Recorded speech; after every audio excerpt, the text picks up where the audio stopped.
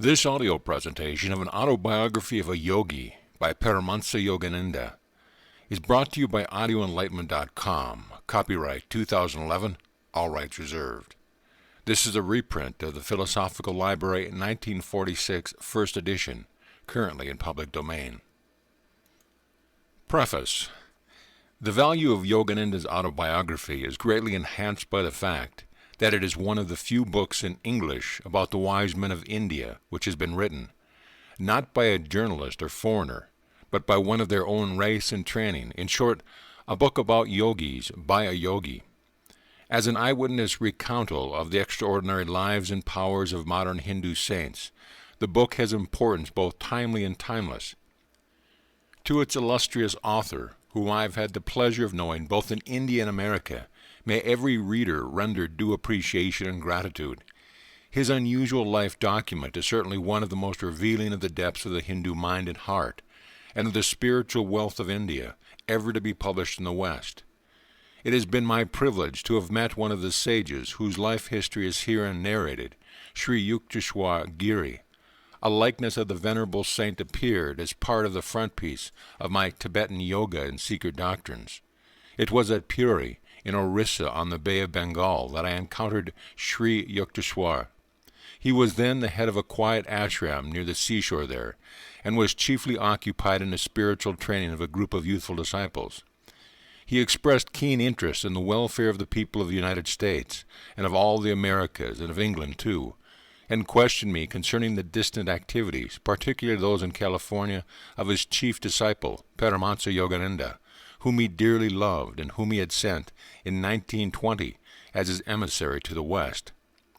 Sri Yukteswar was a gentle mien and voice, of pleasing presence, and worthy of the veneration which his followers spontaneously accorded to him. Every person who knew him, whether of his own community or not, held him in the highest esteem. I vividly recall his tall, straight, ascetic figure, garbed in the saffron-colored garb of one who has renounced worldly quests, as he stood at the entrance of the hermitage to give me welcome. His hair was long and somewhat curly, and his face bearded.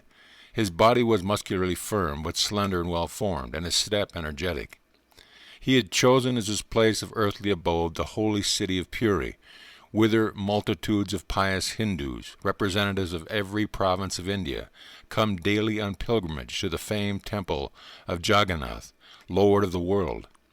It was at Puri that Sri Yukteswar closed his mortal eyes in 1936 to the scenes of this transitory state of being and passed on, knowing that his incarnation had been carried to a triumphant completion. I am glad indeed to be able to record his testimony to the high character and holiness of Sri Yukteswar. Content to remain afar from the multitude, he gave himself unreservedly and in tranquillity to that ideal life which Paramahansa Yogananda, his disciple, has now described for the ages. W. Y. Evans Wentz. Chapter 1. My Parents in Early Life. The characteristic features of Indian culture have long been a search for ultimate verities and a concomitant disciple-guru relationship.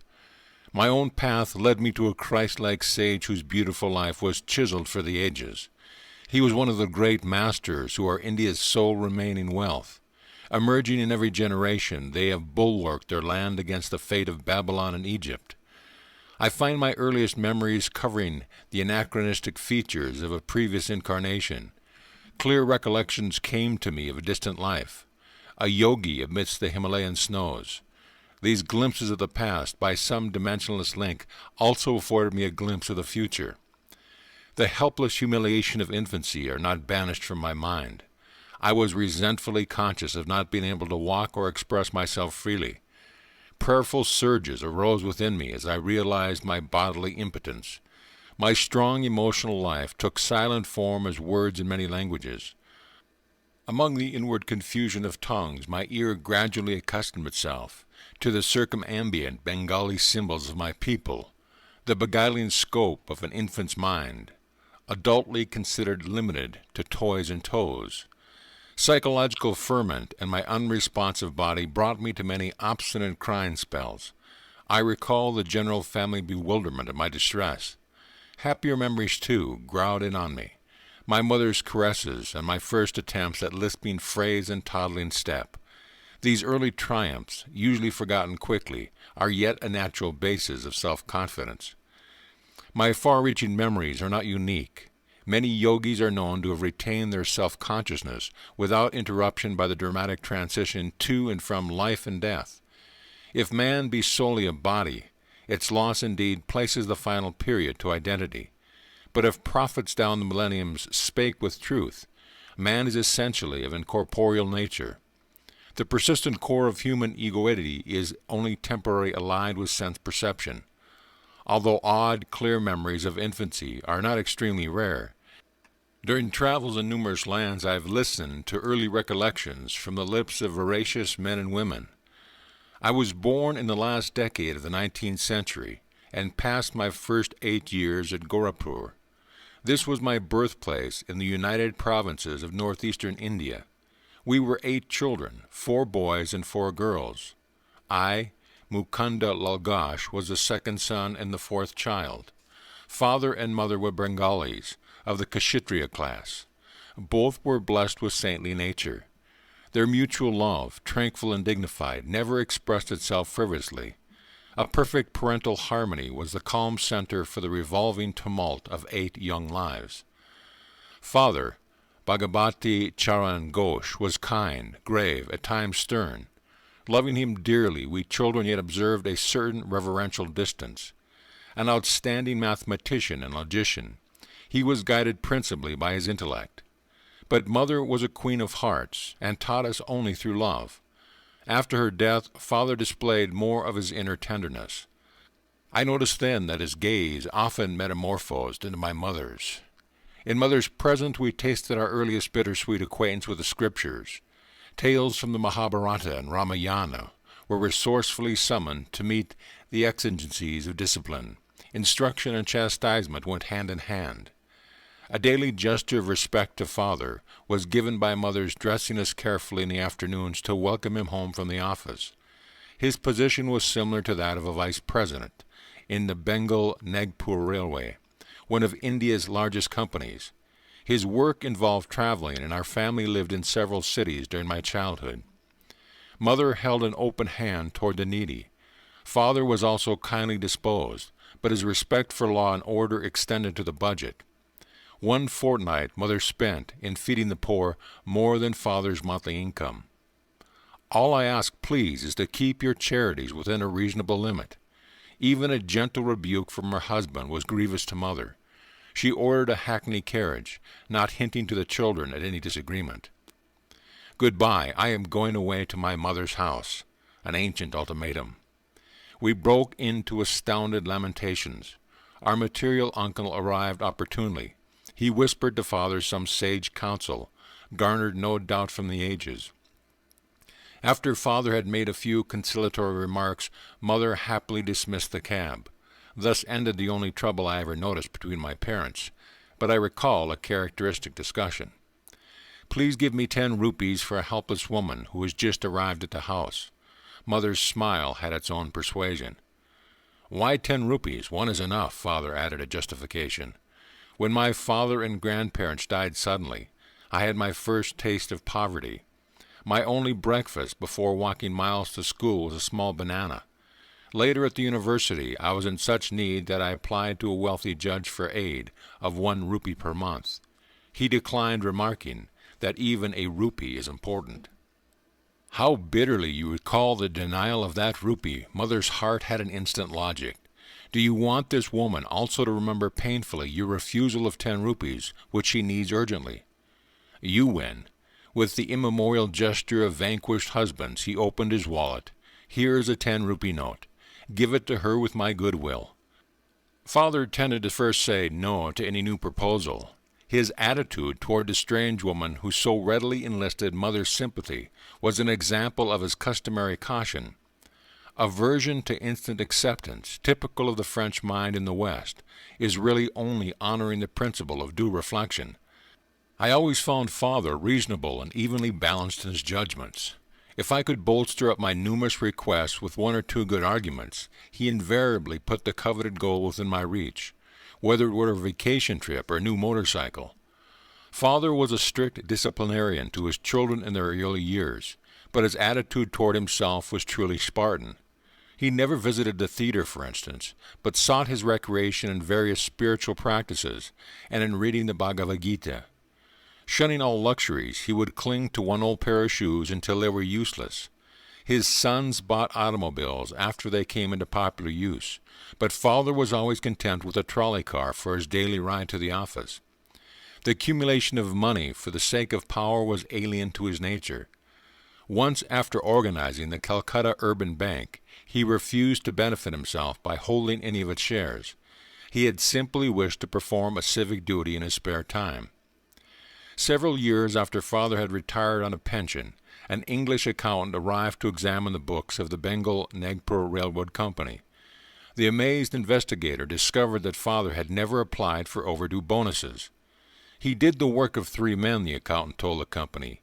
He has rupees 125,000 owing to him as back compensation. The officials presented Father with a check for this amount. He thought so little about it that he overlooked any mention of the family. Much later he was questioned by my youngest brother, Bishnu, who noticed a large deposit on the bank statement. "Why be elated by material profit?" Father replied. "The one who pursues a goal of even-mindedness is neither jubilant with gain nor depressed by loss. He knows that man arrives penniless in this world and departs without a single rupee." Early in their married life, my parents became disciples of a great master, Lahiri Mahasaya of Benares. This contact strengthened Father's naturally ascetical temperament. Mother made a remarkable admission to my eldest daughter, Roma. "Your father and myself lived together as man and wife only once a year for the purpose of having children." Father first met Lahiri Mahasaya through Abhesh Babu, an employee in the Gorakhpur office of the Bengal Nagpur Railway. Abhinash instructed my young ears with engrossing tales of many Indian saints. He invariably concluded with a tribute to the superior glories of his own guru. "Did you ever hear of the extraordinary circumstances under which your father became a disciple of Lahiri Mahasaya?" It was on a lazy summer afternoon, as Abhinash and I stood together in the compound of my home, that he put this intriguing question. I shook my head with a smile of anticipation. "Years ago, before you were born, I asked my superior officer, your father, to give me a week's leave from my Gorakhpur duties in order to visit my guru in Benares. Your father ridiculed my plan. 'Are you going to become a religious fanatic?' he inquired. 'Concentrate on your office work if you want to forge ahead.' Sadly walking home along a woodland path that day, I met your father in a palanquin. He dismissed his servants and conveyance and fell into step beside me. Seeking to console me, he pointed out the advantages of striving for worldly success. But I heard him listlessly. My heart was repeating, 'Lahiri Mahasaya, I cannot live without seeing you.' Our path took us to the edge of a tranquil field, where the rays of the late afternoon sun were still crowning the tall ripple of the wild grass. We paused in admiration. There in the field, only a few yards from us, the form of my great guru suddenly appeared. 'Bhagavati, you are too hard on your employee.' His voice was resonant in our astounded ears. He vanished as mysteriously as he had come. On my knees I was exclaiming, 'Lahiri Mahasaya, Lahiri Mahasaya, your father was motionless with stupefaction for a few moments.' 'Abhinash, not only do I give you leave, but I give myself leave to start for Benares tomorrow. I must know this great Lahiri Mahasaya, who is able to materialize himself at will in order to intercede for you. I will take my wife and ask this master to initiate us in his spiritual path. Will you guide us to him?' Of course, joy filled me at the miraculous answer to my prayer and the quick, favorable turn of events. The next evening your parents and I entrained for Benares. We took a horse cart the following day, and then had to walk through narrow lanes to my guru's secluded home. Entering his little parlor, we bowed before the master, enlocked in his habitual lotus posture. He blinked his piercing eyes and leveled them on your father. 'Bhagavati, you are too hard on your employee.' His words were the same as those he had used 2 days before in the Gorakhpur field. He added, 'I am glad that you have allowed Abhinash to visit me, and that you and your wife have accompanied him. To their joy, he initiated your parents into the spiritual practice of Kriya Yoga. Your father and I, as brother disciples, have been close friends since the memorable day of the vision. Larry Masha took a definite interest in your own birth. Your life shall surely be linked with his own. The Master's blessing never fails. Larry Masha left his world shortly after I had entered into it. His picture in an ornate frame always graced our family altar in the various cities to which Father was transferred by his office. Many a morning and evening found Mother and me meditating before an improvised shrine, offering flowers dipped in fragrant sandalwood paste. With frankincense and myrrh, as well as our united devotions, we honored the divinity which had found full expression in Larry Masha. His picture had a surpassing influence over my life. As I grew, the thought of the Master grew with me. In meditation, I would often see his photographic image emerge from its small frame, and taking a living form, sit before me. When I attempted to touch the feet of his luminous body, it would change and again become the picture. As childhood slipped into boyhood, I found Larry Masha's transformed in my mind from a little image, cribbed in a frame, to a living, enlightening presence. I frequently prayed to him in moments of trial or confusion, finding within me his solacing direction. At first I grieved because he was no longer physically living. As I began to discover his secret omnipresence, I lamented no more. He had often written to those of his disciples who were over-anxious to see him, "Why come to view my bones and flesh, when I am ever within range of your spiritual sight?" I was blessed at about the age of 8 with a wonderful healing through the photograph of Larry Masha. This experience gave intensification to my love. While at our family estate in Ichapur, Bengal, I was stricken with Asiatic cholera.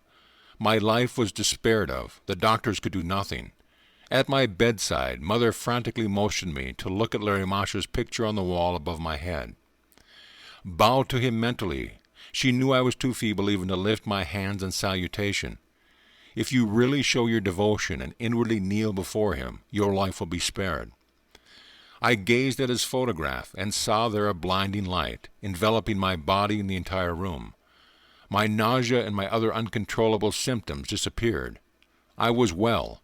At once I felt strong enough to bend over and touch Mother's feet in appreciation of her immeasurable faith in her Guru. Mother pressed her head repeatedly against the little picture. "O omnipresent Master, I thank thee that thy light hath healed my son." I realized that she too had witnessed a luminous blaze through which I had instantly recovered from that usually fatal disease. One of my most precious possessions is that same photograph. Given to Father by Larry Masha himself, it carries a holy vibration. The picture had a miraculous origin. I heard the story from Father's brother disciple, Kali Kumar Roy. It appears that the Master had an aversion to being photographed. Over his protest, a group picture was taken of him and a cluster of devotees, including Kali Kumar Roy. It was an amazed photographer who discovered that the plate, which had clear images of all the disciples, revealed nothing more than a blank space in the center, where he had reasonably expected to find the outlines of Larry Masha. The phenomena was widely discussed. A certain student and expert photographer, Gangadhar Babu, boasted that the fugitive figure would not escape him. The next morning, as the Guru sat in lotus posture on a wooden bench with a screen behind him, Gangadhar Babu arrived with his equipment. Taking every precaution for success, he greedily exposed 12 plates. On each one he soon found the imprint of the wooden bench and screen, but once again the Master's form was missing. With tears and shattered pride, Gangadhar Babu sought out his Guru. It was many hours before Larry Masha broke his silence with a pregnant comment. "I am spirit. Can your camera reflect the omnipresent and visible?" "I see it cannot. But, holy sir, I lovingly desire a picture of the bodily temple where alone to my narrow vision that spirit appears fully to dwell." "Come then tomorrow morning, I will pose for you." Again the photographer focused his camera. This time the sacred figure, not cloaked with mysterious imperceptibility, was sharp on the plate. The master never posed for another picture, at least I have seen none. The photograph is reproduced in this book. Larry Masha's fair features of a universal cast hardly suggest to what race he belonged.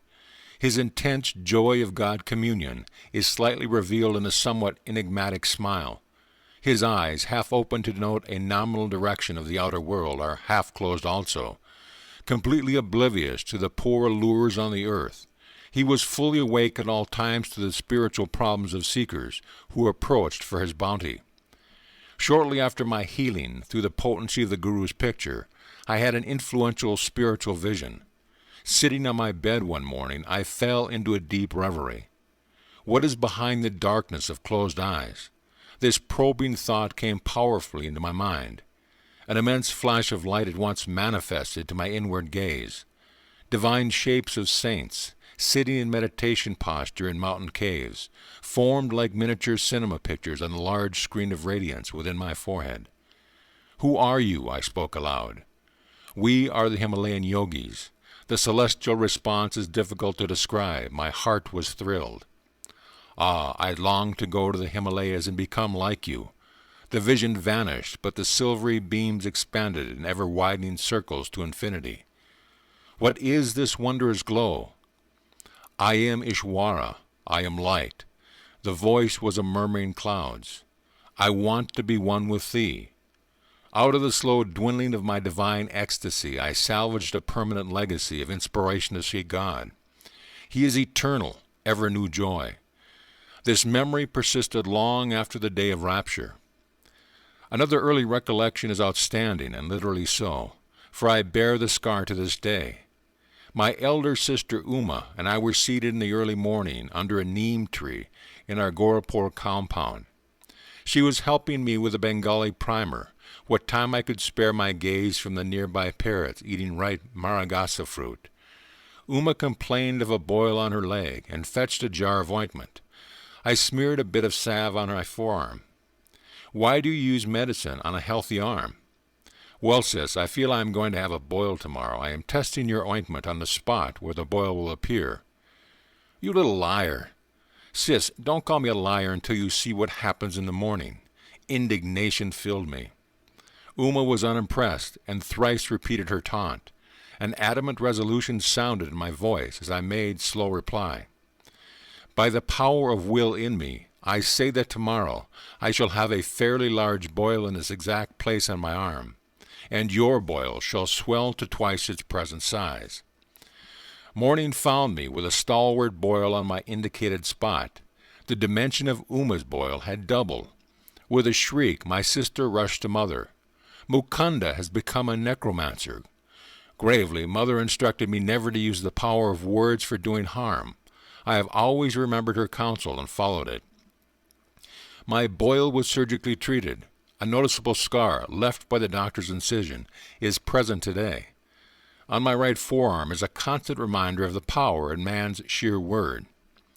Those simple and apparently harmless phrases to Uma, spoken with deep concentration, had possessed sufficient hidden force to explode like bombs and produce definite, though injurious effects. I understood later that the explosive vibratory power in speech could be wisely directed to free one's life from difficulties, and thus operate without scar or rebuke. Our family moved to Lahore in the Punjab. There I acquired a picture of the Divine Mother in the form of the goddess Kali. It sanctified a small informal shrine on the balcony of our home. An unequivocal conviction came over me that fulfillment would crown any of my prayers uttered in that sacred spot. Standing there with Uma one day, I watched two kites flying over the roofs of the building on the opposite side of the very narrow lane. "Why are you so quiet?" Uma pushed me playfully. "I am just thinking how wonderful it is that Divine Mother gives me whatever I ask." "I suppose she would give you those two kites," my sister laughed derisively. "Why not?" I began silent prayers for their possession. Matches are played in India with kites whose strings are covered with glue and ground glass. Each player attempts to sever the string of his opponent. A freed kite sails over the roofs. There is great fun in catching it. Inasmuch as Uma and I were on the balcony, it seemed impossible that any loosed kite would come into our hands. its strings would naturally dangle over the roof. The players across the lane began their match. One string was cut. Immediately, the kite floated in my direction. It was stationary for a moment, through sudden abatement of breeze, which sufficed to firmly entangle the string with a cactus plant on top of the opposite house. A perfect loop was formed for my seizure. I handed the prize to Uma. "It was just an extraordinary accident, and not an answer to your prayer. If the other kite comes to you, then I shall believe." Sister's dark eyes conveyed more amazement than her words. I continued my prayers with a crescendo intensity. A forcible tug by the other player resulted in the abrupt loss of his kite. It headed toward me, dancing in the wind. My helpful assistant, the cactus plant, again secured the kite string in the necessary loop by which I could grasp it. I presented my second trophy to Uma. "Indeed, Divine Mother listens to you. This is all too uncanny for me." Sister bolted away like a frightened fawn. End of chapter. Chapter 2. My Mother's Death and the Mystic Amulet. My mother's greatest desire was the marriage of my elder brother. "Ah, when I behold the face of Anata's wife, I shall find heaven on this earth." I frequently heard Mother express in these words her strong Indian sentiment for family continuity. I was about 11 years old at the time of Anata's betrothal. Mother was in Calcutta, joyously supervising the wedding preparations. Father and I alone remained at our home in Bareilly in northern India, whence Father had been transferred after 2 years at Lahore. I had previously witnessed the splendor of nuptial rites for my 2 elder sisters, Roma and Uma. But for Anata, as the eldest son, plans were truly elaborate. Mother was welcoming numerous relatives, daily arriving in Calcutta from distant homes. She lodged them comfortably in a large, newly acquired house at 50 Amherst Street.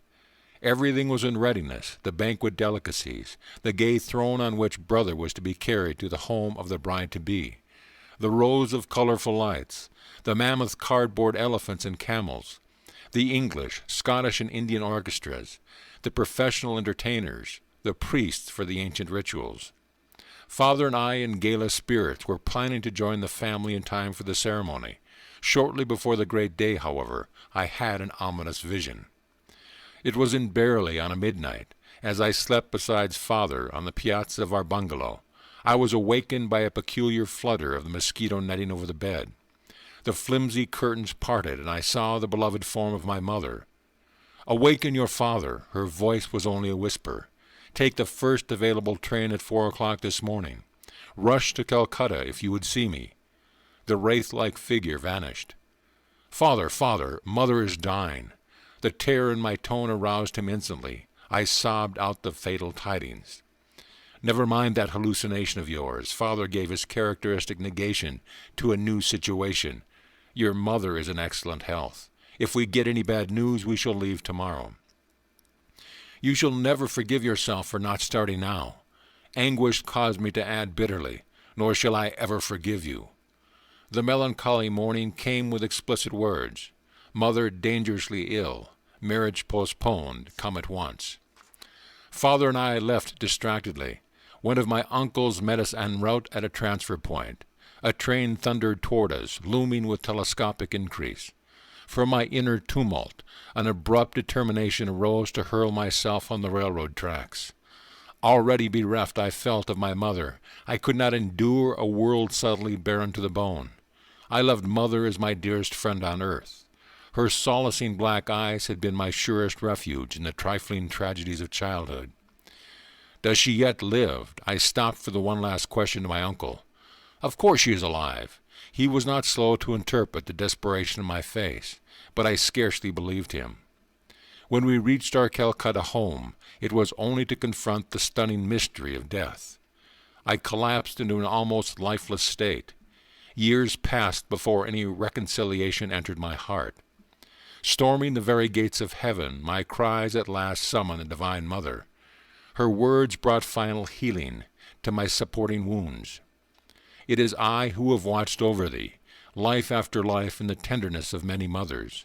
See in my gaze the 2 black eyes, the lost beautiful eyes thou seekest." Father and I returned to Bareilly soon after the crematory rites for the well-beloved. Early every morning I made a pathetic memorial pilgrimage to a large shioli tree which shaded the smooth green gold lawn before our bungalow. In poetical moments I thought that the white shioli flowers were stirring themselves with a willing devotion over the grassy altar. Mingling tears with the dew, I often observed a strange, otherworldly light emerging from the dawn. Intense pangs of longing for God assailed me. I felt powerfully drawn to the Himalayas. One of my cousins, fresh from a period of travel in the holy hills, visited us in Bareilly. I listened eagerly to his tales about the high mountain abode of yogis and swamis. Let us run away to the Himalayas. My suggestion one day to Dwark Prasad, the young son of our landlord in Bareilly, fell on unsympathetic ears. He revealed my plan to my elder brother, who had just arrived to see father. Instead of laughing lightly over this impractical scheme of a small boy, Anatta made it a definite point to ridicule me. "Where is your orange robe? You can't be a Swami without that." But I was inexplicably thrilled by his words. They brought a clear picture of myself roaming about India as a monk. Perhaps they awakened memories of a past life. In any case, I began to see what natural ease I would wear the garb of that anciently founded monastic order. Chatting one morning with Dwarka, I felt a love for God descending with avalanchal force. My companion was only partly attentive to the ensuing eloquence, but I was wholeheartedly listening to myself. I fled that afternoon toward Nainital and the Himalayan foothills. Anatta gave determined chase. I was forced to return sadly to Bareilly. The only pilgrimage permitted me was the customary one at dawn to the shioli tree. My heart wept for the lost mothers, human and divine. The rent left in the family fabric by mother's death was irreparable. Father never remarried during his nearly 40 remaining years. Assuming the difficult role of father-mother to his little flock, he grew noticeably more tender, more approachable. With calmness and insight, he solved the various family problems. After office hours, he retired like a hermit to the cell of his room, practicing Kriya Yoga in a sweet serenity. Long after mother's death, I attempted to engage an English nurse to attend to details that would make my parents' life more comfortable, but father shook his head. "Service to me ended with your mother." His eyes were remote with a lifelong devotion. "I will not accept ministrations from any other woman." 14 months after mother's passing, I learned that she had left me a momentous message. Anatta was present at her deathbed and had recorded her words. Although she had asked that the disclosure he made to me in 1 year, my brother delayed. He was soon to leave Bareilly for Calcutta, to marry the girl mother had chosen for him. One evening he summoned me to his side. "Mukunda, I have been reluctant to give you strange tidings." Anatta's tone held a note of resignation. "My fear was to inflame your desire to leave home, but in any case you are bristling with divine ardor. When I captured you recently on your way to the Himalayas, I came to a definite resolve. I must not further postpone the fulfillment of my solemn promise.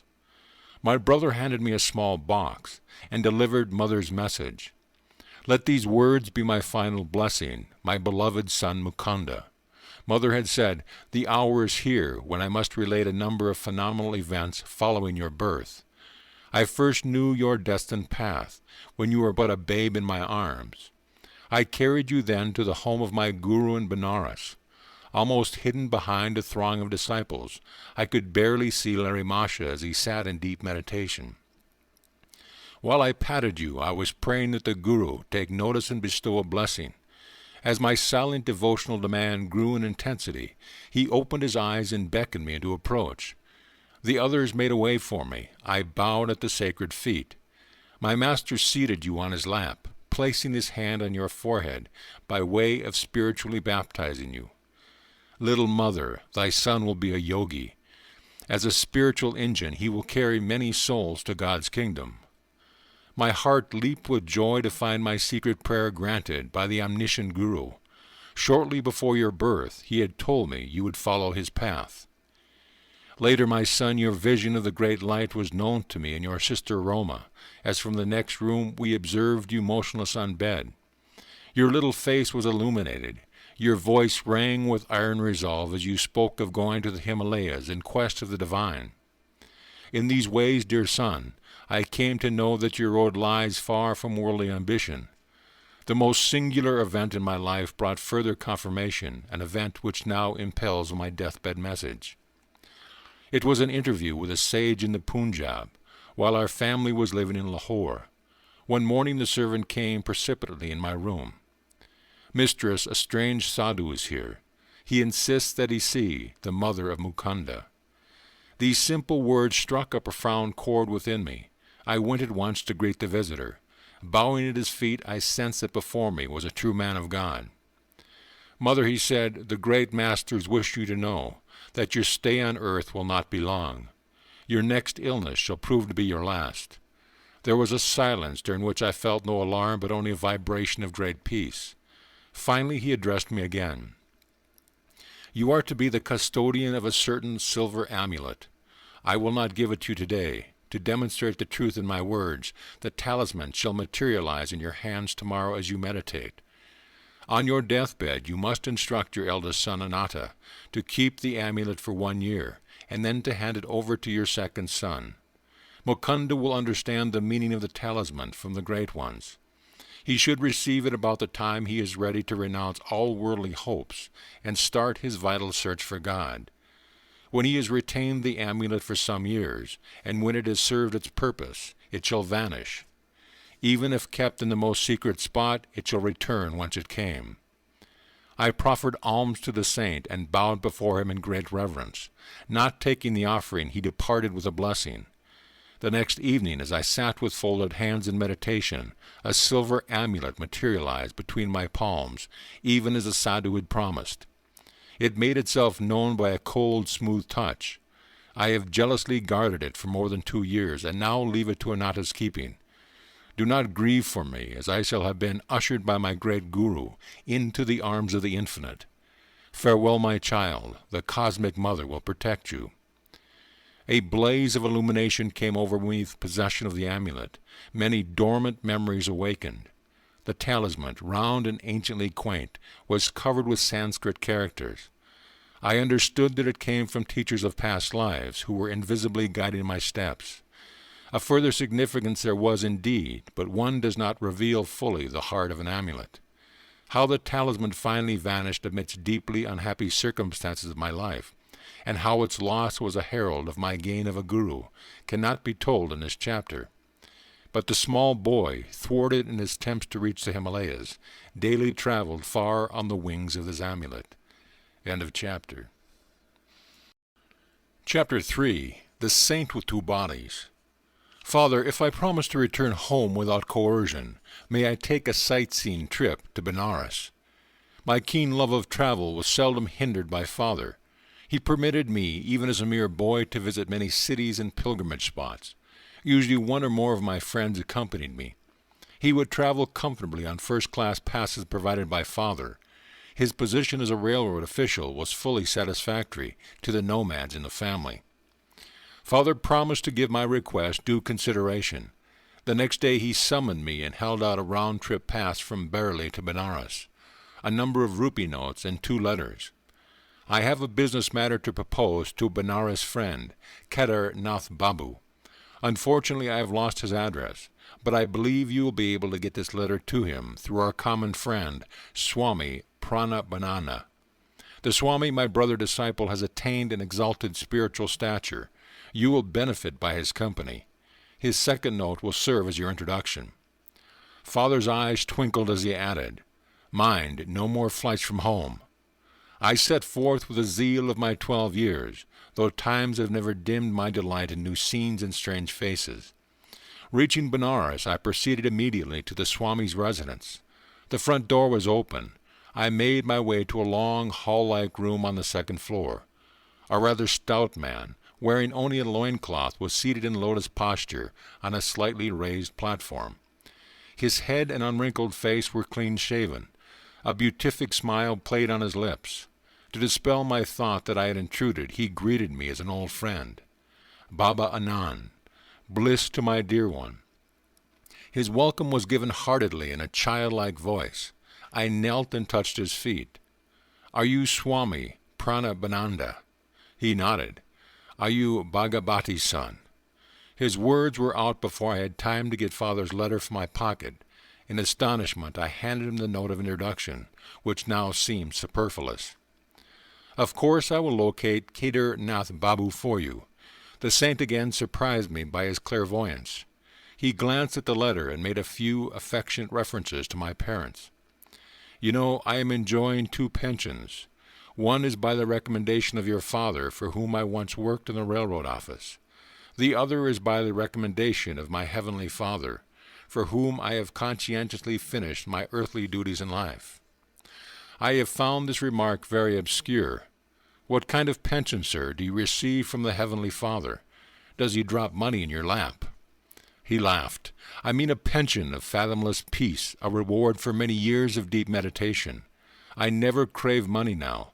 My few material needs are amply provided for. Later you will understand the significance of a second pension. Abruptly terminating our conversation, the saint became gravely motionless. A sphinx-like air enveloped him. At first his eyes sparkled, as if observing something of interest, then grew dull. I felt abashed at his soliloquy, but he had not yet told me how I could meet Father's friend. A trifle restlessly I looked about me in the bare room, empty except for us 2.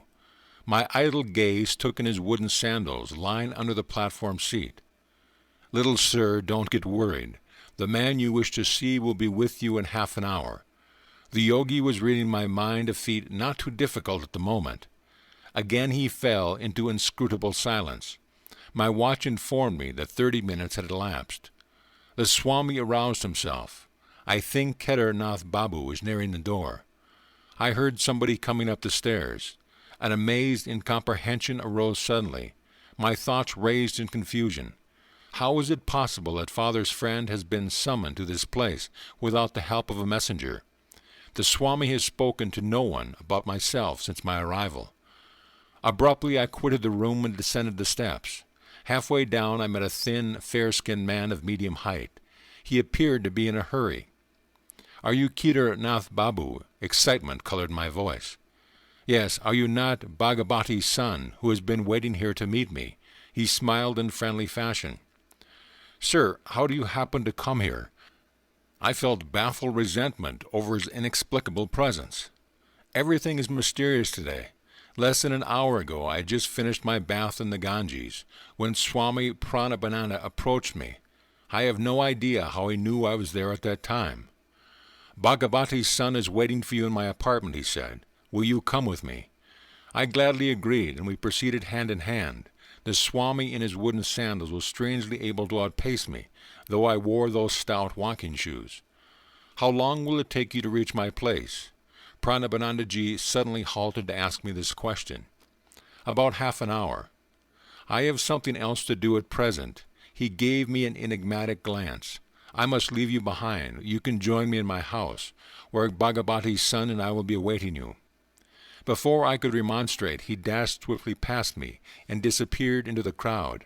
I walked here as fast as possible.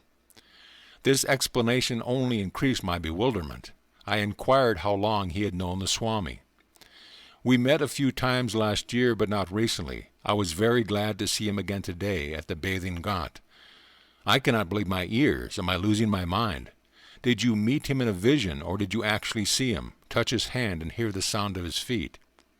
I don't know what you're driving at, he flushed angrily. I am not lying to you. Can't you understand that only through the Swami could I have known you were waiting at this place for me? Why, that man, Swami Paramahansa, has not left my sight a moment since I first came here an hour ago. I blurted out the whole story. His eyes opened widely. Are we living in this material age, or are we dreaming? I never expected to witness such a miracle in my life. I thought this Swami was just an ordinary man, and now I find he can materialize an extra body and work through it. Together we entered the saint's room. Look, these are the very sandals he was wearing at the ghat, Kedar Nath Babu whispered. He was clad only in a loincloth, just as I see him now. As the visitors bowed before him, the saint turned to me with a quizzical smile. Why are you stupefied at all this? The subtle unity of the phenomenal world is not hidden from true yogis.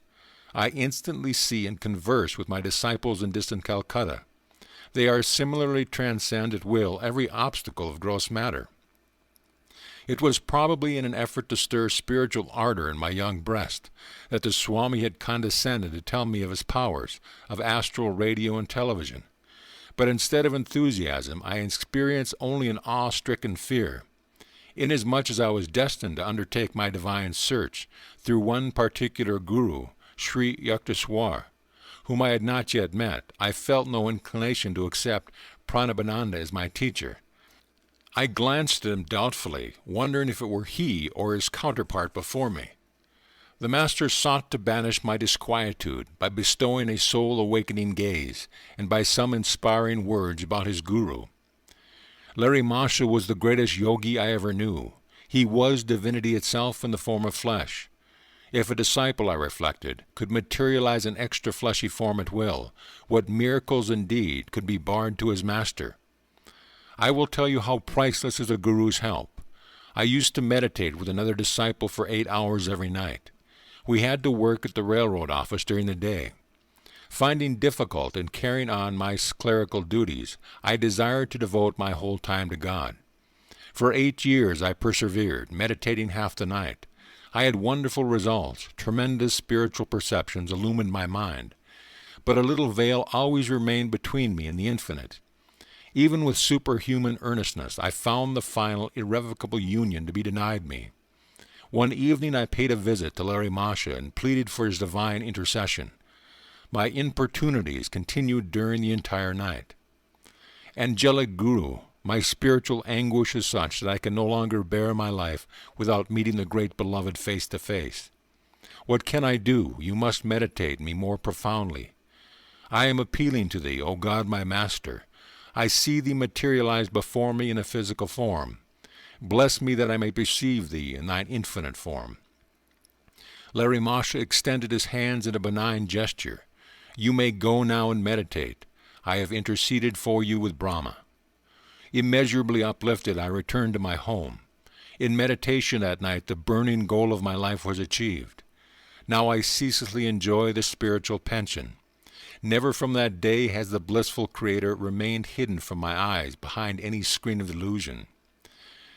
Paramahansa's face was suffused with divine light. The peace of another world entered my heart. All fear had fled. The saint made a further confidence. Some months later I returned to Larry Masha and tried to thank him for his bestowal of the infinite gift. Then I mentioned another matter. Divine Guru, I can no longer work in the office. Please release me. Brahma keeps me continuously intoxicated. Apply for a pension from your company. What reason shall I give so early in my service? Say what you feel. The next day I made my application. The doctor inquired the grounds for my premature request. At work I find an overpowering sensation rising in my spine. It permeates my whole body, unfitting me for the performance of my duties. Without further questioning, the physician recommended me highly for a pension, which I soon received. I know the divine will of Lahari Masha worked through the doctor and the railroad officials, including your father. Automatically they obeyed the great Guru's spiritual direction and freed me for a life of unbroken communion with the Beloved. After this extraordinary revelation, Swami Paramahansa retired into one of his long silences. As I was taking leave, touching his feet reverently, he gave me his blessing. Your life belongs to the path of renunciation and yoga. I shall see you again with your father later on. The years brought fulfillment to both these predictions. Kedarnath Babu walked by my side in the gathering darkness. I delivered father's letter, with my companion read under a streetlight. Your father suggests that I take position in the Calcutta office of his railroad company. How pleasant to look forward to at least one of the pensions that Swami Paramahansa enjoys. But it is impossible. I cannot leave Benares.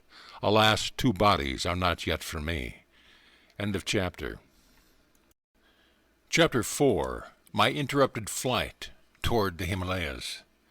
Leave your classroom of some trifling pretext and engage a hackney carriage. Stop in the lane where no one in my house can see you. These were my final instructions to Amar Mitter, a high school friend who planned to accompany me to the Himalayas. We had chosen the following day for our flight. Precautions were necessary, as Anatta exercised a vigilant eye.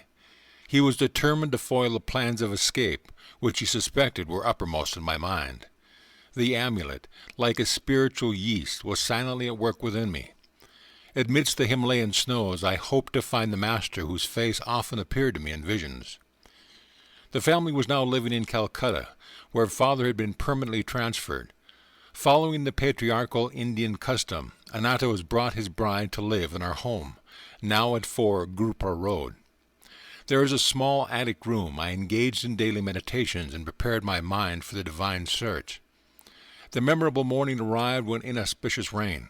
Hearing the wheels of Amar's carriage in the road, I hastily tied together a blanket, a pair of sandals, Larry Masha's picture, a copy of the Bhagavad Gita, a string of prayer beads, and 2 loincloths. This bundle I threw my 3rd-story window. I ran down the steps and past my uncle, buying fish at the door. What is the excitement? His gaze roved suspiciously over my person. I gave him a non-committal smile and walked to the lane. Retrieving my bundle, I joined Amar with conspiratorial caution. We drove to Chandni Chowk, a merchandise center. For months we had been saving our tiffin money to buy English clothes. Knowing that my clever brother could easily play the part of a detective, we thought to outwit him by European garb. On the way to the station, we stopped for my cousin, Jotin Ghosh, whom I called Jatinda. He was a new convert, looking for a guru in the Himalayas. He donned the new suit we had in readiness, well camouflaged, we hope. A deep elation possessed our hearts. All we need now are canvas shoes. I led my companions to a shop displaying rubber-soled footwear.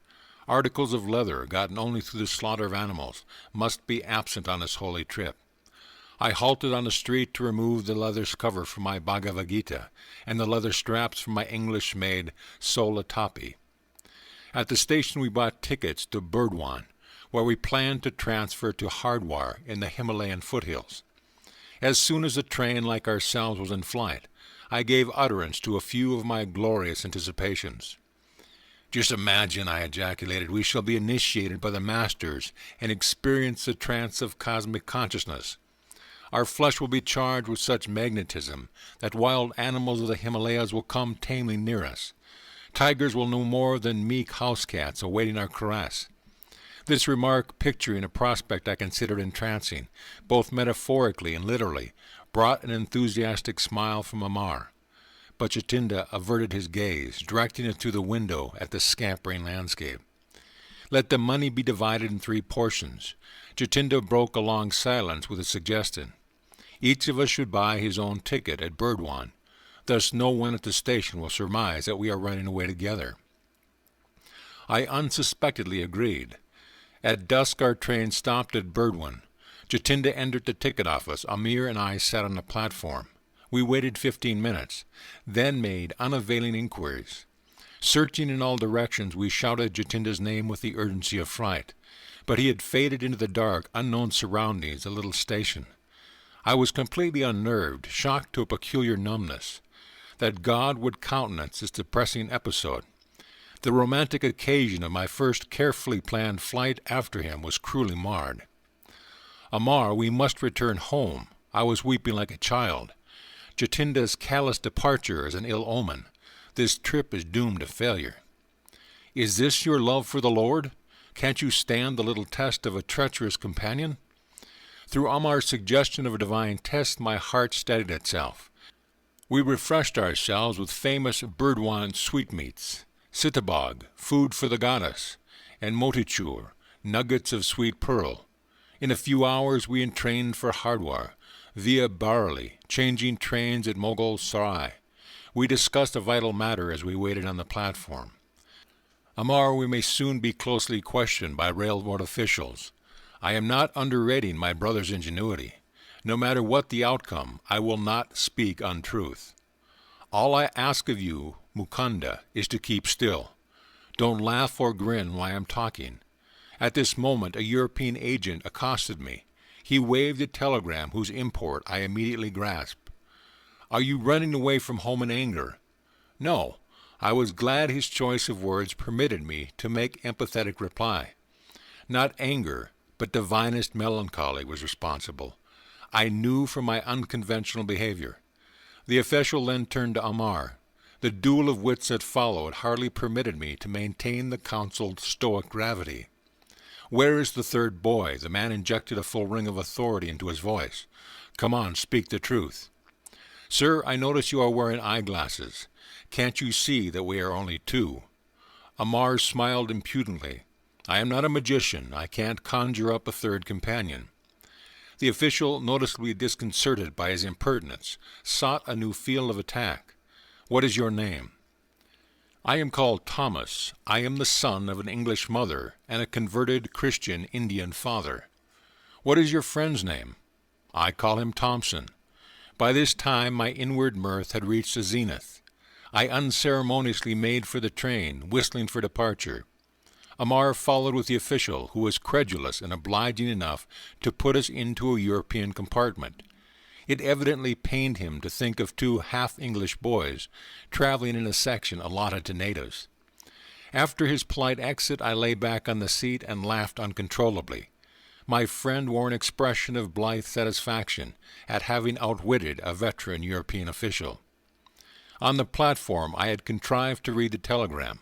From my brother it went thus: 3 Bengali boys in English clothes running away from home toward Hardwar via Mughal Sarai. Please detain them until my arrival. Ample reward for your services. Amar, I told you not to leave marked timetables in your home. My glance was reproachful. Brother must have found one there. My friend sheepishly acknowledged the thrust. We halted briefly in Berli, where Dwarka Prasad awaited us with a telegram from Anata. My old friend tried valiantly to detain us. I convinced him that our flight had not been undertaken lightly. As on a previous occasion, Dwarka refused my invitation to set forth to the Himalayas. While our train stood in a station that night and I was half asleep, Amar was awakened by another questioning official.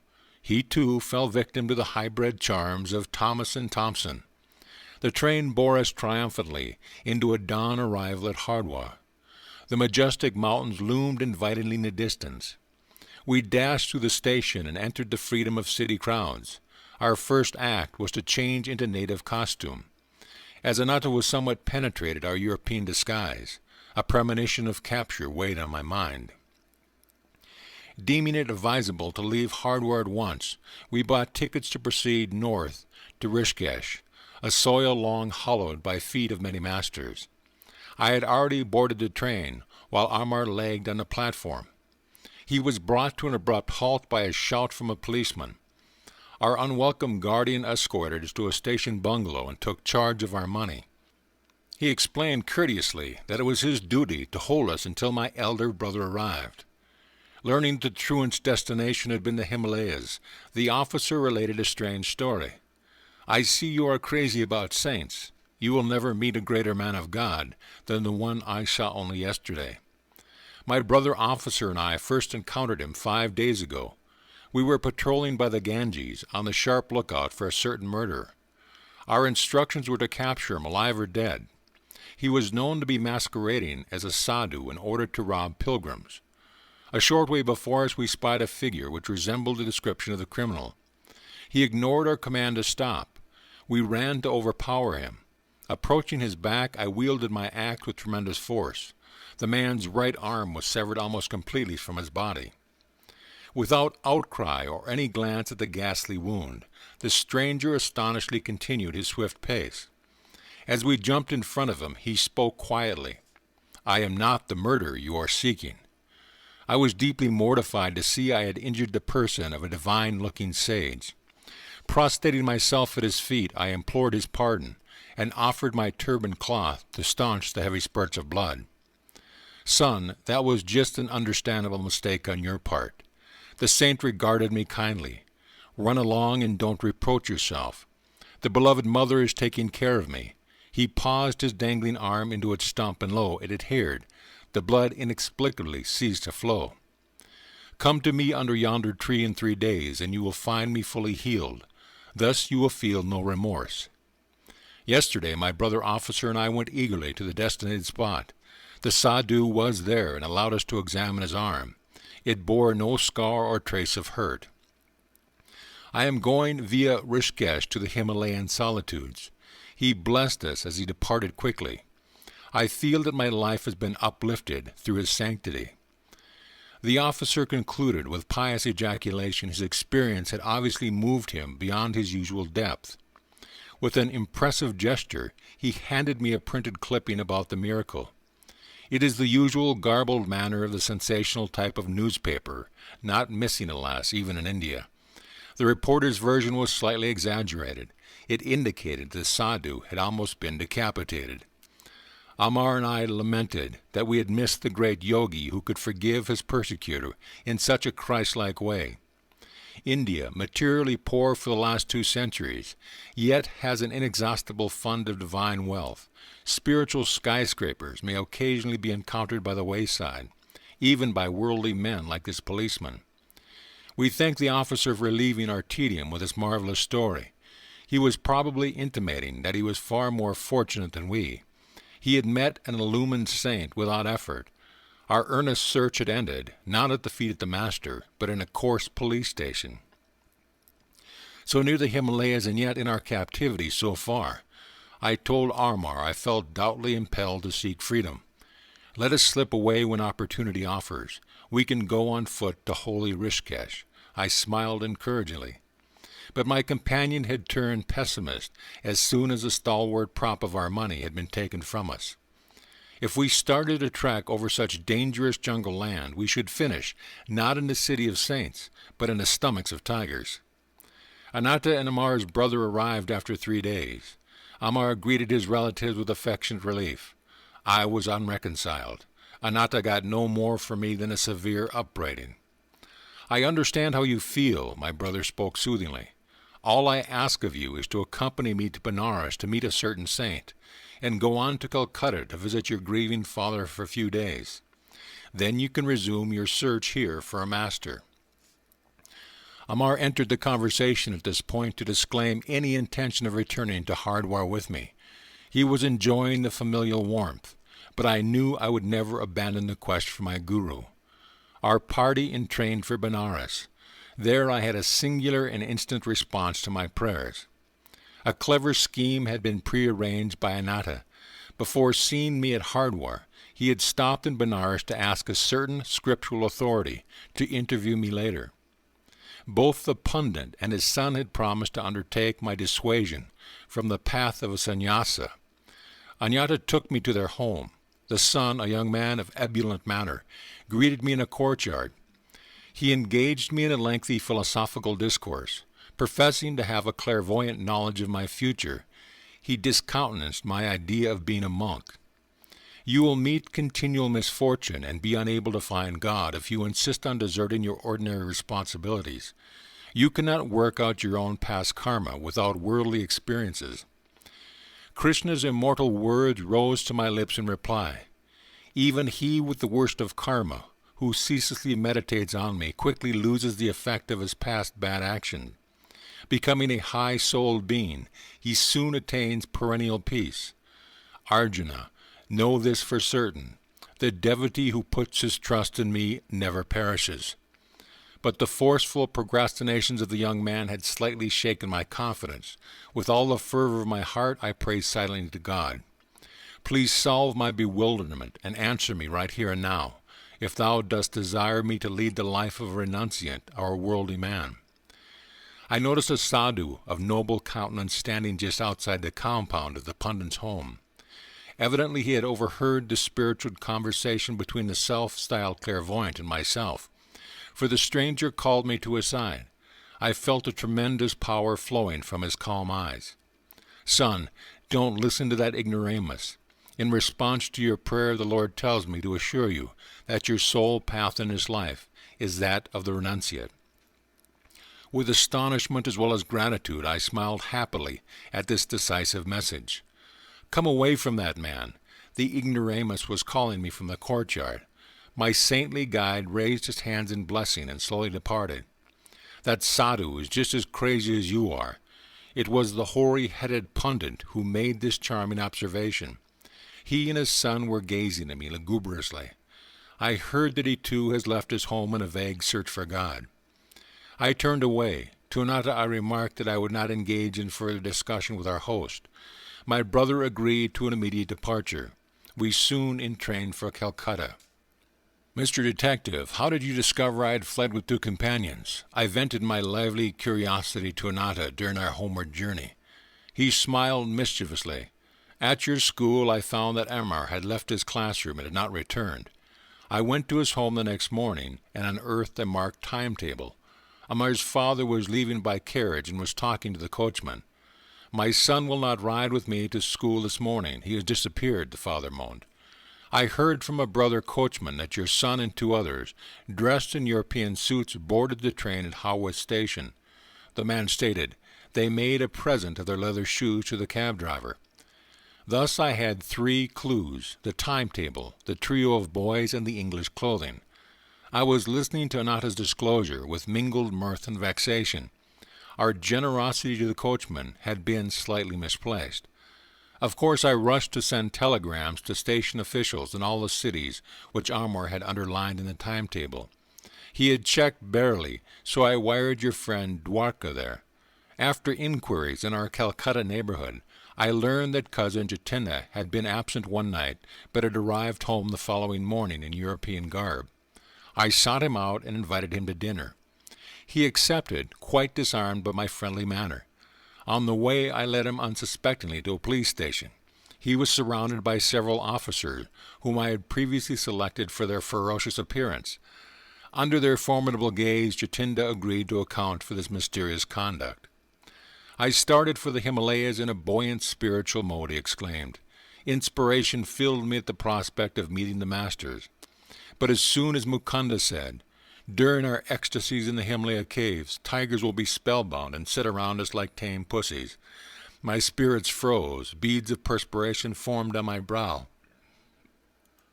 What then, I thought, if the vicious nature of the tigers be not changed through the power of our spiritual trance? Shall they treat us with the kindness of house cats? In my mind's eye I already saw myself the compulsory inmate of some tiger's stomach, entering there not at once with the whole body, but by installments of its several parts. My anger at Jatinda's vanishment was evaporated into laughter. The hilarious sequel on the train was worth all the anguish he had caused me. I must confess to a slight feeling of satisfaction. Jatinda, too, had not escaped an encounter with the police. Ananta, you are a born sleuth-hound. My glance of amusement was not without some exasperation. And I shall tell Jatinda I am glad he was prompted by no mood of treachery, as it appeared, but only by the prudent instinct of self-preservation. At home in Calcutta, father touchingly requested me to curb my roving feet, until at least the completion of my high school studies. In my absence, he had lovingly hatched a plot by arranging for a saintly pundit, Swami Kubalananda, to come regularly to the house. "The sage will be your Sanskrit tutor," my parent announced confidently. Father hoped to satisfy my religious yearnings by instruction from a learned philosopher. But the tables were subtly turned. My new teacher, far from offering intellectual artifices, fanned the embers of my God aspiration. Unknown to father, Swami Kebalanda was an exalted disciple of Larry Masha. The peerless guru had possessed thousands of disciples, silently drawn to him by the irresistibility of his divine magnetism. I learned later that Larry Masha had often characterized Kebalanda as a rishi, or illuminated sage. Luxuriant curls framed my tutor's handsome face. His dark eyes were guileless, with the transparency of a child's. All the movements of his slight body were marked by a restful deliberation. Ever gentle and loving, he was firmly established in the infinite consciousness. Many of our happy hours together were spent in deep Kriya meditation. Kebalanda was a noted authority on the ancient Shastras, or sacred books. His erudition had earned him the title of Shastri Mahayasha, by which he was usually addressed. But my progress in Sanskrit scholarship was unnoteworthy. I sought every opportunity to forsake prosaic grammar and to talk of yoga and Larry Masha. My tutor obliged me one day by telling me something of his own life with the Master. Rarely fortunate, I was able to remain near Larry Masha for 10 years. His Benares home was my nightly goal of pilgrimage. The Guru was always present in a small front parlor of the first floor. As he sat in lotus position on a backless wooden seat, his disciples garlanded him in a semicircle. His eyes sparkled and danced with the joy of the divine. They were ever half closed, peering through the inner telescopic orb into a sphere of eternal bliss. He seldom spoke at length. Occasionally his gaze would focus on a student in need of help. Healing words poured then like an avalanche of light. An indescribable peace blossomed within me at the Master's glance.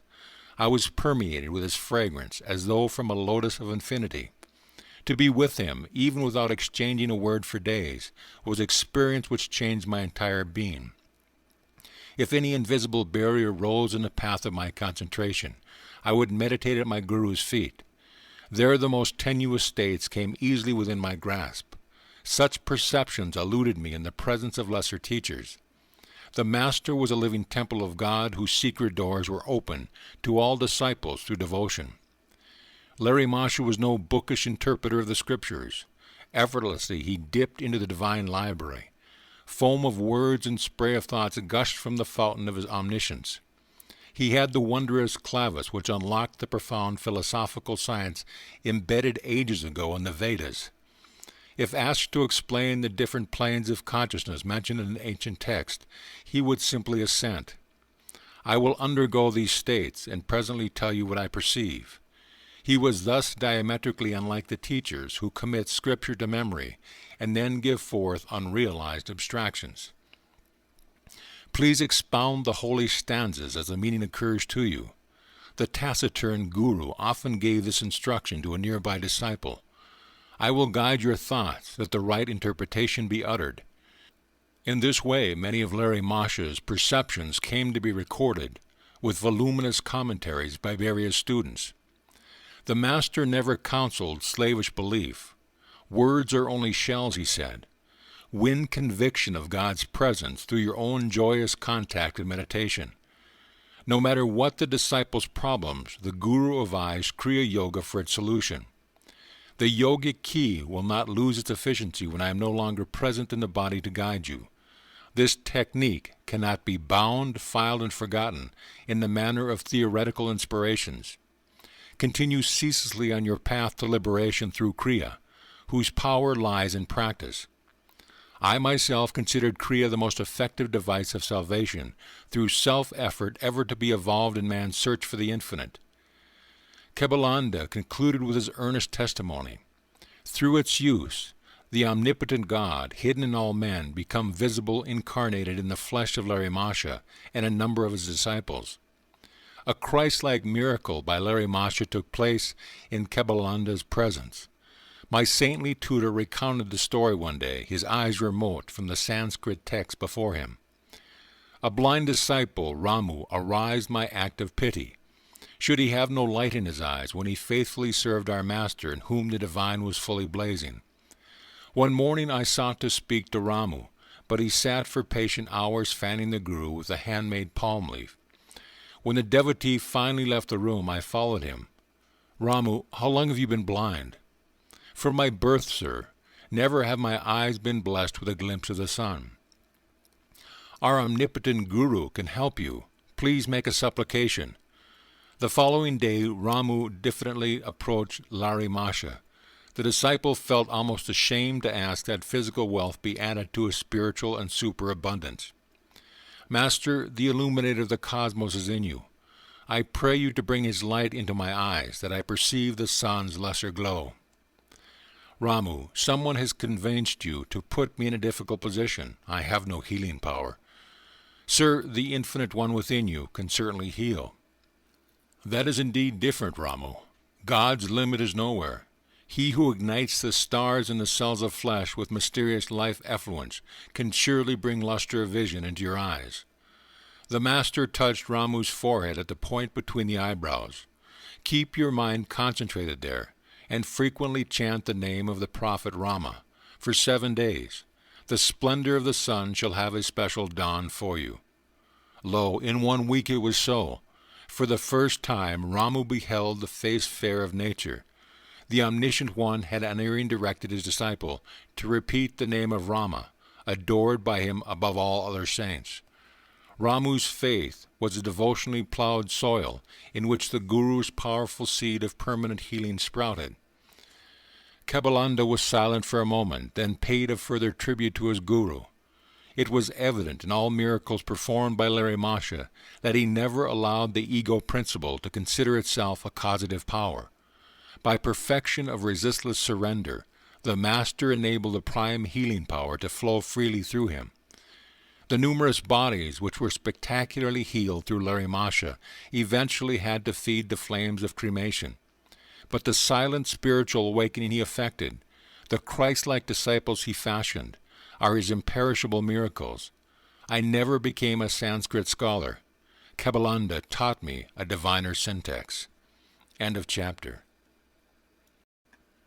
Chapter 5. A perfumed saint displays his wonders. To everything there is a season, and a time to every purpose under the heaven. I did not have this wisdom of Solomon to comfort me.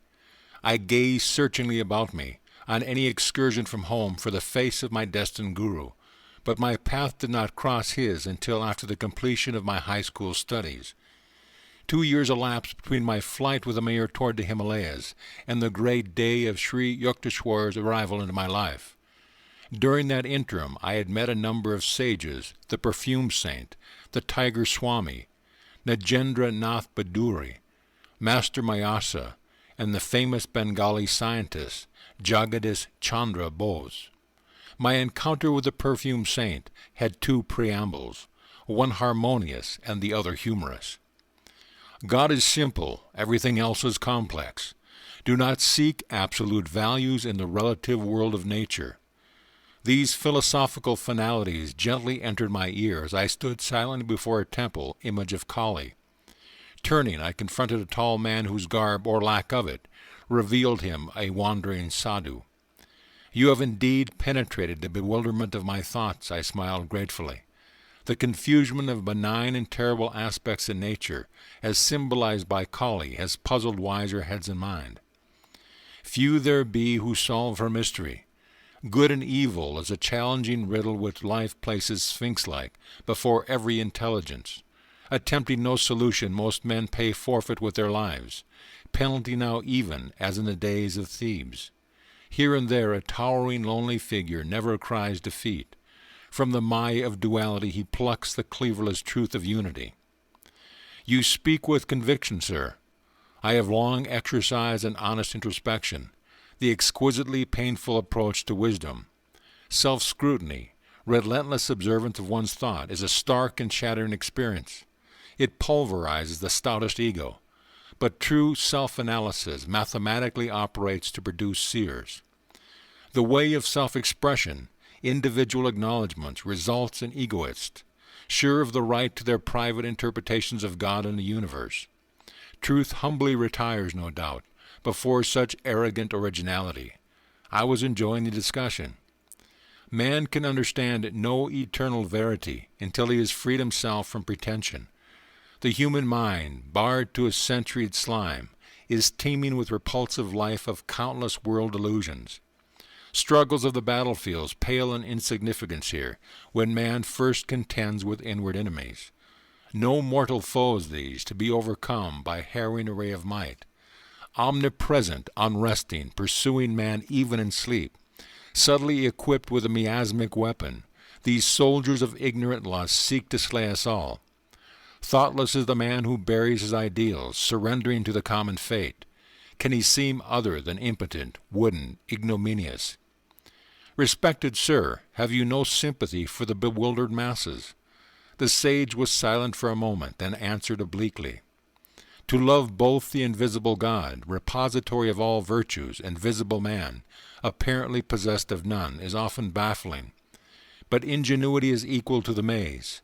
Inner research soon exposes the unity in all human minds, the stalwart kinship of selfish motive. In one sense at least, the brotherhood of man stands revealed, and aghast humility follows his leveling discovery. It ripens into compassion for one's fellows, blind to the healing potencies of the soul awaiting exploration. The saints of every age, sir, have felt like yourself for the sorrows of the world. Only the shallow man loses responsiveness to the woes of others' life as he sinks into narrowing suffering as his own. The sadhu's austere face was noticeably softened. The one who practices a scalpel self-dissection will know an expansion of universal pity. Release is given him from the deafening demands of his ego. The love of God flowers on such soil. The creature finally turns to his Creator, if for no other reason, to ask in anguish, "Why, Lord, why?" By ignoble whips of pain man is driven at last into the infinite presence, whose beauty alone should lure him. The sage and I were present in Calcutta's Kalighat temple, whither I had gone to view its famed magnificence. With a sweeping gesture my chance companion dismissed the ornate dignity. Bricks and mortars sing us no audible tone. The heart opens only to the human chant of being. We strolled to the inviting sunshine at the entrance, where throngs of devotees were passing to and fro. "You are young," the sage surveyed me thoughtfully. "India, too, is young. The ancient rishis laid down in eruditable patterns of spiritual living. Their hoary dictums suffice for this day and land. Not outmoded, not unsophisticated against the guiles of materialism, the disciplinary precepts mold India still. By millenniums more than embarrassed scholars care to compute. The skeptic time has validated Vedic worth. Take it for your heritage." As I was reverently bidding farewell to the eloquent sadhu, he revealed a clairvoyant perception. "After you leave here today, an unusual experience will come your way." I quit the temple precinct and wandered along aimlessly. Turning a corner, I ran into an old acquaintance, once of those long-winded fellows whose conversational powers ignore time and embrace eternity. "I will let you go in a very short while, if you will tell me all that has happened during the 6 years of our separation." What a paradox! I must leave you now. But he held me by the hand, forcing out tidbits of information. He was like a ravenous wolf, I thought in amusement. The longer I spoke, the more hungrily he sniffed for news. Inwardly I petitioned the goddess Kali to devise a graceful means of escape. My companion left me abruptly. I sighed with relief and doubled my pace, dreading any relapse into the garrulous fever. Hearing rapid footsteps behind me, I quickened my speed. I dared not to look back, but with a bound the youth rejoined me, jovially clasping my shoulder. "I forgot to tell you of Ganda Baba, perfume saint, who is gracing yonder house." He pointed to a dwelling a few yards distant. "Do meet him, he is interesting. You may have an unusual experience. Goodbye," and he actually left me. The similarly worded prediction of the sadhu at Kalighat temple flashed to my mind. Definitely intrigued, I entered the house and was ushered into a commodious parlor. A crowd of people were sitting. Orient-wise, here and there on a thick orange-colored carpet, an odd whisper reached my ear. "Behold Ganga Baba on the leopard skin. He can give the natural perfume of any flower to the scentless one, or revive a wilted blossom, or make a person's skin exude delightful fragrance." I looked directly at the saint. His quick gaze rested on mine. He was plump and bearded, with dark skin and large gleaming eyes. "Son, I am glad to see you. Say what you want. Would you like some perfume?" What for? I thought his remark rather childish. To experience the miraculous ways of enjoying perfume. Harnessing God to make odors? What of it? God makes perfume anyway. Yes, but he fashions frail bottles of petals for fresh use and discard. Can you materialize flowers? I materialize perfumes, little friend. Then scent factories will go out of business. I will permit them to keep their trade. My own purpose is to demonstrate the power of God. Sir, is it necessary to prove God? Isn't he performing miracles in everything, everywhere? Yes, but we too should manifest some of his infinite creative variety. How long did it take you to master your art? 12 years. For manufacturing scents by astral means? It seems, my honest saint, you have been wasting a dozen years for fragrances which you could obtain for a few rupees from a florist's shop. Perfumes fade with flowers. Perfumes fade with death. Why should I desire that which pleases the body only? Mr. Philosopher, you please my mind. Now stretch forth your right hand. He made a gesture of blessing. I was a few feet away from Ganda Baba. No one else was near enough to contact my body. I extended my hand, which a yogi did not touch. What perfume do you want? Rose. Be it so. To my great surprise, the charming fragrance of rose was wafted strongly from the center of my palm. I smilingly took a large, white, scentless flower from a nearby vase. Can this odorless blossom be permeated with jasmine? Be it so. A jasmine fragrance instantly shot from the petals. I thanked the wonder-worker and seated myself by one of his students. He informed me that Ganda Baba, whose proper name was Vishuddhananda, had learned many astonishing yoga secrets from a master in Tibet. The Tibetan yoga, I was assured, had attained the age of over 1,000 years. His disciple, Ganda Baba, does not always perform his perfumed feat in the simple verbal manner you have just witnessed. The student spoke with obvious pride in his master. His procedure differs widely, to accord with diversity in temperaments. He is marvelous. Many members of the Calcutta intelligentsia are among his followers. I inwardly resolved not to add myself to their numbers. A guru too literally marvelous was not to my liking. With polite thanks to Ganda Baba, I departed. Sauntering home, I reflected on the 3 varied encounters the day had brought forth. My sister Uma met me as I entered our Gurpa Road door. You are getting quite stylish using perfumes. Without a word, I motioned her to smell my hand. What an attractive rose fragrance. It is unusually strong. Thinking it was strongly unusual, I silently placed the astrally scented blossom under her nostrils. Ooh, I love jasmine. She seized the flower. A ludicrous bafflement passed over her face as she repeatedly sniffed the odor of jasmine from a type of flower she well knew to be scentless. Her reactions disarmed my suspicion that Ganda Baba had induced an autosuggestive state, whereby I alone could detect the fragrance. Later I heard from a friend, Yogananda, that the perfumed saint had a power which I wish were possessed by the starving millions of Asia today. Today of Europe as well. I was present with 100 other guests at Ganda Baba's home in Burdwan. Yogananda told me it was a gala occasion because the yogi was reputed to have the power of extracting objects out of thin air. I laughingly requested him to materialize some out-of-season tangerines. Immediately the luchis, which were presented on all the banana leaf plates, became puffed up. Each of the bread envelopes proved to contain a peeled tangerine. I bit it into my own with some trepidation, but found it delicious. Years later I understood by inner realization how Ganda Baba accomplished his materializations.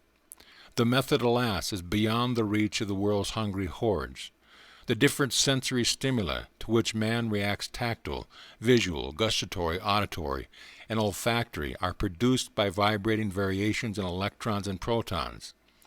The vibrations in turn are regulated by lifetrons, subtle life forces or finer than atomic energies, intelligently charged with the 5 distinctive sensory idea senses.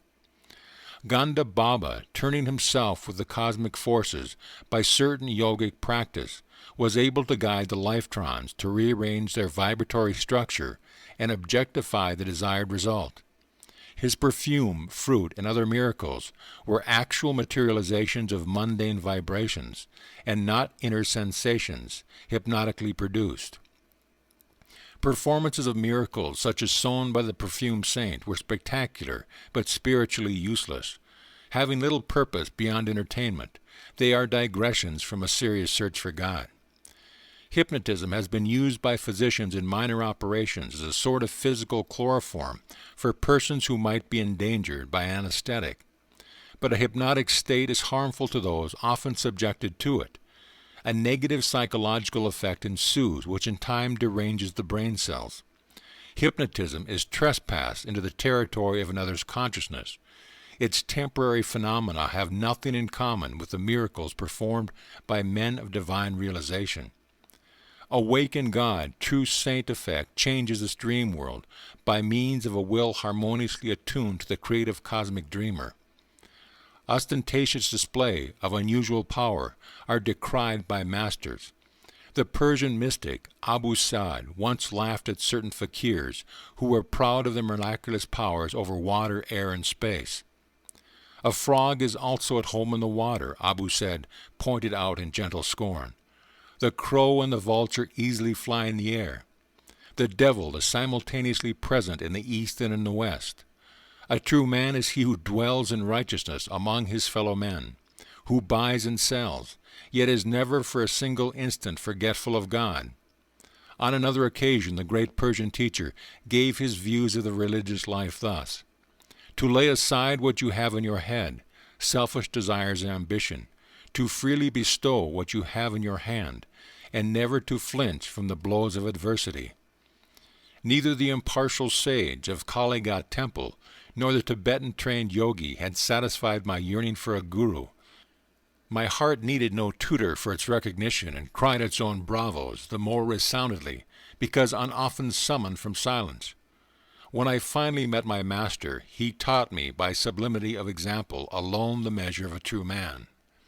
End of chapter. Chapter 6. The Tiger Swami. I have discovered the Tiger Swami's address. Let us visit him tomorrow. This welcome suggestion came from Chandi, one of my high school friends. I was eager to meet the saint who, in his pre-monastic life, had caught and fought tigers with his naked hands. A boyish enthusiasm over such remarkable feats was strong within me. The next day dawned wintry cold, but Chandi and I sailed forth gaily. After much vain hunting in Bhawanapur, outside Calcutta, we arrived at the right house. The door held 2 iron rings, which I sounded piercingly. Notwithstanding the clamor, a servant approached with leisurely gait. His ironical smile implied that visitors, despite their noise, were powerless to disturb the calmness of a saint's home. Feeling the silent rebuke, my companion and I were thankful to be invited into the parlor. Our long wait there caused uncomfortable misgivings. India's unwritten law for the truth-seeker is patient. A master may purposely make a test of one's eagerness to meet him. This psychological ruse is freely employed in the West by doctors and dentists. Finally summoned by the servant, Chandi and I entered his sleeping apartment. The famous Sohang Swami was seated on his bed. The sight of his tremendous body affected us strangely. With bulging eyes we stood speechless. We had never before seen such a chest or such football-like biceps. On an immense neck, the Swami's fierce yet calm face was adorned with flowing locks, beard and mustache. A hint of dove-like and tiger-like qualities shone in his dark eyes. He was unclothed, save for a tiger skin about his muscular waist. Finding our voices, my friend and I greeted the monk, expressing our admiration for his prowess in the extraordinary feline arena. Will you not tell us, please, how it is possible to subdue with bare fists the most ferocious of jungle beasts, the royal Bengal? My sons, it is nothing to me to fight tigers. I could do it today if necessary. He gave a childlike laugh. You look upon tigers as tigers. I know them as pussycats. Swamiji, I think I could impress my subconsciousness with the thought that tigers are pussycats, but could I make tigers believe it? Of course, strength also is necessary. One cannot expect victory from a baby who imagines a tiger to be a house cat. Powerful hands are my sufficient weapon. He asked us to follow him to the patio, where he struck the edge of a wall. A brick crashed to the floor. The sky peered boldly through the gaping lost tooth of the wall. I fairly staggered in astonishment. He who can remove mortared bricks from a solid wall with one blow, I thought, must surely be able to displace the teeth of tigers. A number of men have physical power such as mine, but still lack in cool confidence. Those who are bodily but not mentally stalwart may find themselves fainting at mere sight of a wild beast bounding freely in the jungle. The tiger in its natural ferocity and habitat is vastly different from opium-fed circus animals. Many a man with Herculean strength has nonetheless been terrorized into abject helplessness before the onslaught of a royal Bengal. Thus the tiger has converted the man in his own mind to a state as nervousness as the pussycat. It is possible for a man owning a fairly strong body and an immensely strong determination to turn the tables on the tiger and force it to a conviction of pussycat defenselessness. How often I have done just that. I was quite willing to believe that the Titan before me was able to perform the tiger-pussycat metamorphosis. He seemed in a didactic mood. Chandy and I listened respectively. Mind is the wielder of muscles. The force of a hammer blow depends on the energy applied. The power expressed by man's bodily instrument depends on his aggressive will and courage.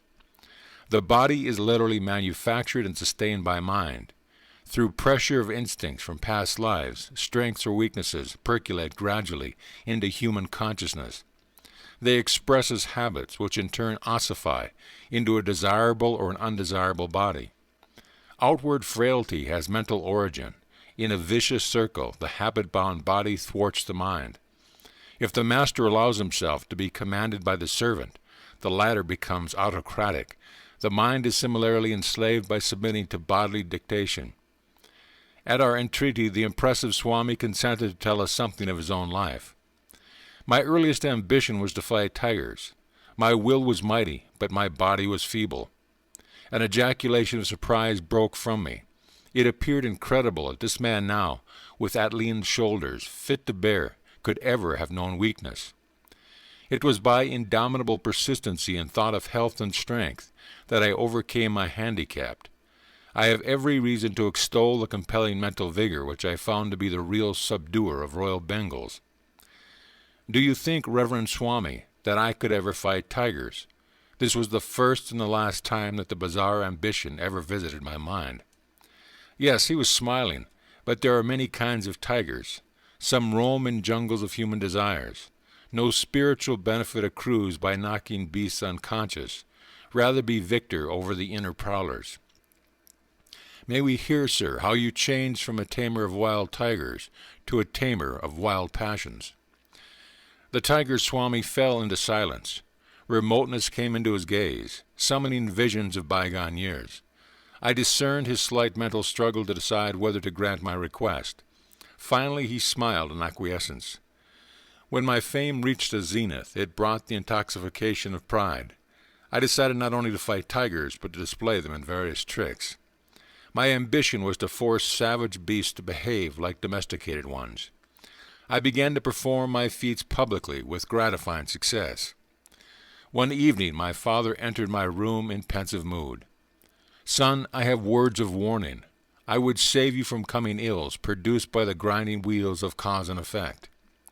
"Are you a fatalist, father? Should superstition be allowed to discolor the powerful waters of my activities?" "I am no fatalist, son, but I believe in the just law of retribution, as taught in the Holy Scriptures. There is resentment against you in the jungle family. Sometime it may act to your cost." "Father, you astonish me. You well know what tigers are beautiful but merciless. Even immediately after an enormous meal of some helpless creature, a tiger is fired with fresh lust at the sight of new prey. It may be a joyous gazelle, frisking over the jungle grass. Capturing it and biting an opening in the soft throat, the malevolent beast tastes only a little of the mutely crying blood and goes its wanton way. Tigers are the most contemptible of the jungle breed. Who knows? My blows may inject some slight sanity of consideration into their thick heads. I am headmaster in a forest finishing school to teach them gentle manners. Please, father, think of me as tiger tamer and never as a tiger killer. How could my good actions bring ill upon me? I beg you not to impose any command that I change my way of life." Chandy and I were all attention, understanding the past dilemma. In India, a child does not lightly disobey his father's wishes. In stoic silence, father listened to my explanation. He followed it with a disclosure, which he uttered gravely. "Son, you compel me to relate an ominous prediction from the lips of a saint. He approached me yesterday as I sat on the veranda in my daily meditation. 'Dear friend, I come with a message for your belligerent son. Let him cease his savage activities. Otherwise his next tiger encounter shall result in his severe wounds, followed by 6 months of deathly sickness. He shall then forsake his former ways and become a monk.' This tale did not impress me. I considered that father had been the credulous victim of a deluded fanatic. The tiger Swami made this confession with an impatient gesture, as though at some stupidity. Grimly silent for a long time, he seemed oblivious of our presence. When he looked up at the dangling thread of his narrative, it was suddenly with a subdued voice. Not long after Father's warning, I visited the capital city of Coach Behar. The picturesque territory was new to me, and I expected a restful change. As usual everywhere, a curious crowd followed me on the streets. I would catch bits of whispered comment. This is the man who fights wild tigers. Has he legs or tree trunks? Look at his face. He must be an incarnation of the king of tigers himself. You know how village urchins function like final editions of the newspaper. With what speed do the even later speech bulletins of the women circulate from house to house? Within a few hours, the whole city was in a state of excitement over my presence. I was relaxing quietly in the evening when I heard the hoofbeats of galloping horses. They stopped in front of my dwelling place. It came a number of tall, turbaned policemen. I was taken aback. All things are possible under these creatures of human law. I wonder if they are going to take me to task about matters utterly unknown to me, but the officers bowed with unwonted courtesy. Honored sir, we are sent to welcome you on behalf of the Prince of Cooch Behar. He is pleased to invite you to his palace tomorrow morning. I speculated a while on the prospect. For some obscure reason, I felt sharp regret at this interruption of my quiet trip, but the supplicant manner of the policeman moved me. I agreed to go. I was bewildered the next day to be obsequiously escorted from my door into a magnificent coach drawn by 4 horses. A servant held an ornate umbrella to protect me from the scorching sunlight. I enjoyed the pleasant trip through the city and its woodland outskirts. The royal scion himself was at the palace door to welcome me. He proffered his own gold-brooch seat, smiling, placing himself in a chair of simpler design. All this politeness is certainly going to cost me something, I thought in mounting astonishment. The prince's motive emerged after a few casual remarks. My city is filled with a rumor that you can fight wild tigers with nothing more than your naked hands. Is it a fact? It is quite true. I can scarcely believe it. You are a Calcutta Bengali, nurtured on the white rice of city folk. Be frank, please. Have you not been fighting only spineless, opium-fed animals? His voice was loud and sarcastic, tinged with provincial accent. I vouchsafed no reply to his insulting question. I challenge you to fight my newly caught tiger, Raja Begum. If you can successfully resist him, bind him with a chain and leave his cage in a conscious state, you shall have this royal Bengal. Several thousand rupees and many other gifts shall also be bestowed. If you refuse to meet him in combat, I shall blazon your name throughout the state as an impostor. His insolent words struck me like a volley of bullets. I shot an angry acceptance. Half risen from the chair in its excitement, the prince sank back with a sadistic smile.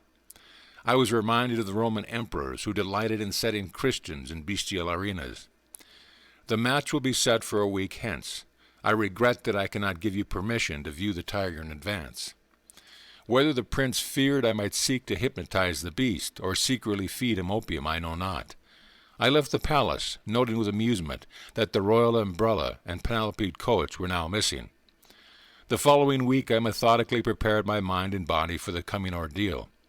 Through my servant I learned of fantastic tales. The saint's direful prediction of my father had somehow got abroad, enlarging as it ran. Many simple villagers believed that an evil spirit, cursed by the gods, had reincarnated as a tiger which took various demonic forms at night, but remained a striped animal during the day. This demon tiger was supposed to be the one sent to humble me. Another imaginative version was that animal prayers to Tiger Heaven had achieved a response in the shape of Raja Begum.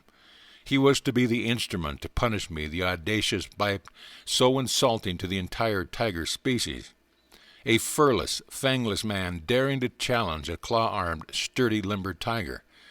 The concentrated venom of all humiliated tigers, the villagers declared, had gathered momentum sufficient to operate hidden laws and bring about the fall of the proud tiger tamer.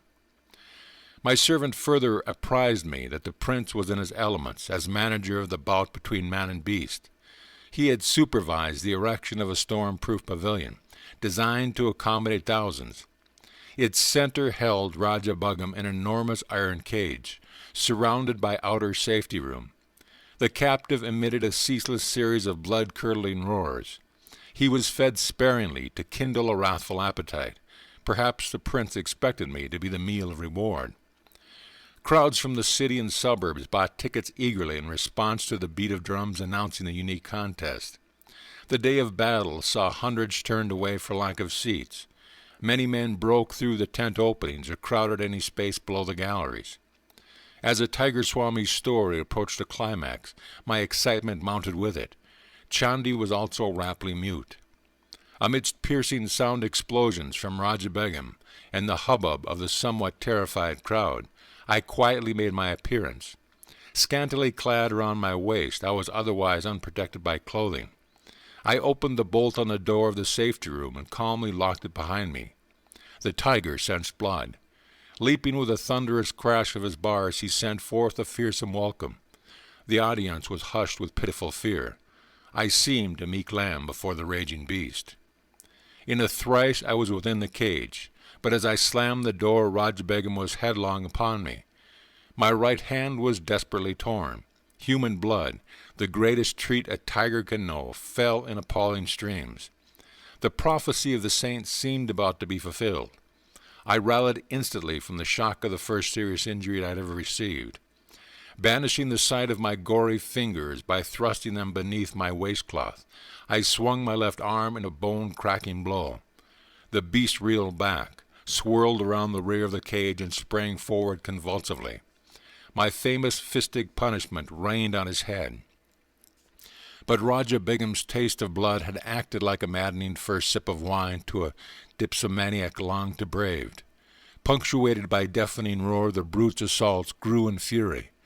My inadequate defense of only one left hand left me vulnerable before claws and fangs. But I dealt out dazing retribution. Mutually enswinged, we struggled as to the death. The cage was pandemonium, as blood splashed in all direction, and blasts of pain and lethal lust came from the bestial throat. "Shoot him! Kill the tiger!" shrieks arose among the audience. So fast did man and beast move that a guard's bullet went amiss. I mustered all my will forces, bellowed fiercely, and landed a final concussive blow. The tiger collapsed and lay quietly. "Like a pussy-cat," I interjected. The Swami laughed in hearty appreciation, then continued the engrossing tale. Raja Begum was vanquished at last. His royal pride was further humbled with my lacerated hands. I audaciously forced open his jaws. For a dramatic moment I held my head within the yawning death-trap. I looked around for a chain. Pulling one from a pile on the floor, I bound the tiger by his neck to the cage bars. In triumph I moved toward the door. But the fiend incarnate, Raja Begum, had stamina worthy of a supposed demonic origin. With an incredible lunge, he snapped the chain and leaped on my back. My shoulder fast in his jaws, I fell violently. But in a trice I had him pinned beneath me. Under merciless blows, the treacherous animal sank into semi-consciousness. This time I secured him more carefully. Slowly I left the cage. I found myself in a new uproar, this time one of delight. The crowd's cheer broke as though from a single gigantic throat. Disastrously mauled, I had yet fulfilled the three conditions of the fight stunning the tiger, binding him with a chain and leaving him without requiring assistance from myself. In addition, I had so drastically injured and frightened the aggressive beast that he had been content to overlook the opportune prize of my head in his mouth. After my wounds were treated, I was honored and garlanded. Hundreds of gold pieces showered at my feet. The whole city entered a holiday period. Endless discussions were heard on all sides about my victory over one of the largest and most savage tigers ever seen. Raja Begum was presented to me as promised, but I felt no elation. A spiritual change had entered my heart.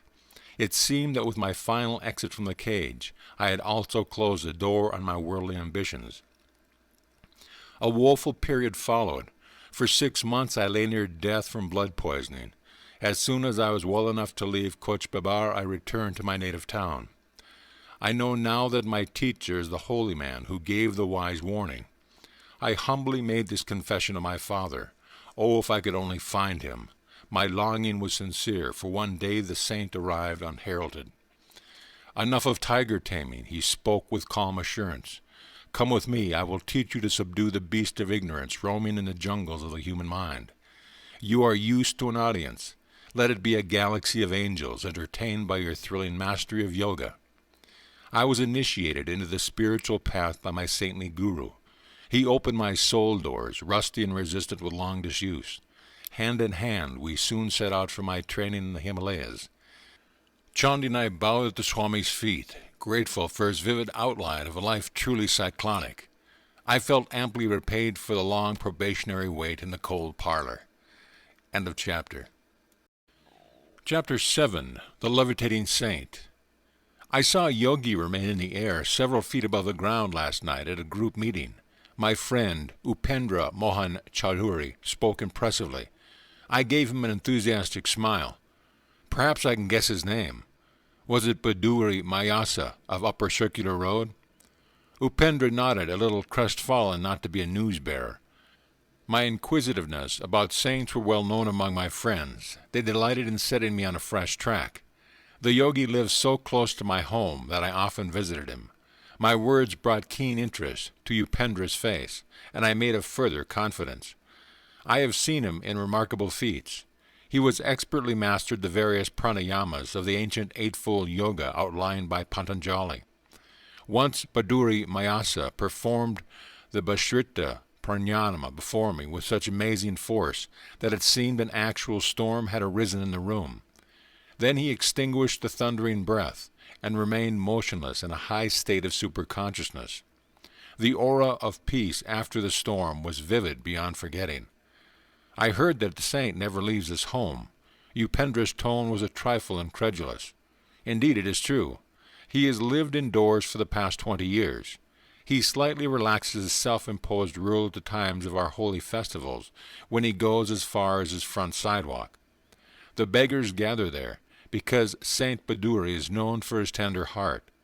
How does he remain in the air and define the law of gravitation?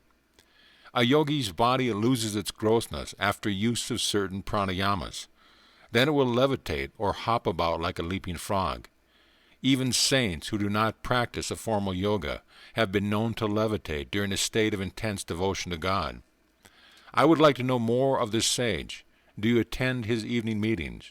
Upendra's eyes were sparkling with curiosity. Yes, I go often. I am vastly entertained by the wit of his wisdom. Occasionally my prolonged laughter mars the solemnity of his gatherings. The saint is not displeased, but his disciples look daggers. On my way home from school that afternoon, I passed Baduri Mayasa's cloister and decided on a visit. The yogi was inaccessible to the general public. A lone disciple, occupying the front floor, guarded his master's privacy. The student was something of a Maritant. He now inquired formally if I had an engagement. His guru put in an appearance just in time to save me from summary ejection. Let Mukunda come when he will, the sage's eyes twinkled. My rule of seclusion is not for my own comfort, but for that of others. Worldly people do not like the candor which shatters their delusion. Saints are not only rare but disconcerting. Even in Scripture they are often found embarrassing. I followed Baduri Mayasa to his austere quarters on the top floor, from which he seldom stirred. Masters often ignore the panorama of the world's ado, out of the focus still centered in the ages. The contemporaries of a sage are not alone those of the narrow present.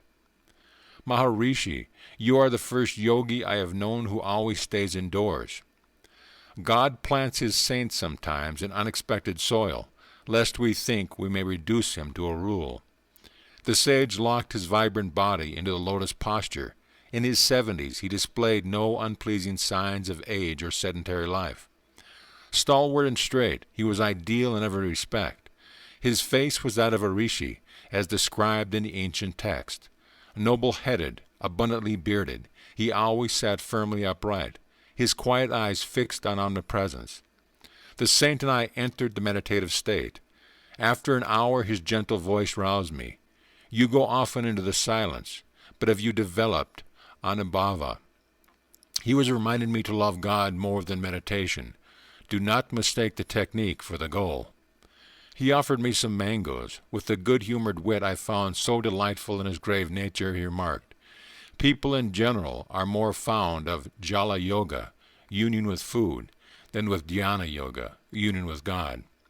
His yogic pun affected me uproariously. What a laugh you have! An affectionate gleam came into his gaze.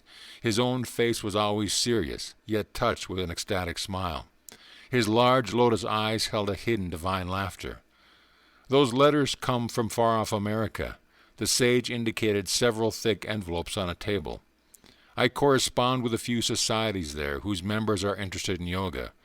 They are discovering India anew with a better sense of direction than Columbus. I am glad to help them. The knowledge of yoga is free to all who will receive, like the ungarnishable daylight. What rishis perceived as essential for human salvation need not be diluted for the West.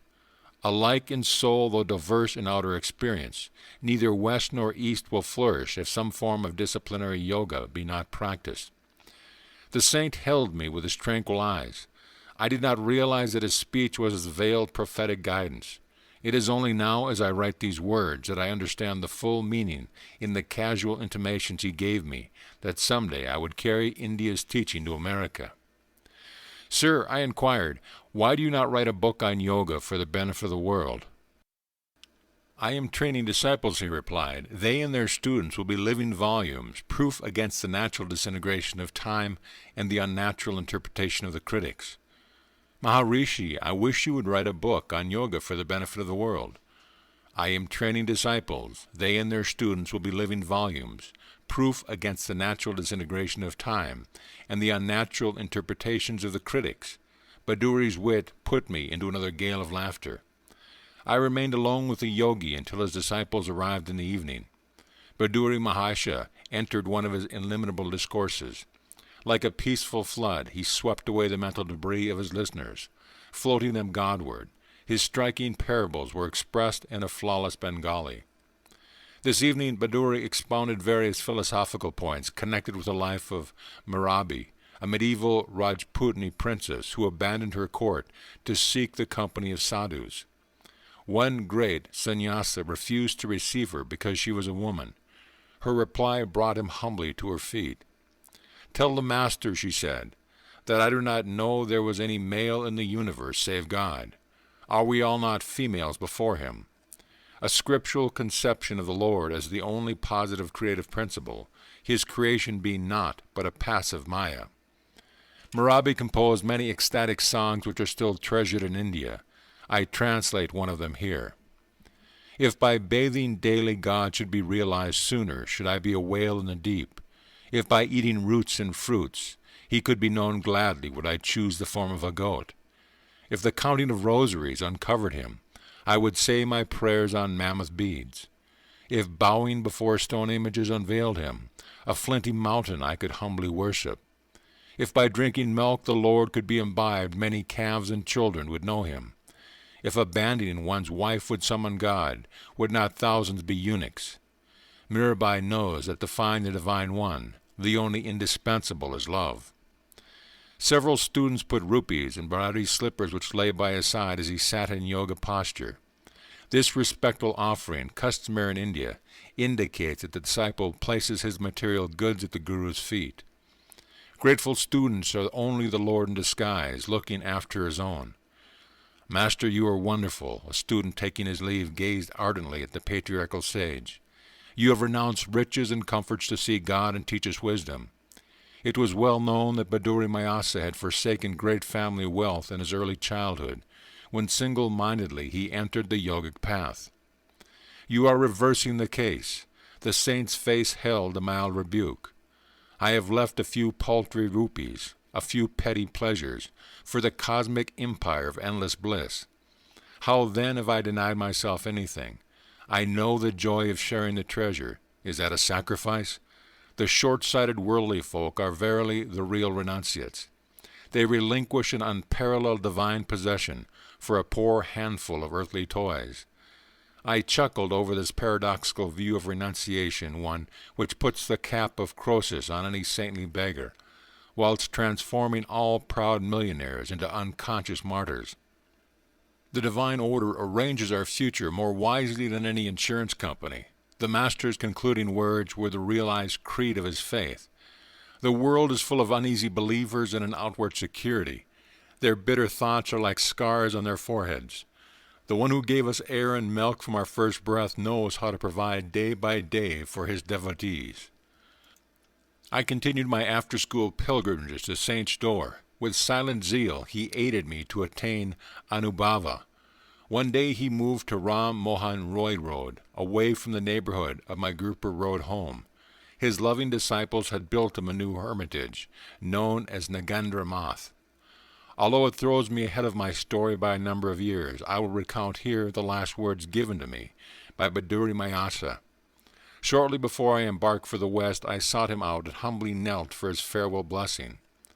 Son, go to America. Take the dignity of hoary India for your shield. Victory is written on your brow. The noble distant people will well receive you. End of chapter. Chapter 8. India's Greatest Scientist, J.C. Bose. Jagadish Chandra Bose' wireless inventions antedated those of Marconi. Overhearing these provocative remarks, I walked closer to a sidewalk group of professors engaged in scientific discussion. If my motive in joining them was racial pride, I regret it. I cannot deny my keen interest in evidence that India can play a leading role in physics and not metaphysics alone. What do you mean, sir? The professor obligingly explained. Bose was the first one to invent a wireless coherer of an instrument for indicating the refraction of electric waves. But the Indian scientist did not exploit his inventions commercially. He soon turned his attention from the inorganic to the organic world. His revolutionary discoveries as a plant physiologist are outpacing even his radical achievements as a physicist. I politely thanked my mentor. He added, "The great scientist is one of my brother professors at Presidency College." I paid a visit the next day to the sage at his home, which was closer to mine on Gurupur Road. I had long admired him from a respectful distance. The grave and retiring botanist greeted me graciously. He was handsome, robust man in his 50s with thick hair, broad forehead, and the abstract eyes of a dreamer. The precision in his tones revealed the lifelong scientific habit. I have recently returned from an expedition to scientific societies of the West. Their members exhibited intense interest in delicate instruments of my invention, which demonstrate the indivisible unity of all life. The Bose cresograph has the enormity of 10 million magnifications. The microscope enlarges only a few thousand times, yet it brought vital impetus to biological science. The cresograph opens incalculable vistas. You have done much, sir, to hasten the embrace of East and West in the impersonal arms of science. I was educated at Cambridge. How admirable is the Western method of submitting all theory to scrupulous experimental verification. That empirical procedure has gone hand in hand with the gift for introspection, which is my Eastern heritage. Together they have enabled me to sunder the silence of natural realms, long uncommunicative. The telltale charts of my cresograph are evidence for the most skeptical that plants have a sensitive nervous system and a varied emotional life. Love, hate, joy, fear, pleasure, pain, excitability, stupor, and countless appropriate responses to stimuli are as universal in plants as in animal. The unique throb of life in all creation could seem only poetic imagery before your advent, Professor. A saint I once knew would never pluck flowers. Shall I rob the rosebush of its pride and beauty? Shall I cruelly affront its dignity by my rude divestment? His sympathetic words are verified literally through your discoveries. The poet is intimate with truth, while the scientist approaches awkwardly.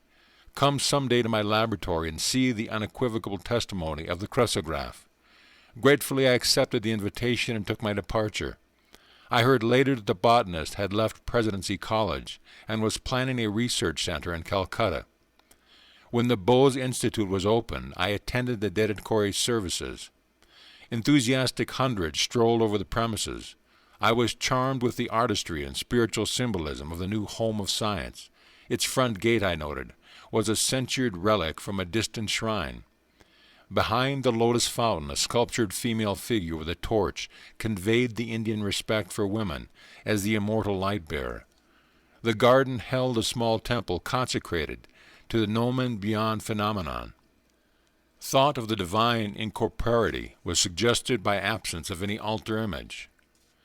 Bose's speech on this great occasion may have issued from the lips of one of the inspired ancient rishis.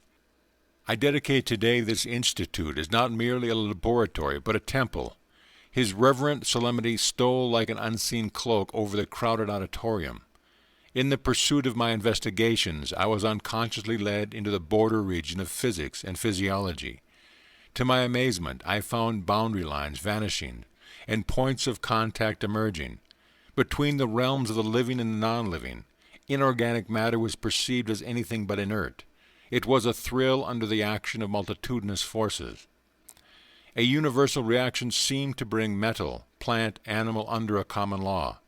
They all exhibited essentially the same phenomena of fatigue and depression, with possibilities of recovery and exaltation, as well as the permanent irresponsiveness associated with death. Filled with awe at this stupendous generalization, it was with great hope that I announced my results before the Royal Society, results demonstrated by experiments. But the physiologists present advised me to confine myself to physical investigations, in which my success had been assured, rather than encroach on their preserves. I had unwittingly strayed into the domain of an unfamiliar caste system, and so offended its etiquette. An unconscious theological bias was also present, which confounds ignorance with faith. It is often forgotten that He who surrounds us with His ever-evolving mystery of creation has also implanted in us the desire to question and understand. Through many years of miscomprehension, I came to know that the life of a devotee of science is inevitably filled with unending struggle. It is for him to cast his life as an ardent offering regarding gain and loss, success and failure as one.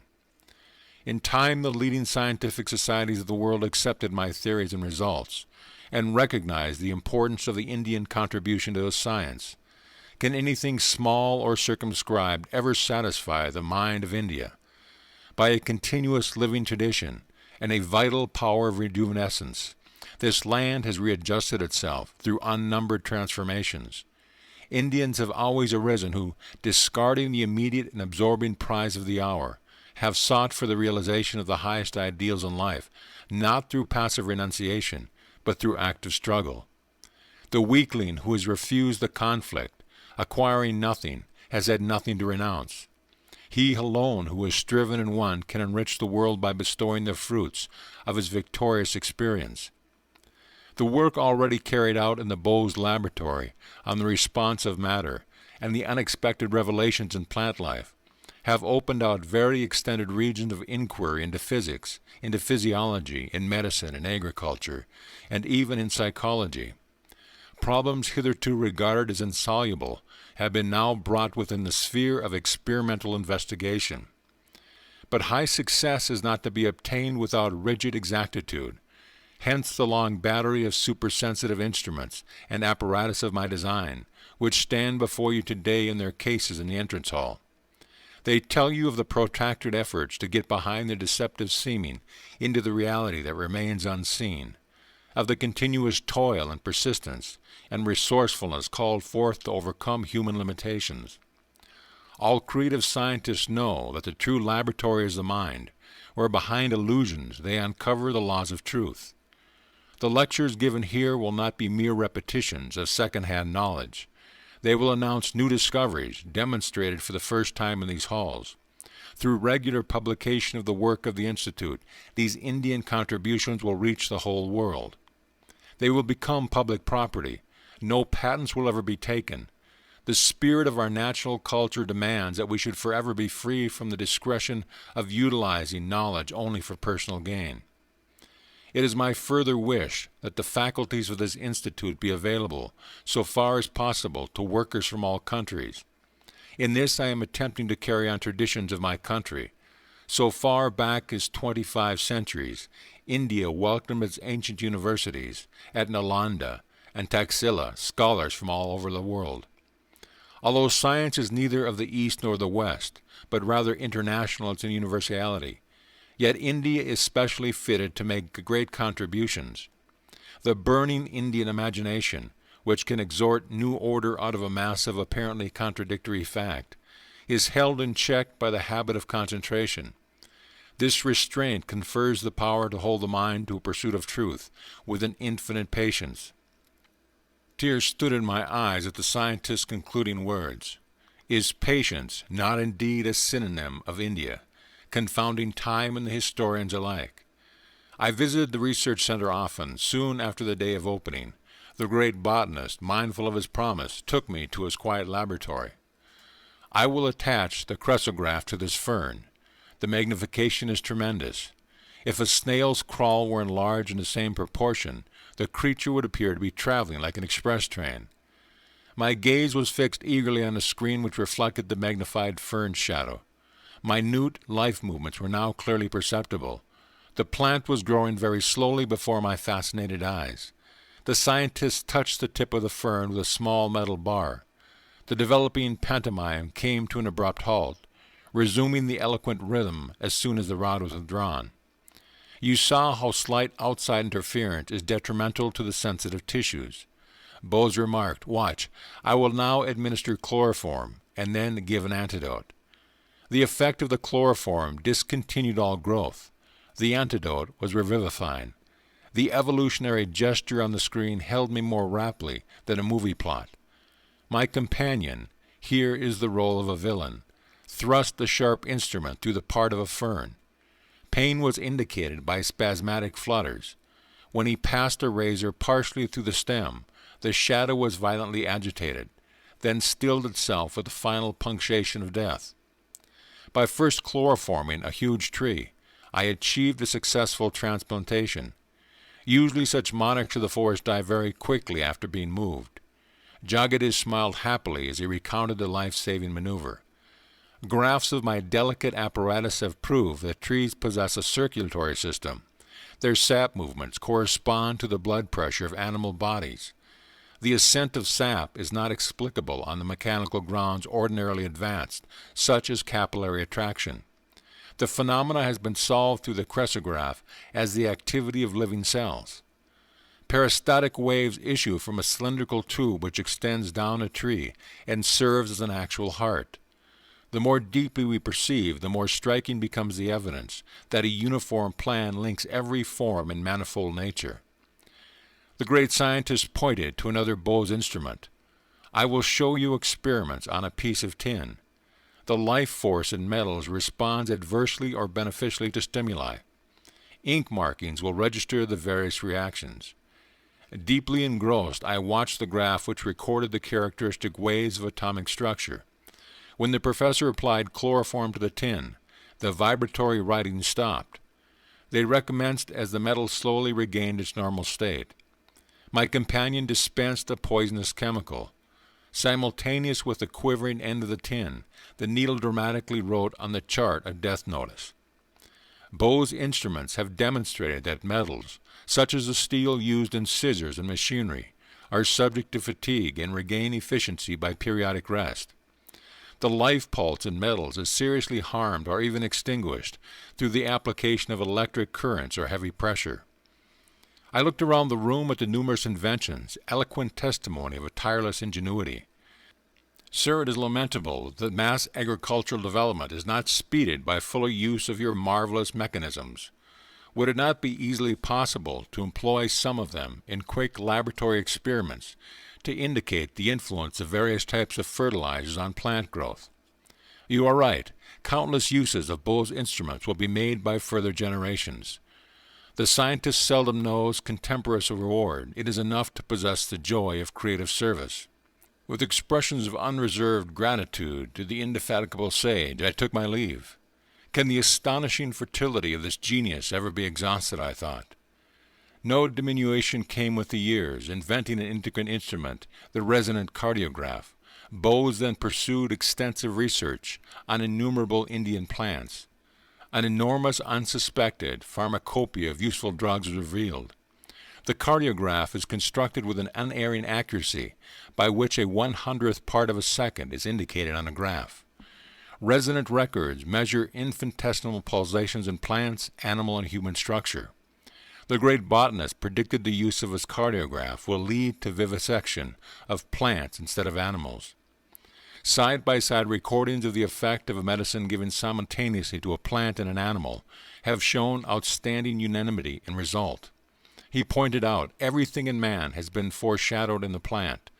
Experimentation on vegetation will contribute to lessening of human suffering.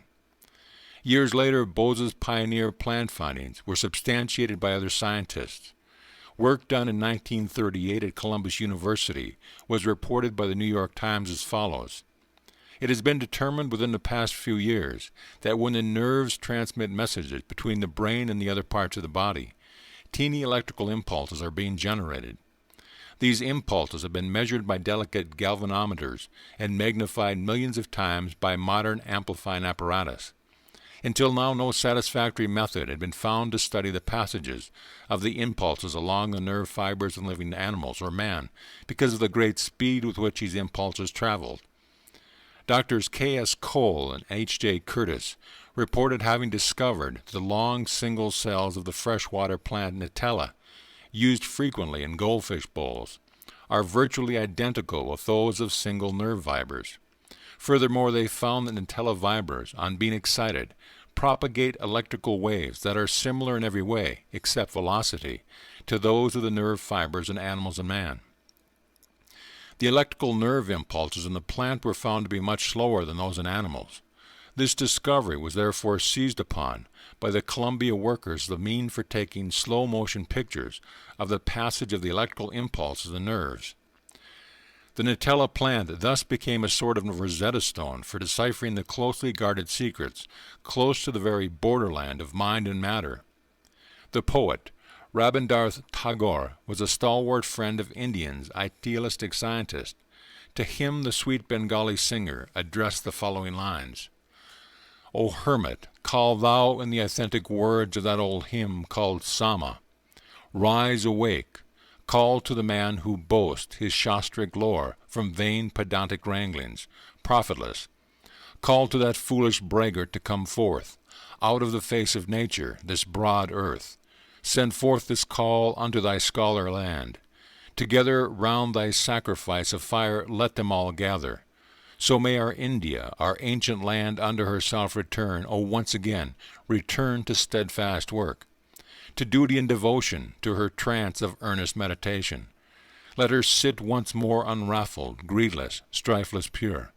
O once again upon her lofty seat and platform, teacher of all lands. End of chapter. Chapter 9. The Blissful Devotee and His Cosmic Romance. Little sir, please be seated. I am talking to my Divine Mother. Silently I had entered the room in great awe. The angelic appearance of Master Mayasa fairly dazzled me. With silky white beard and large lustrous eyes, he seemed an incarnation of purity. His upraised chin and folded hands apprised me that my first visit had disturbed him in the midst of his devotions. His simple words of greeting produced the most violent effect my nature had so far experienced. The bitter separation of my mother's death I had though the measure of all anguish. Now an agony of separation from my Divine Mother was an indescribable torture of the spirit. I fell moaning to the floor. Little sir, quiet yourself. The saint was sympathetically distressed. Abandoned in some oceanic dissolution, I clutched his feet at the sole raft of my rescue. Holy Sir, thy intercession. Ask Divine Mother if I find any favor in her sight. This promise is one not easily bestowed. The Master was constrained to silence. Beyond reach of doubt, I was convinced that Master Mayasa was in intimate converse with the Universal Mother. It was deep humiliation to realize that my eyes were blind to her who even at this moment was perceptible to the faultless gaze of the saint. Shamelessly gripping his feet, deaf to his gentle remonstrations, I besought him again and again for his intervening grace. I will make your plea to the Beloved. The Master's capitulation came with a slow, compassionate smile. What power in these few words, that my being should know release from its stormy exile. Sir, remember your pledge. I shall return soon for her message. Joyful anticipation rang in my voice that only a moment ago had been sobbing in sorrow. Descending a long stairway, I was overwhelmed by memories. This house at 50 Amherst Street, now the residence of Master Mayasa, had once been my family home, scene of my mother's death. Here my human heart had broken for the vanished mother, and here today my spirit had been as though crucified by absence of the Divine Mother.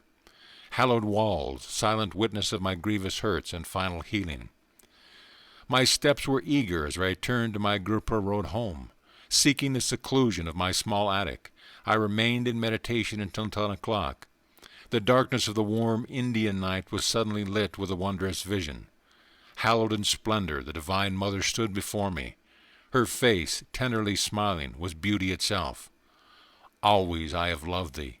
Ever shall I love thee. The celestial tones still ringing in the air, she disappeared. The sun of the following morning had hardly risen to the angle of decorum when I paid my second visit to Master Mayasa. Climbing the staircase in the house of poignant memories, I reached his fourth-floor room. The knob of the closed door was wrapped around with a cloth, a hint, I felt, that the saint desired privacy. As I stood irresolutely on the landing, the door was opened by the Master's welcoming hand. I knelt at his holy feet. In a playful mood, I wore a solemn mask over my face, hiding the divine elation. Sir, I have come very early. I confess for your message. Did the beloved mother say anything about me? Mischievous little sir. Not another remark would he make. Apparently my assumed gravity was unimpressive. Why so mysterious, so evasive? Do saints ever speak plainly? Perhaps I was a little provoked. Must you tease me? His calm eyes were full of understanding. Could I add a single word this morning to the assurance you received last night at 10 o'clock from the beautiful mother herself? Master Mayasa possessed control over the floodgates of my soul. Again I plunged prostrate at his feet. But this time my tears welled from a bliss and not a pain, past bearing. Think you that your devotion did not touch the infinite mercy, the motherhood of God, that you have worshipped in forms both human and divine, could never fail to answer your forsaken cry? Who was this simple saint, whose least request to the universal spirit met with sweet acquiescence? His role in the world was humble, as befitted the greatest man of humility I ever knew. In this Amherst Street house, Master Mayasa conducted a small high school for boys. No words of chastisement passed his lips. No rule and ferule maintained his discipline. Higher mathematics indeed were taught in these modest classrooms, and a chemistry of love absent from the textbooks. He spread his wisdom by spiritual contagion rather than impermeable precept. Consumed by an unsophisticated passion for the Divine Mother, the saint no more demanded the outward forms of respect than a child. I am not your guru. He shall come a little later, he told me. Through his guidance, your experience of the divine in terms of love and devotion shall be translated into his terms of fathomless wisdom. Every late afternoon I betook myself to Amherst Street. I sought Master Mayasa's divine cup, so full that its drops daily overflowed on my being. Never before had I bowed in utter reverence. Now I felt it immeasurably privileged even to tread the same ground with Master Mayasa sanctified.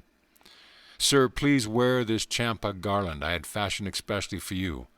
I arrived one evening holding my chain of flowers, but shyly he drew away, repeatedly refusing the honor. Perceiving my hurt, he finally smiled consent. Since we are both devotees of the Mother, you may put the garland on this bodily temple, as offering to her who dwells within. His vast nature lacks space in which any egotistical consideration should gain foothold. Let us tomorrow go to Dakeshwar Temple, forever hallowed by my Guru. Master Mayasa was a disciple of a Christ-like master, Sri Ramakrishna Paramahansa. The 4-mile journey on the following morning was taken by boat on the Ganges. We entered the 9-domed temple of Kali, where the figures of the Divine Mother and Shiva rest on a burnished silver lotus, its 1,000 petals meticulously chiseled. Master Mayasa beamed in enchantment. He was engaged in his inexhaustible romance with the beloved.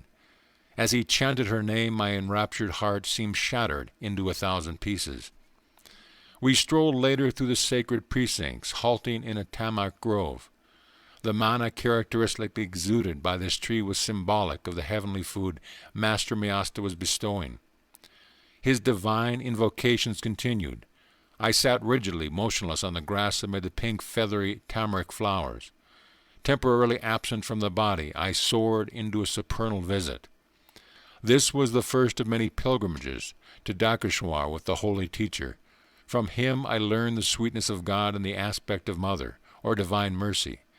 The childlike saint found little appeal in the father aspect, or divine justice. Stern, exacting, mathematical judgment was alien to his gentle nature. He can serve as an earthly prototype for the very angels on earth, I thought fondly. Watching him one day at his prayers, without a breath of censure or criticism, he surveyed the world with eyes long familiar with the primal purity. His body, mind, speech, and actions were effortlessly harmonized with his soul's simplicity. My master told me so, shrinking from personal assertion. The saint ended any sane counsel with this invariable tribute. So deep with his identity was Sri Ramakrishna that Master Mayasha no longer considered his thoughts as his own. Hand in hand, the saint and I walked one evening on the block of his school. My joy was dimmed by the arrival of a conceited acquaintance who burdened us with a lengthy discourse.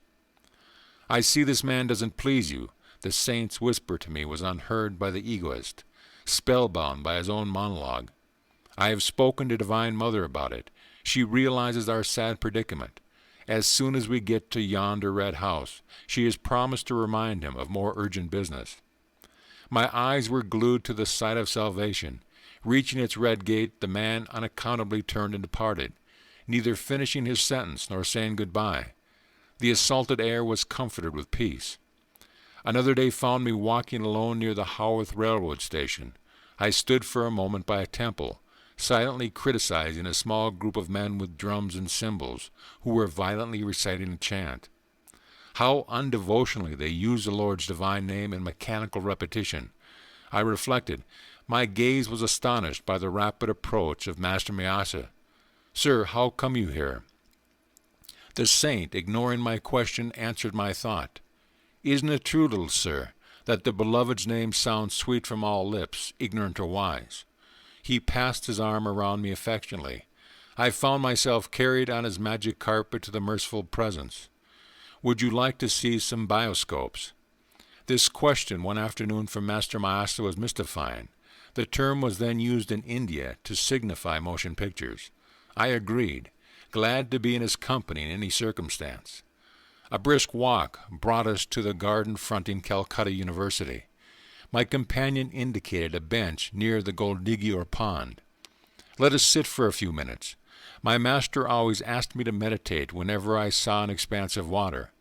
Here its placidity reminded us of the vast calmness of God. As all things can be reflected in water, so the whole universe is mirrored in the lake of cosmic mind. So my Guru Deva often said. Soon we entered a university hall where a lecture was in progress. It proved abysmally dull, though varied occasionally by lantern-slide illustrations, equally uninteresting. So this is the kind of bioscope the master wanted me to see. My thought was impatient, yet I would not hurt the saint by revealing boredom in my face, but he leaned toward me confidentially. "I see, little sir, that you don't like this bioscope. I have mentioned it to Divine Mother. She is full of sympathy with us both. She tells me the electric lights will now go out, and won't be relit until we have a chance to leave the room." As his whispers ended, the hall was plunged in darkness. The professor's strident voice was stilled in astonishment, then remarked, "The electrical system of this hall appears to be defective." By this time, Master Mahasi and I were safely across the threshold. Glancing back from the corridor, I saw the scene of our martyrdom had again become illuminated. "Little sir, you were disappointed in that bioscope, but I think you will like a different one." The saint and I were standing on the sidewalk in front of the university building. He gently slapped my chest over the heart. A transforming silence ensued, just as the modern talkies became inaudible motion pictures when the sound apparatus goes out of order. So the divine hand, by some strange miracle, stifled the earthly bustle. The pedestrians, as well as the passing trolley cars, automobiles, bullock carts, and iron-wheeled hackney carriages, were all in noiseless transit. As though possessing an omnipresent eye, I beheld the scenes which were behind me, and to each side as easily as those in front. The whole spectacle of activity in that small section of Calcutta passed before me without a sound. Like a glow of fire dimly seen beneath a thin coat of ashes, a mellow luminescence permeated the panoramic view. My own body seemed nothing more than one of the many shadows, though it was motionless, while the others flitted mutely to and fro. Several boys, friends of mine, approached and passed on. Though they had looked directly at me, it was without recognition. The unique pantomime brought me an inexpressible ecstasy. I drank deep from some blissful fount. Suddenly my chest received another soft blow from Master Myasa. The pandemonium of the world burst upon my unwilling ears. I staggered, as though harshly awakened from a gossamer dream. The transcendental wine removed my reach. "Little sir, I see you found the second bioscope to your liking." The saint was smiling. I started to drop in gratitude on the ground before him. "You can't do that to me now. You know God is in your temple also. I won't let Divine Mother touch my feet through your hands." If anyone observed the unpretentious master and myself as we walked away from the crowded pavement, the onlooker surely suspected us of intoxication. I felt that the falling shades of evening were sympathetically drunk with God. When darkness recovered from its nightly swoon, I faced the new morning bereft of my ecstatic mood. But ever enshrined in memory is the seraphic son of Divine Mother, Master Myasa. Trying with poor words to do justice to his benignity, I wonder if Master Myasa and others among the deep-visioned saints, whose path crossed mine, knew that years later in a Western land I would be writing about their lives as divine devotees. Their foreknowledge would not surprise me, nor I hope my readers who have come thus far with me. End of chapter. Chapter 10. I Meet My Master, Sri Yukteswar. Faith in God can produce any miracle except one passing an examination without study. Distastefully I closed the book I had picked up in an idle moment. The writer's exception shows his complete lack of faith, I thought. Poor chap, he has great respect for the midnight oil. My promise to father had been that I would complete my high school studies. I cannot pretend to diligence. The passing months found me less frequently in the classroom than in secluded spots along the Calcutta bathing ghats. The adjoining crematory grounds, especially gruesome at night, are considered highly attractive by the yogi. He who would find the deathless essence must not be dismayed by a few unadorned skulls. Human inadequacy becomes clear in the gloomy abode of miscellaneous bones. My midnight vigils were thus of a different nature from the scholars. The week of final examinations at the Hindu high school was fast approaching. This interrogatory period, like the sepulchre haunts, inspires a well-known terror. My mind was nevertheless at peace. Braving the ghouls, I was exhuming a knowledge not found in lecture halls. But it lacked the art of Swami Paramahansa, who easily appeared in two places at one time. My educational dilemma was plainly a matter for the infinite ingenuity. This was my reasoning, though at many it seemed illogical. The devotee's irrationality springs from 1,000 inexplicable demonstrations of God's instancy in trouble. "Hello, Mukunda. I catch hardly a glimpse of you these days." A classmate accosted me one afternoon on Gurpur Road. "Hello, Nantu. My invisibility at school has actually placed me there in a decidedly awkward position. I unburden myself under his friendly gaze." Nantu, who was a brilliant student, laughed heartily. My predicament was not without a comic aspect. "You are utterly unprepared for the finals. I suppose it is up to me to help you." The simple words conveyed divine promise to my ears. With alacrity I visited my friend's home. He kindly outlined the solutions to various problems he considered likely to be set by the instructor. These questions are the bait which will catch many trusting boys in the examination trap. Remember my answers, and you will escape without injury. The night was far gone when I departed. Bursting with unseasoned erudition, I devoutly prayed it would remain for the next few critical days. Nantu had coached me in my various subjects, but under press of time had forgotten my course in Sanskrit. Fervently I reminded God of the oversight. I set out on a short walk the next morning, assimilating my new knowledge to the rhythm of swinging footsteps. As I took a shortcut through the weeds of a corner lot, my eye fell on a few loose printed sheets. A triumphant pout proved them to be a Sanskrit verse. I sought out a pundit for aid in my stumbling interpretation. His rich voice filled the air with the edgeless, honeyed beauty of the ancient tongue. These exceptional stanzas cannot possibly be of aid in your Sanskrit test. The scholar dismissed them skeptically. But familiarity with that particular poem enabled me on the following day to pass the Sanskrit examination. Through discerning help Nantu had given, I also attained the minimum grade for success in all my other subjects. Father was pleased that I had kept my word and concluded my secondary school course. My gratitude sped to the Lord, whose sole guidance I perceived in my visit to Nantu and my walk by the unhabitual route of the debris-filled lot. Playfully, he had given a dual expression to his timely design for my rescue. I came across a discarded book whose author denied God precedence in the examination hall. I could not restrain a chuckle at my own silent comment.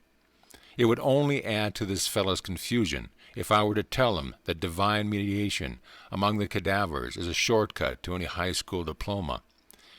In my new dignity, I was now openly planning to leave home.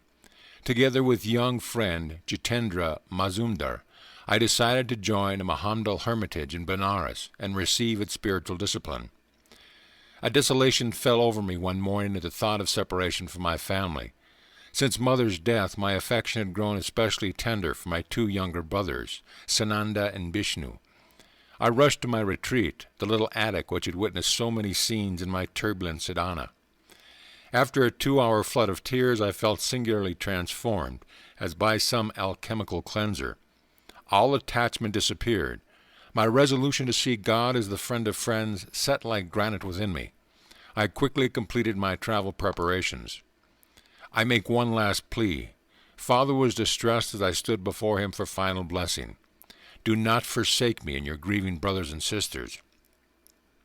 Revered Father, how can I tell you my love for you? But even greater still is my love for the Heavenly Father, who has given me the gift of a perfect Father on earth. Let me go that I someday return with a more divine understanding.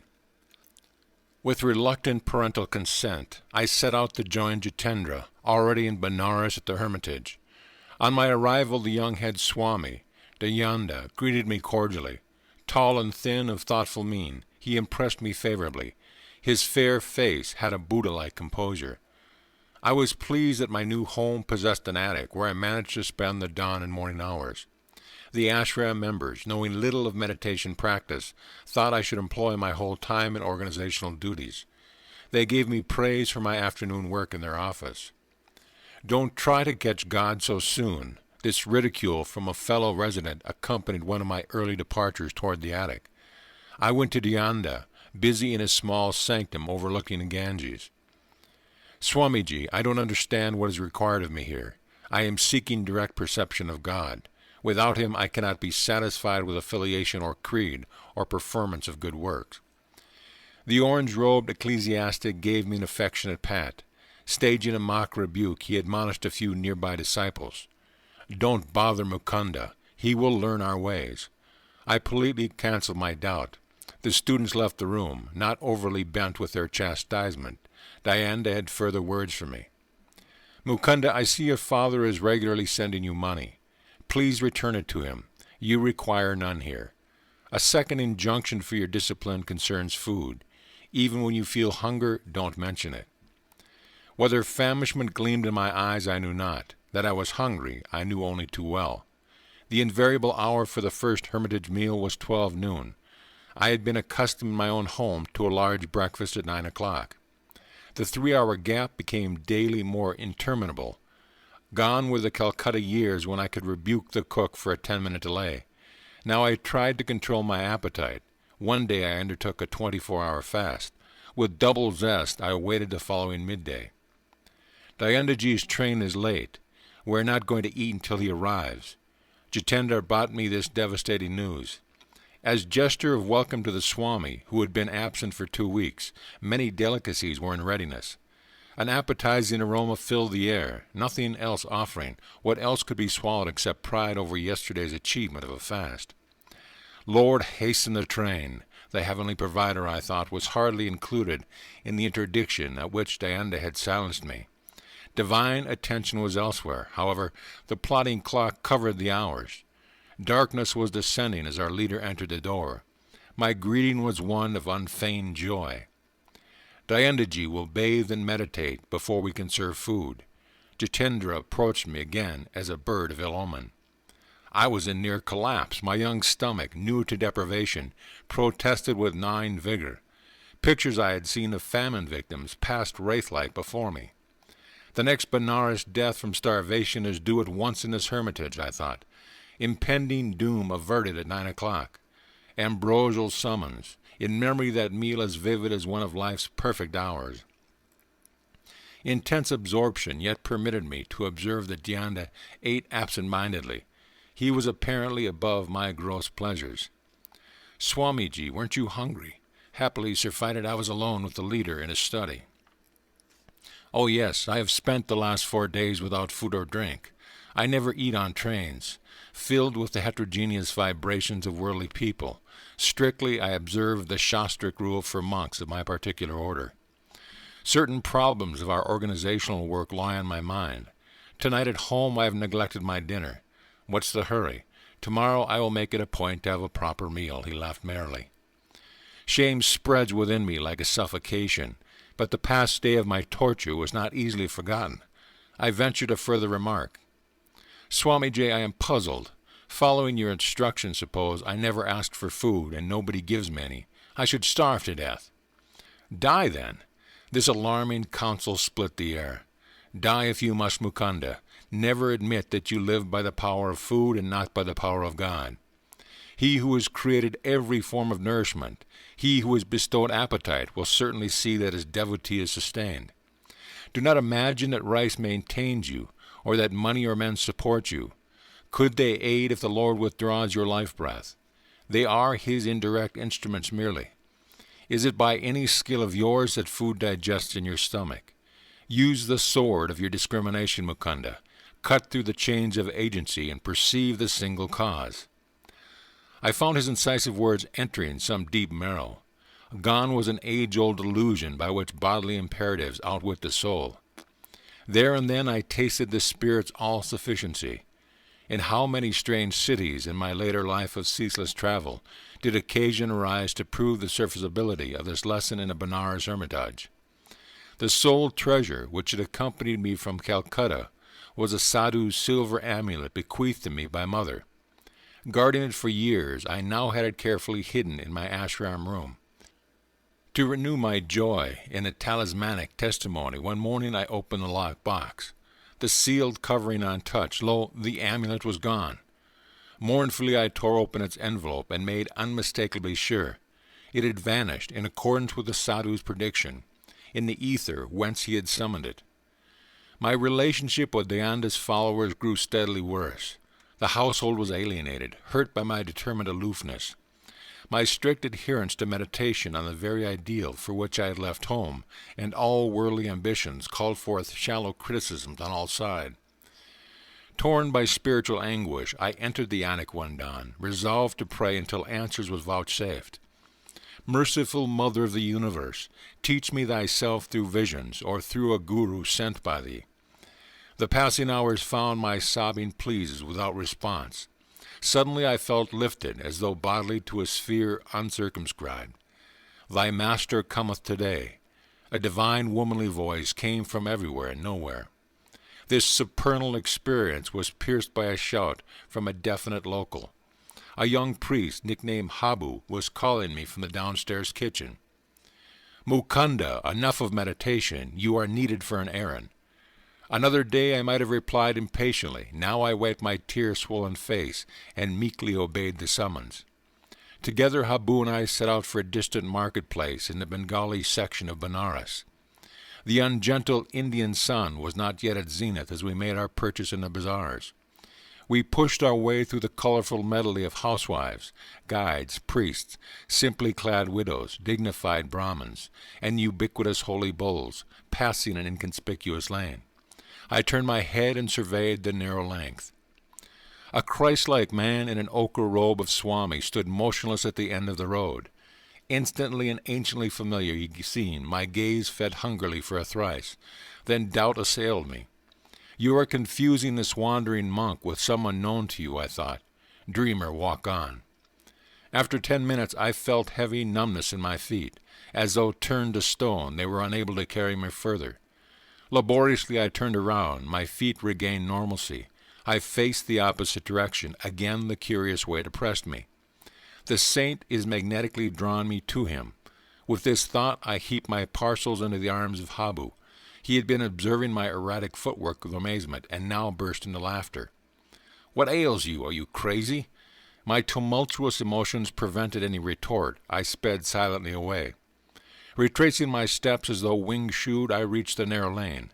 My quick glance revealed a quiet figure, steadily gazing in my direction. A few eager steps, and I was at his feet.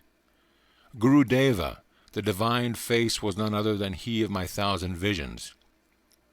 These halcyon eyes, in lion head with pointed beard and flowing locks, had oft peered through gloom of my nocturnal reveries, holding a promise I had not yet fully understand. O my own, you have come to me. My guru uttered the words again and again in Bengali, his voice tremulous with joy. How many years I have waited for you. We entered a oneness of silence. Words seemed to rank as superficialities. Eloquence flowed in soundless chant from heart of master to disciple. With an antenna of infragable insight, I sensed that my guru knew God and would lead me to him. The obscuration of his life disappeared in a fragile dawn of prenatal memories.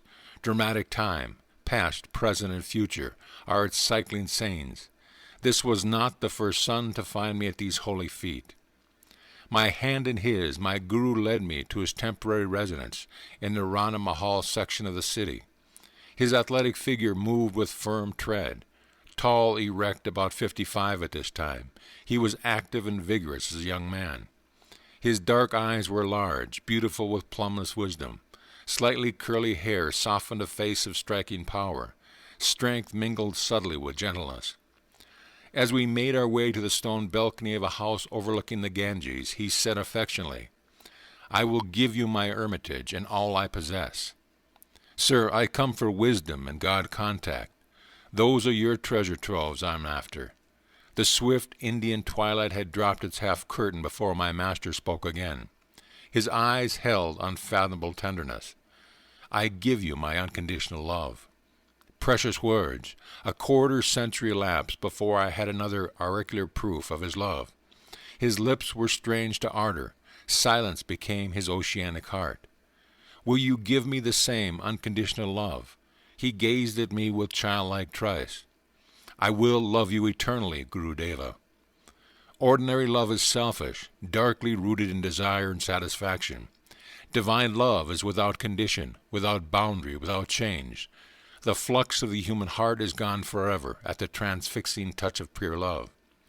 He added humbly, if ever you find me falling from a state of God realization, please promise to put my head on your lap and help to bring me back to the cosmic beloved we both worship.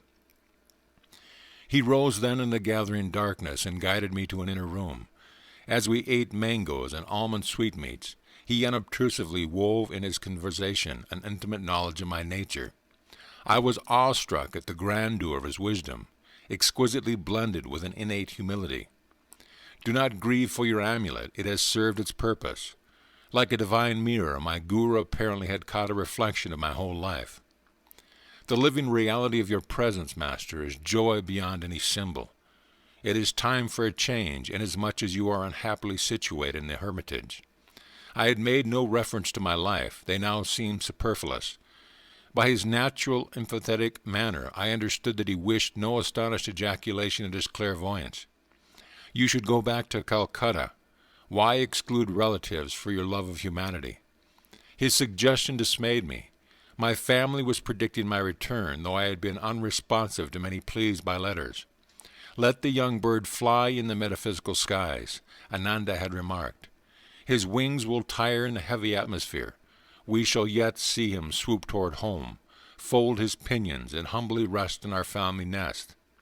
This discouraging smile fresh in my mind, I was determined to do no swooping in the direction of Calcutta. Sir, I am not returning home, but I will follow you anywhere. Please give me your address and your name. Swami Sri Yukteswar Giri. My chief hermitage is Serampore on Rai Ghat Lane. I am visiting my mother here for only a few days. I wondered at God's intricate play with his devotees. Serampore is but 12 miles from Calcutta, yet in these regions I had never caught a glimpse of my guru. We had to travel for our meetings to the ancient city of Kasi, Benares, hallowed by memories of Larimasha. Here too the feet of Buddha, Shankyachara, and other Yogi Christ had blessed the soil. You will come to me in 4 weeks. For the first time, Sri Yukteswar's voice was stern.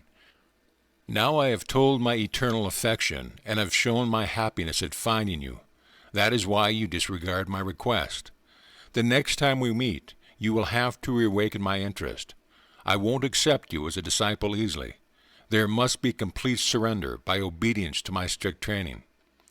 I remained obstinately silent. My guru easily penetrated my difficulty. Do you think your relatives will laugh at you? I will not return. You will return in 30 days. Never. Bowing reverently at his feet, I departed without lightening the controversial tension. As I made my way into the midnight darkness, I wondered why the miraculous meeting had ended on an inharmonious note. The dual scales of Maya, that balance every joy with a grief. My young heart was not yet malleable to the transforming fingers of my guru. The next morning I noticed increased hostility in the attitude of the Hermitage members. My days became spiked with invariable rudeness.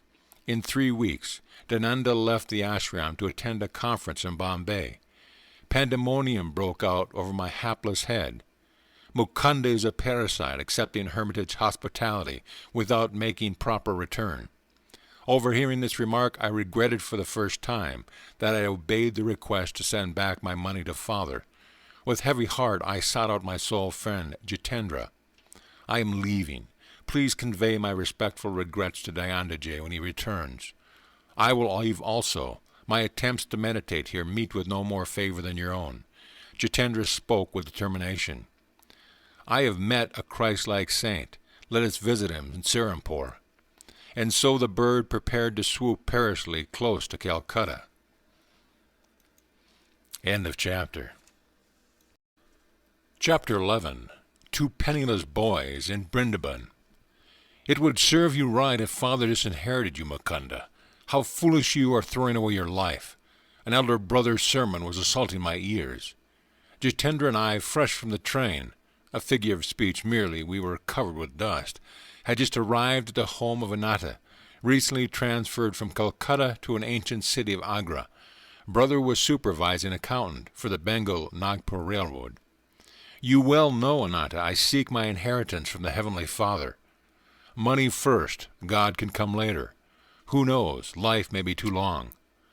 God first, money is his slave. Who can tell, life may be too short. My retort was summoned by the exigencies of the moment, and held no presentment. Yet the leaves of time unfolded to early finality for Ananta. A few years later, he entered the land where banknotes avail neither first nor last. Wisdom from the Hermitage, I suppose. But I see you have left Benares. Ananta's eyes gleamed with satisfaction. He yet hoped to secure my pinions in the family nest. My sojourn in Benares was not in vain. I found there everything my heart had been longing for. You may be sure it was not your pundit or his son. Ananta joined me in reminiscent laughter. He had had to admit that the Benares clairvoyant he selected was a short-sighted one. What are your plans, my wandering brother? Jitendra persuaded me to Agra. We shall view the beauties of the Taj Mahal here, I explained. Then we are going to my newly found guru, who has a hermitage in Serampore. Ananta hospitably arranged for our comfort. Several times during the evening I noticed his eyes fixed on me reflectively. I know that look, I thought. A plot is brewing. The denouncement took place during our early breakfast. So you feel quite independent of father's wealth. Ananta's gaze was innocent as he resumed the barbs of yesterday's conversation. I am conscious of my dependence on God. Words are cheap. Life has shielded you thus far. What a plight if you are forced to look to the invisible hand for your food and shelter. You would soon be begging on the streets. Never. I would not put faith in passers-bys rather than God. He can devise for his devotee 1,000 resources besides the begging bowl. More rhetoric. Suppose I suggest that your vaunted philosophy be put to a test in this tangible world. I would agree. Do you confine God to a speculative world? We shall see. Today you shall have opportunity either to enlarge or to confirm my own views. Ananta paused for a dramatic moment, then spoke slowly and seriously. I propose that I send you and your fellow disciple Jitendra this morning to the nearby city of Brindaban. You must not take a single rupee. You must not beg either for food or money. You must not reveal your predicament to anyone. You must go without your meals, and you must not be stranded in Brindaban. If you return to my bungalow here before 12 o'clock tonight, without having broken any rule of the test, I shall be the most astonished man in Agra. I accept the challenge. No hesitation was in my words or in my heart. Grateful memories flashed of the instant beneficence, my healing of deadly cholera through appeal to Larry Masha's picture, the playful gift for the 2 kites on the Lahore roof with Uma, the opportune amulet amidst my discouragement, the decisive message through the unknown Benares sadhu outside the compound of the pundit's home, the vision of Divine Mother and her majestic words of love, her swift heed through Master Miyasha to my trifling embarrassments, the last-minute guidance which materialized my high school diploma, an ultimate boon, my living master from the midst of lifelong dreams. Never could I admit my philosophy unequal to any tussle on the world's harsh proving ground. Your willingness does you credit. I'll escort you to the train at once. Ananta turned to the open-mouthed Jitendra. You must go along as a witness, and very likely a fellow victim. A half-hour later, Jitendra and I were in possession of a one-way ticket for our impromptu trip. We submitted, in a secluded corner of the station, to a search of our persons. Ananta was quickly satisfied that we were carrying no hidden hoard, or simple dainties, concealed nothing more than was necessary. As faith invaded the serious realms of finance, my friend spoke protestingly. Ananta gave me 1 or 2 rupees as a safeguard. Then I can telegraph you in case of misfortune. Jitendra! My ejaculation was sharply reproachful. I will not proceed with a test if you take any money as final security. There is something reassuring about a clink of coins, Jitendra said, no more as I regarded him sternly. Mukunda, I am not heartless. A hint of humility had crept into Ananta's words. It may be that his conscience was smiting him, perhaps for sending 2 insolvent boys to a strange city, perhaps for his own religious skepticism. If by any chance or grace you pass successfully through the Brindaban ordeal, I shall ask you to initiate me as your disciple. This promise had a certain irregularity. In keeping with the unconventional occasion, the eldest brother in an Indian family seldom bows before his juniors. He receives respect and obedience second only to the father. But no time remained for my comment. Our train was at the point of departure. Jitendra, maintaining a lugubrious silence as our train covered the miles. Finally, he bestirring himself, leaning over, he pinched me painfully in an awkward spot. I see no change that God is going to supply our next meal. Be quiet, doubting Thomas. The Lord is working with us. Can you also arrange that he hurry? Already I am famished merely at the prospect before us. I left Benares to view the Taj Mausoleum, not to enter my own. Cheer up, Jitendra. Are we not in our own first glimpse of the sacred wonders of Brindaban? I am in deep joy at thought of treading the ground hallowed by feet of Lord Krishna. The door of our compartment opened. 2 men seated themselves. The next train stop would be the last. Young lads, do you have friends in Brindaban? The stranger opposite me was taking a surprising interest. None of your business. Rudely I averted my gaze. You are probably flying away from your families under the enchantment of the stealer of hearts. I am a devotional temperament myself. I will make it my positive duty to see that you receive food and shelter from this overpowering heat. No, sir, let us alone. You are very kind, but you are mistaken in judging us to be truants from home. No further conversation ensued. The train came to a halt. As Jitendra and I descended to the platform, our chance companions linked arms with us and summoned a horse cab. We alit before a stately hermitage set amidst an evergreen tree and well-kept grounds.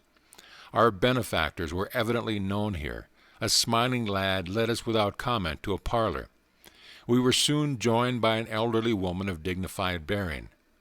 Garamai, the princes, could not come. One of the men addressed the ashram hostess. At the last moment their plans went awry. They sent deep regrets. But we have brought 2 other guests. As soon as we met on the train, I felt drawn to them as devotees of Lord Krishna. Goodbye, young friends. Our 2 acquaintances walked to the door. We shall meet again, if God be willing. You are welcome here. Garamai smiled in motherly fashion of her 2 unexpected charges. You could not have come on a better day. I was expecting 2 royal patrons of this hermitage. What a shame if my cooking had found none to appreciate it. These appetizing words had disastrous effects on Jitendra. He burst into tears. The prospect he had feared in Brinban was turning out as a royal entertainment. His sudden mental judgment proved too much for him. Our hostess looked at him with curiosity, but without remark. Perhaps she was familiar with adolescent quirks. Lunch was announced. Garima led the way to a dining patio, spicy with savory odors. She vanished into an adjoining kitchen. I had been premeditating this moment, selecting the appropriate spot on Jitendra's anatomy. I administered a pinch as resounding as the one he had given me on the train. Doubting Thomas, the Lord works in a hurry too. The hostess re-entered with a punkah. She steadily fanned us in an oriental fashion as we squatted on an ornate blanket sheet. Ashram disciples passed to and fro with some 30 courses. Rather than meal, the description can only be sumptuous repast. Since arriving on this planet, Jitendra and I had never before tasted such delicacies. Dishes fit for princes indeed, honored mother. What your royal patrons could have found more urgent than attending this banquet I cannot imagine. You have given us a memory for a lifetime. Silenced as we were by Ananta's requirement, we could not explain to the gracious lady that our thanks held a double significance. Our sincerity at least was patent. We departed with her blessing and an attractive invitation to revisit the hermitage. The heat outdoors was merciless. My friend and I made for a shelter of a lordly calamine tree at the ashram gate. Sharp words followed. Once again Jitendra was beset with misgivings. A fine mess you have gotten me into. Our luncheon was only accidental good fortune. How can we see the sights of the city without a single piece between us? And how on earth are you going to take me back to Ananta's? You forget God quickly now that your stomach is filled. My words, not bitter, were accusatory. How short is human memory for divine favors. No man lives who has not seen certain on his prayers granted. I am not likely to forget my folly in venturing out with a madcap like you. Be quiet, Jitendra. The same Lord who fed us will show us Brindaban, and return us to Agra. A slight young man of pleasing countenance approached at rapid pace. Halting under our tree, he bowed before me. Dear friend, you and your companion must be strangers here. Permit me to be your host and guide. It is scarcely possible for an Indian to pale, but Jitendra's face was suddenly sickly. I politely declined the offer. You are surely not banishing me. The stranger's alarm would have been comic in any other circumstance. Why not? You are my guru. His eyes sought mine trustfully. During my midday devotions, the blessed Lord Krishna appeared in a vision. He showed me 2 forsaken figures under this very tree. One face was yours, my master. Often have I seen it in meditation. What joy if you accept my humble services. I too am glad you have found me. Neither God nor man has forsaken us. Though I was motionless, smiling at the eager face before me, an inward obeisance cast me at the divine feet. Dear friends, will you not honor my home for a visit? You are kind, but the plan is unfeasible. Already we are guests at my brother in Agra. At least give me memories of touring Brindaban with you." I gladly consented. The young man, who said his name was Pratap Chatterjee, hailed a horse carriage. We visited Madanahama Temple and other Krishna shrines. Night descended while we were at our temple devotions. "Excuse me while I get sandesh." Pratap entered a shop near the railroad station.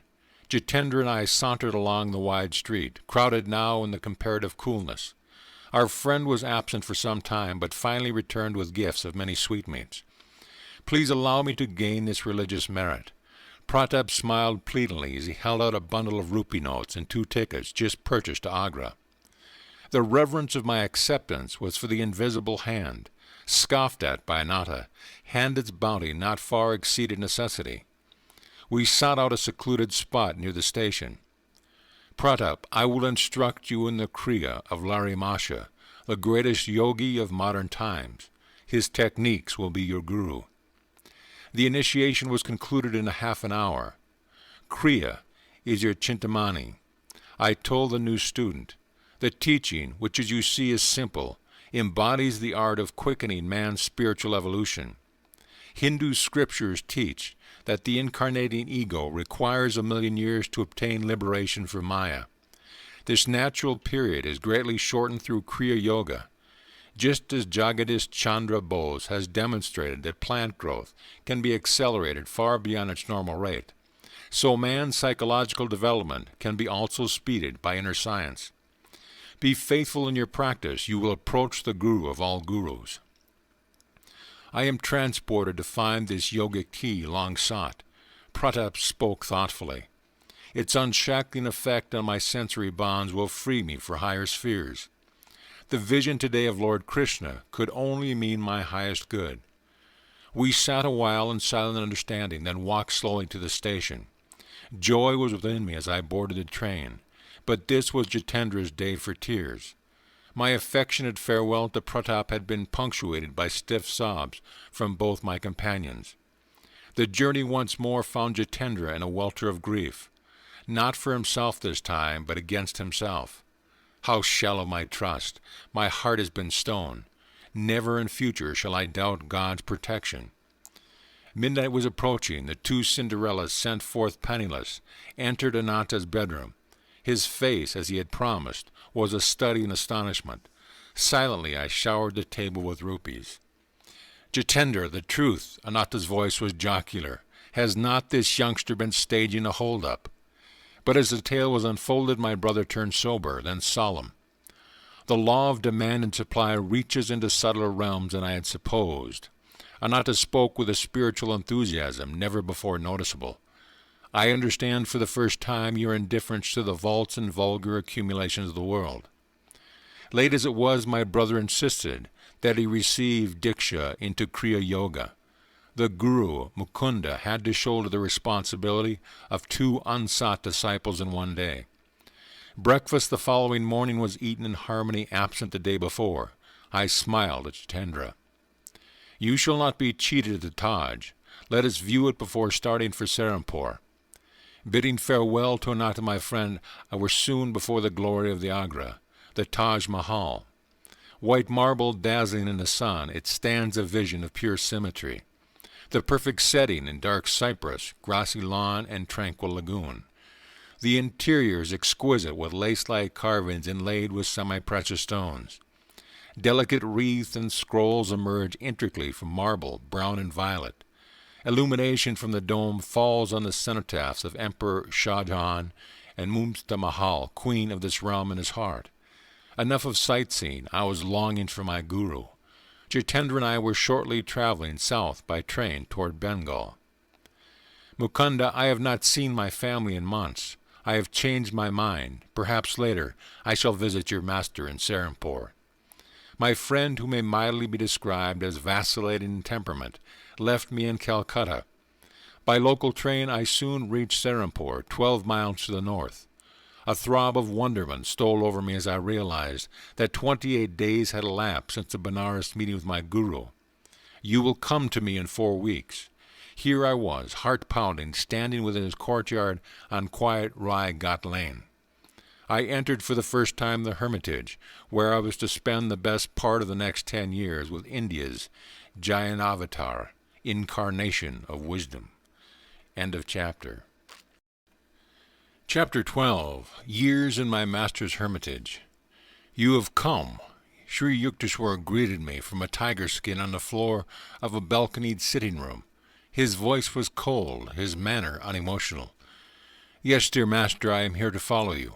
Kneeling, I touched his feet. How can that be? You ignore my wishes. No longer, Guruji, your wish shall be my law. That is better. Now I can assume responsibility for your life. I willingly transfer the burden, Master. My first request, then, is that you return home to your family. I want you to enter college in Calcutta. Your education should be continued. Very well, sir. I hid my consternation. What importune books pursue me down the years?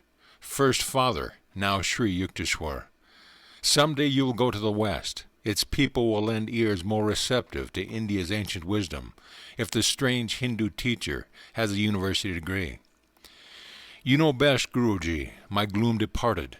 The reference to the West I found puzzling, remote, but my opportunity to please Master by obedience was vitally immediate. You will be near in Calcutta. Come here whenever you find time. Every day if possible, Master. Gratefully I accept your authority in every detail of my life on one condition. Yes, that you promise to reveal God to me. An hour-long verbal tussle ensued. A master's word cannot be falsified. It is not lightly given. The implications in the pledge open out vast metaphysical vistas. A guru must be on intimate terms indeed with the Creator before he can obligate him to appear. I sensed Sri Yukteswar's divine unity and was determined, as his disciple, to press to my advantage. You are of exacting disposition. Then Master's consent rang out with compassionate finality. Let your wish be my wish. Lifelong shadow lifted from my heart. The vague search, hither and yon, was over. I had found eternal shelter in a true guru. Come, I shall show you the hermitage.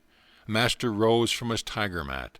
I glanced about me. My gaze fell with astonishment on a wall picture, garlanded with a spray of jasmine. Larry Masha. Yes, my divine guru. Sri Yukteswar's tone was reverently vibrant. Greater he was, as man and yogi, than any other teacher whose life came within the range of my investigation. Silently I bowed before the familiar picture. Sole homage spread to the peerless Master, who, blessing my infancy, had guided my steps to this hour. Led by my guru, I strolled around the house and its grounds, large, ancient, and well-built. The hermitage was surrounded by a massive, pillared courtyard. Outer walls were moss-covered. Pigeons fluttered over the flat gray roof, unceremoniously sharing the ashram quarters. A rear garden was pleasant with jackfruit, mango, and plantain trees. Balustered balconies of upper rooms in the two-storied building faced the courtyard from three sides. A spacious ground-floor hall with high ceiling, supported by colonnades, was used, Master said, chiefly during the annual festivities of Durga Puja. A narrow stairway led to Sri Yukteswar's sitting room, whose small balcony overlooked the street. The ashram was plainly furnished. Everything was simple, clean, and utilitarian. Several Western-style chairs, benches, and tables were in evidence. Master invited me to stay overnight. A supper of vegetable curry was served by two young disciples who were receiving hermitage training. Guruji, please tell me something of your life. I was squatting on a straw mat near his tiger skin. The friendly stars were very close, it seemed beyond the balcony. My family name was Priya Nath Kaur. I was born here in Serampore, where father was a wealthy businessman. He left me this ancestral mansion, now my hermitage. My formal schooling was little. I found it slow and shallow. In early manhood, I undertook the responsibility of a householder and have one daughter, now married. My middle life was blessed with the guidance of Larry Masha. After my wife died, I joined the Swami order and received the new name of Sri Yukteswar Giri. Such are my simple annals. Master smiled at my eager face. Like all biographical sketches, his words had given the outward facts, without revealing the inner man. Guruji, I would like to hear some stories of your childhood. I will tell you a few, each one with a moral. Sri Yukteswar's eyes twinkled with his warning. My mother once tried to frighten me with an appalling story of a ghost in a dark chamber. I went there immediately and expressed my disappointment at having missed the ghost. Mother never told me another horror tale. Moral: look fear in the face, and it will cease to trouble you. Another early memory is my wish for an ugly dog belonging to a neighbor. I kept my household in turmoil for weeks to get that dog. My ears were deaf to offers of pets with more prepossessing appearance. Moral: attachment is blinding. It lends an imaginary halo of attractiveness to the object of desire. A third story concerns the plasticity of the youthful mind. I heard my mother remark occasionally, a man who accepts a job under anyone is a slave. That impression became so indelibly fixed that even after my marriage I refused all positions. I met expenses by investing my family endowment in land. Moral: good and positive suggestions should instruct the sensitive ears of children. Their early ideas long remain sharply etched. Master fell into tranquil silence. Around midnight he led me to a narrow cot. Sleep was sound and sweet the first night under my guru's roof. Sri Yukteswar chose the following morning to grant me his Kriya Yoga initiation. The technique I had already received from two disciples of Larry Masha, father and my tutor, Swami Kebalananda, but in Master's presence I felt transforming power. At his touch a great light broke over my being, like glory of countless suns blazing together. A flood of ineffable bliss, overwhelming my heart to the innermost core, continued during the following day. It was late that afternoon before I could bring myself to leave the hermitage. You will return in 30 days. As I reached my Calcutta home, the fulfillment of Master's prediction entered with me. None of my relatives made the pointed remarks I had feared about the reappearance of the soaring bird. I climbed to my little attic and bestowed affectionate glances, as though on a living presence. You have witnessed my meditations and the tears and storms of my sadhana. Now I have reached the harbor of my divine teacher. Son, I am happy for us both. Father and I sat together in the evening calm. You have found your guru, as in miraculous fashion I once found my own. The holy land of Larimasha is guarding our lives. Your master has proved no inaccessible Himalayan saint, but one nearby. My prayers have been answered. You have not, in your search for God, been permanently removed from my sight. Father was also pleased that my formal studies would be resumed. He made suitable arrangements. I was enrolled the following day at the Scottish Church College in Calcutta. Happy months sped by. My readers have doubtless made the perspicacious surmise that I was little seen in the college classroom. The Serampore Hermitage held a lure too irresistible. Master accepted my ubiquitous present without comment. To my relief, he seldom referred to the halls of learning. Though it was plain to all that I was never cut out for a scholar, I managed to attain minimum passing grades from time to time. Daily life at the ashram flowed smoothly and frequently varied. My guru awoke before dawn, lying down or sometimes sitting on the bed. He entered a state of samadhi. It was simplicity itself to discover when Master had awakened. Abrupt halt of stupendous snores, a sigh or two, perhaps a bodily movement, then a soundless state of breathlessness. He was in deep yogic joy. Breakfast did not follow. First came a long walk by the Ganges. Those morning strolls with my guru, how real and vivid still. In the easy resurrection of memory, I often find myself by his side, the early sun and warming the river. His voice rings out, rich with the authenticity of wisdom. A bath, then the midday meal. Its preparation, according to Master's daily direction, had been the careful task of young disciples. My guru was a vegetarian. Before embracing monkhood, however, he had eaten eggs and fish. His advice to students was to follow any simple diet which proved suited to one's constitution. Master ate little, often rice colored with turmeric or juice of beets or spinach, and lightly sprinkled with buffalo ghee or melted butter. Another day he might have lentil dal or chana juri with vegetable. For dessert, mangoes or oranges with rice pudding or jackfruit juice. Visitors appeared in the afternoon. A steady stream poured from the world into the hermitage tranquility. Everyone found in Master an equal courtesy and kindness. To a man who had realized himself as a soul, not the body or the ego, the rest of humanity assumes a striking similarity of aspect. The impartiality of saints is rooted in wisdom. Masters have escaped Maya. Its alternating faces of intellect and idiocy no longer cast an influential glance. Sri Yukteswar showed no special consideration to those who happened to be powerful or accomplished. Neither did he slight others for their poverty or illiteracy. He would listen respectfully to words of truth from a child and openly ignore a conceited pundit. 8 o'clock was the supper hour, and sometimes found lingering guests. My guru would not excuse himself to eat alone.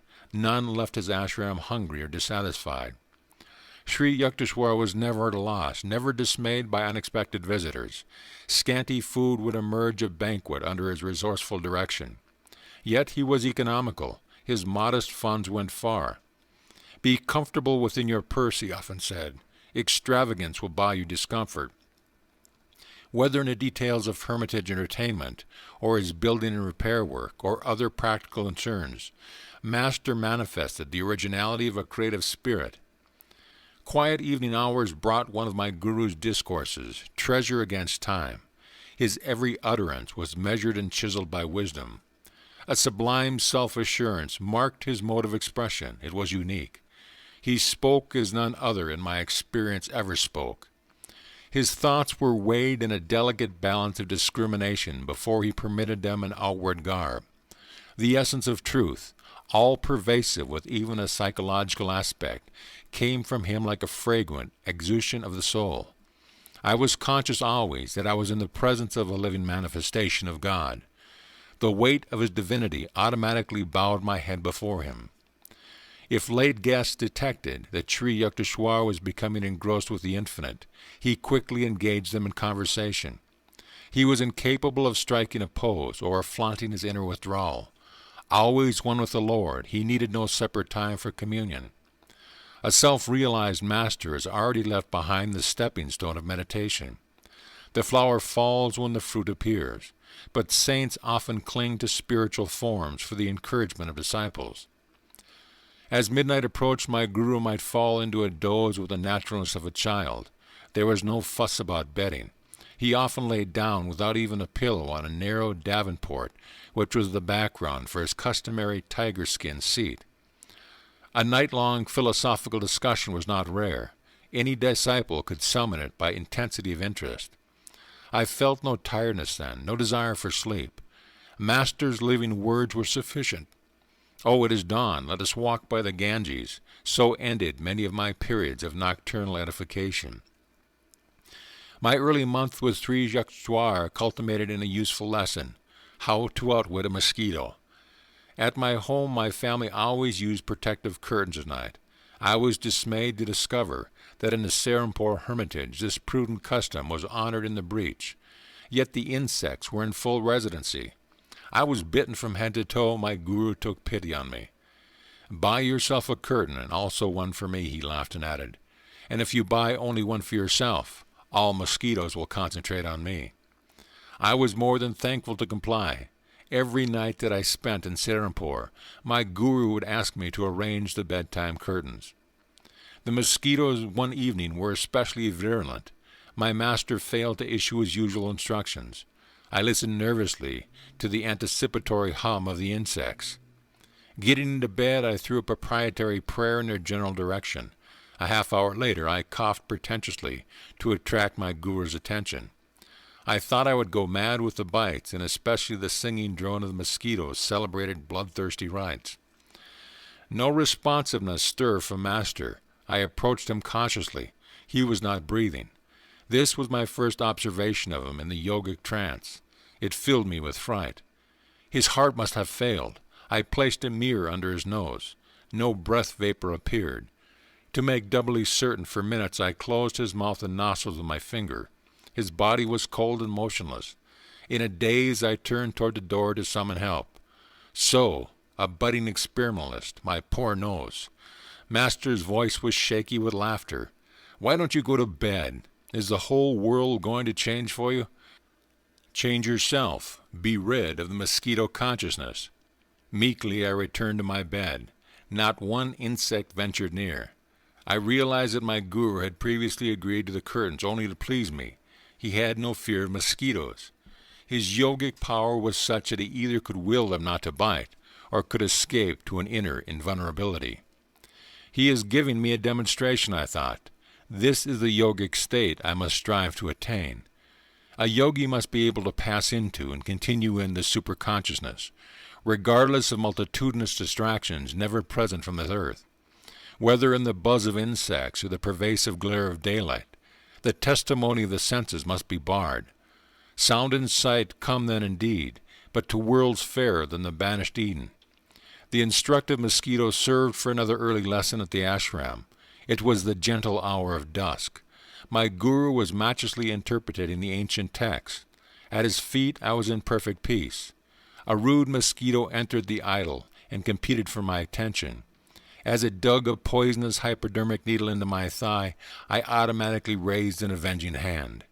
Reprieve from impending execution. An opportune memory came to me of one of Patanjali's yoga aphorisms, that on ashima, harmlessness. Why didn't you finish the job? Master, do you advocate taking life? No, but the death blow already had been struck in your mind. I don't understand. Patanjali's meaning was that the removal of desire to kill. Sri Yukteswar had found many mental processes an open book. This world is inconveniently arranged for a literal practice of ahimsa. Man may be compelled to exterminate harmful creatures. He is not under similar compulsion to feel anger or animosity. All forms of life have equal right to the air of Maya. The saint who uncovers the secret of creation will be in harmony with its countless bewildering expressions. All men may approach that understanding who curb the inner passion for destruction. Guruji, should one offer himself to a sacrifice rather than to kill the wild beast? No. Man's body is precious. It has the highest evolutionary value because of unique brain and spinal centers. These enable the advanced devotee to fully grasp and express the loftiest aspects of divinity. No lower form is so equipped. It is true that one incurs the debt of a minor sin if he is forced to kill an animal or any living being. But the Vedas teach that wanton loss of human body is a serious transgression against the karmic law. I sighed in relief. Scriptural reinforcement of one's natural instinct is not always forthcoming. It so happened that I never saw Master at close quarters with a leopard or a tiger, but a deadly cobra once confronted him, only to be conquered by my guru's love. This variety of snake is much feared in India, where it causes more than 5,000 deaths annually. The dangerous encounter took place at Puri, where Sri Yukteswar had a second hermitage, charmingly situated near the Bay of Bengal. Prafulla, a young disciple of later years, was with Master on this occasion. We were seated outdoors near the ashram, Prafulla told me. A cobra appeared nearby, a 4-foot length of sheer terror. Its hood was angrily expanded as it raced toward us. My guru gave a welcoming chuckle, as though to a child. I was beside myself with consternation to see Master engage in a rhythmical clapping of hands. He was entertaining the dread visitor. I remained absolutely quiet, inwardly ejaculating what fervent prayers I could muster. The serpent, very close to my guru, was now motionless, seemingly magnetized by his caressing attitude. The frightful hood gradually contracted. The snake slithered between Master's feet and disappeared into the bushes. Why my guru would move his hands and why the cobra would not strike them were inexplicable to me then. Prafulla concluded, I have since come to realize that my divine Master is beyond fear of hurt from any living creature. One afternoon during my early months at the ashram, found Sri Yukteswar's eyes fixed on me piercingly. You are too thin, Mukunda. His remark struck a sensitive point. That my sunken eyes and emaciated appearance were for my liking was testified by rows of tonics in my room at Calcutta. Nothing availed. Chronic dyspepsia had pursued me since childhood.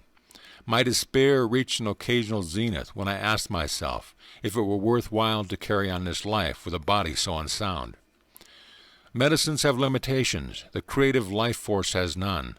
Believe that. You shall be well and strong. Sri Yukteswar's words aroused a conviction of personally applicable truth, which no other healer, and I had tried many, had been able to summon within me.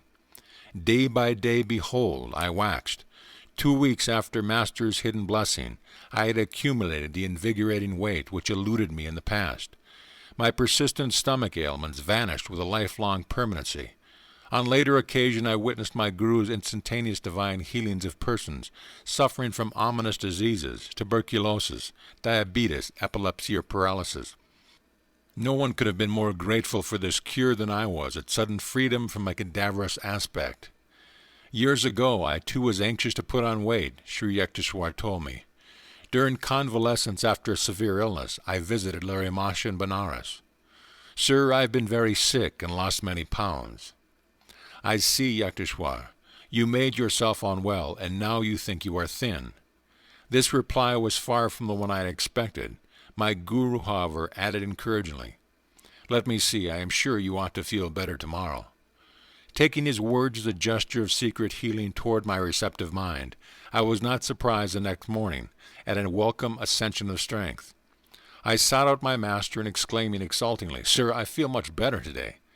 Indeed, today you invigorate yourself. No, Master, I protested, it was you who helped me. This is the first time in weeks that I have had any energy. Oh yes, your malady has been quite serious. Your body is frail yet. Who can say how it will be tomorrow? The thought of possible return of my weakness brought me a shudder of cold fear. The following morning I could hardly drag myself to Larry Masha's home. Sir, I am ailing again. My Guru's glance was quizzical. So, once more you indispose yourself. Guru Deva, I realize now that day by day you have been ridiculing me. My patience was exhausted. I don't understand why you disbelieve my truthful reports.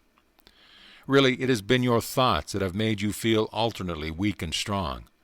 My master looked at me affectionately. You have seen how your health was exactly followed your expectation.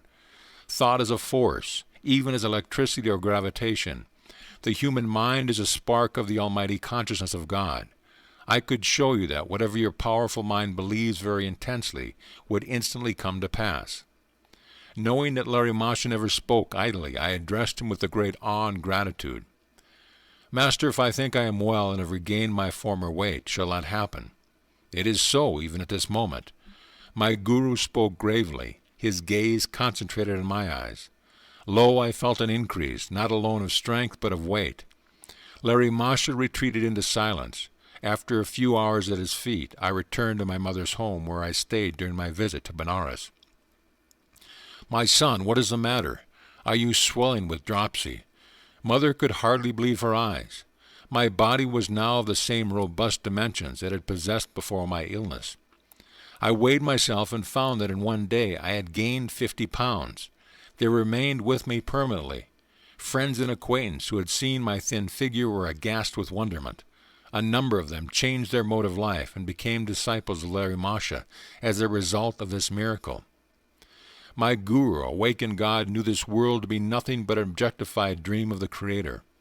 Because he was completely aware of his unity with the divine dreamer, Larry Masha could materialize or dematerialize or make any change he wished in the cosmic vision. All creation is governed by law, Sri Yukteswar concluded. The ones which manifest in the outer universe, discoverable by scientists, are called natural laws. But there are subtler laws ruling the realms of consciousness, which can be known only through the inner science of yoga. The hidden spiritual planes also have their natural and lawful principles of operation.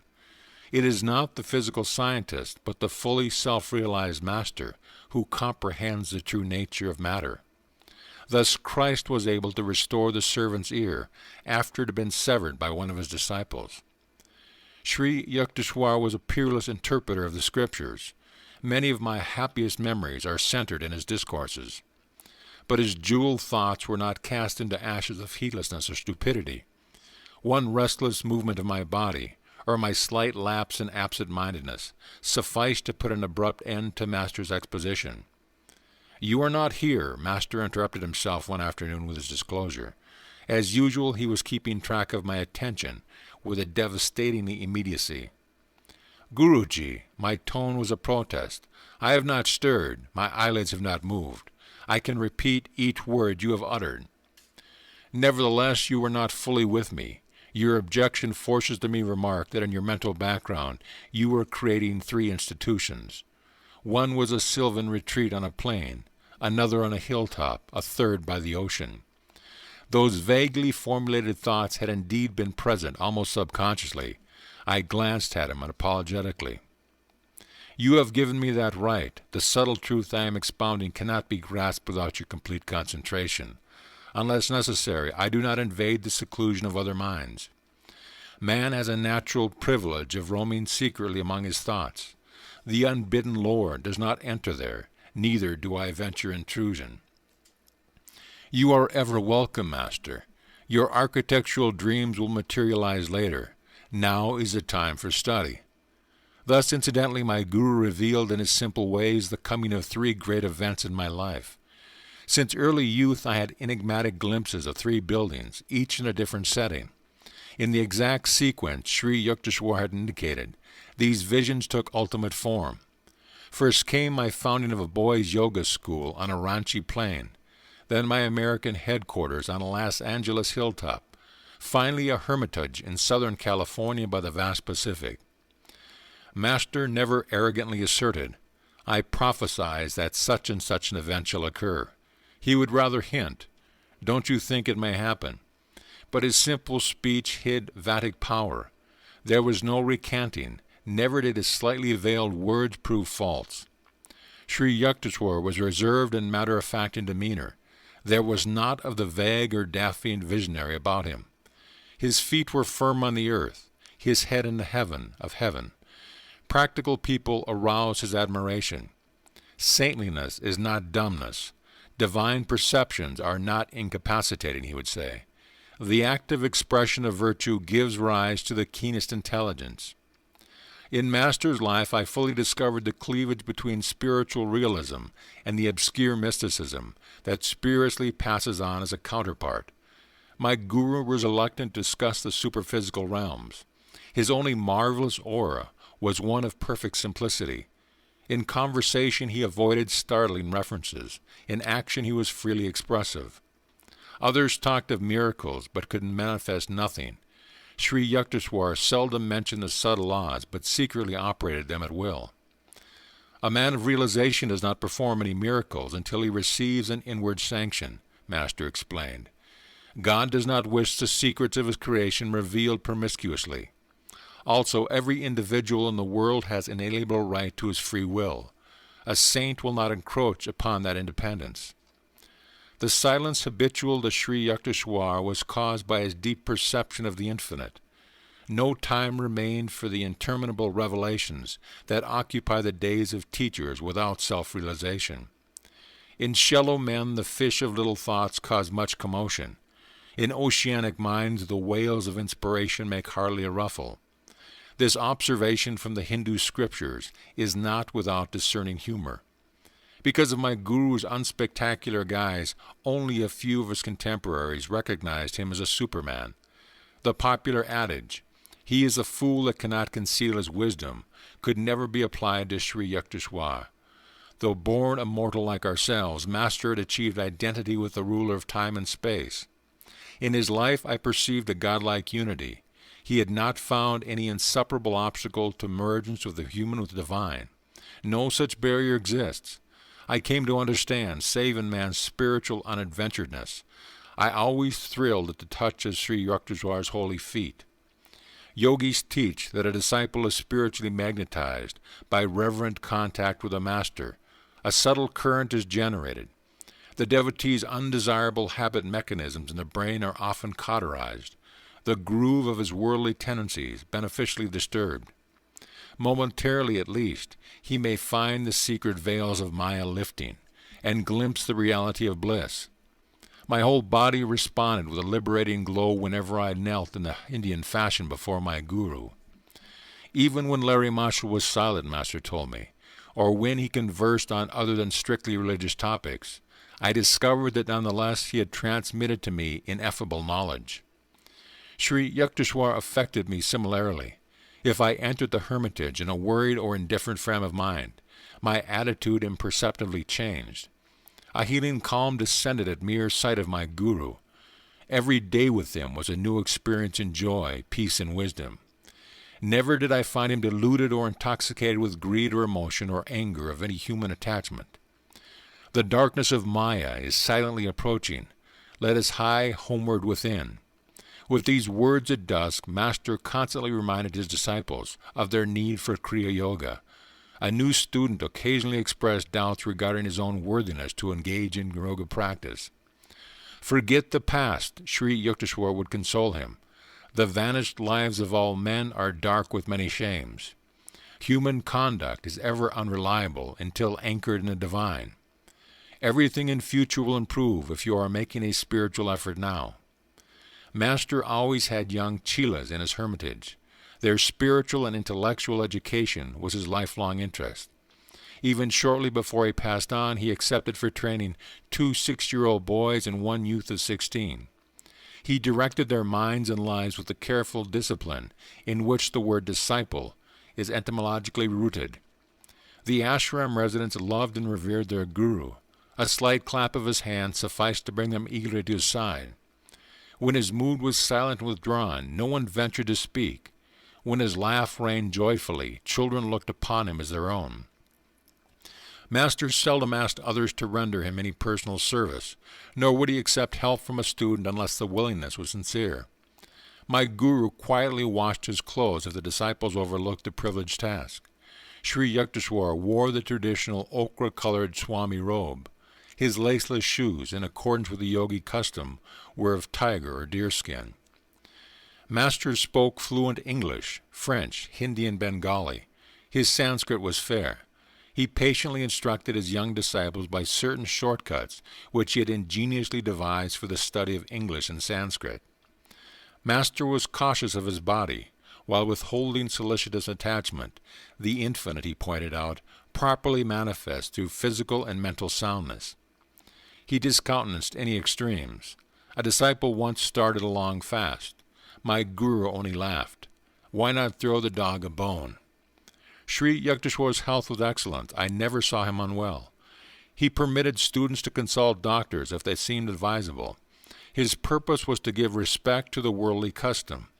Physicians must carry on their work of healing through God's law as applied to matter. But he extolled the superiority of mental therapy and often repeated, "Wisdom is the greatest cleanser.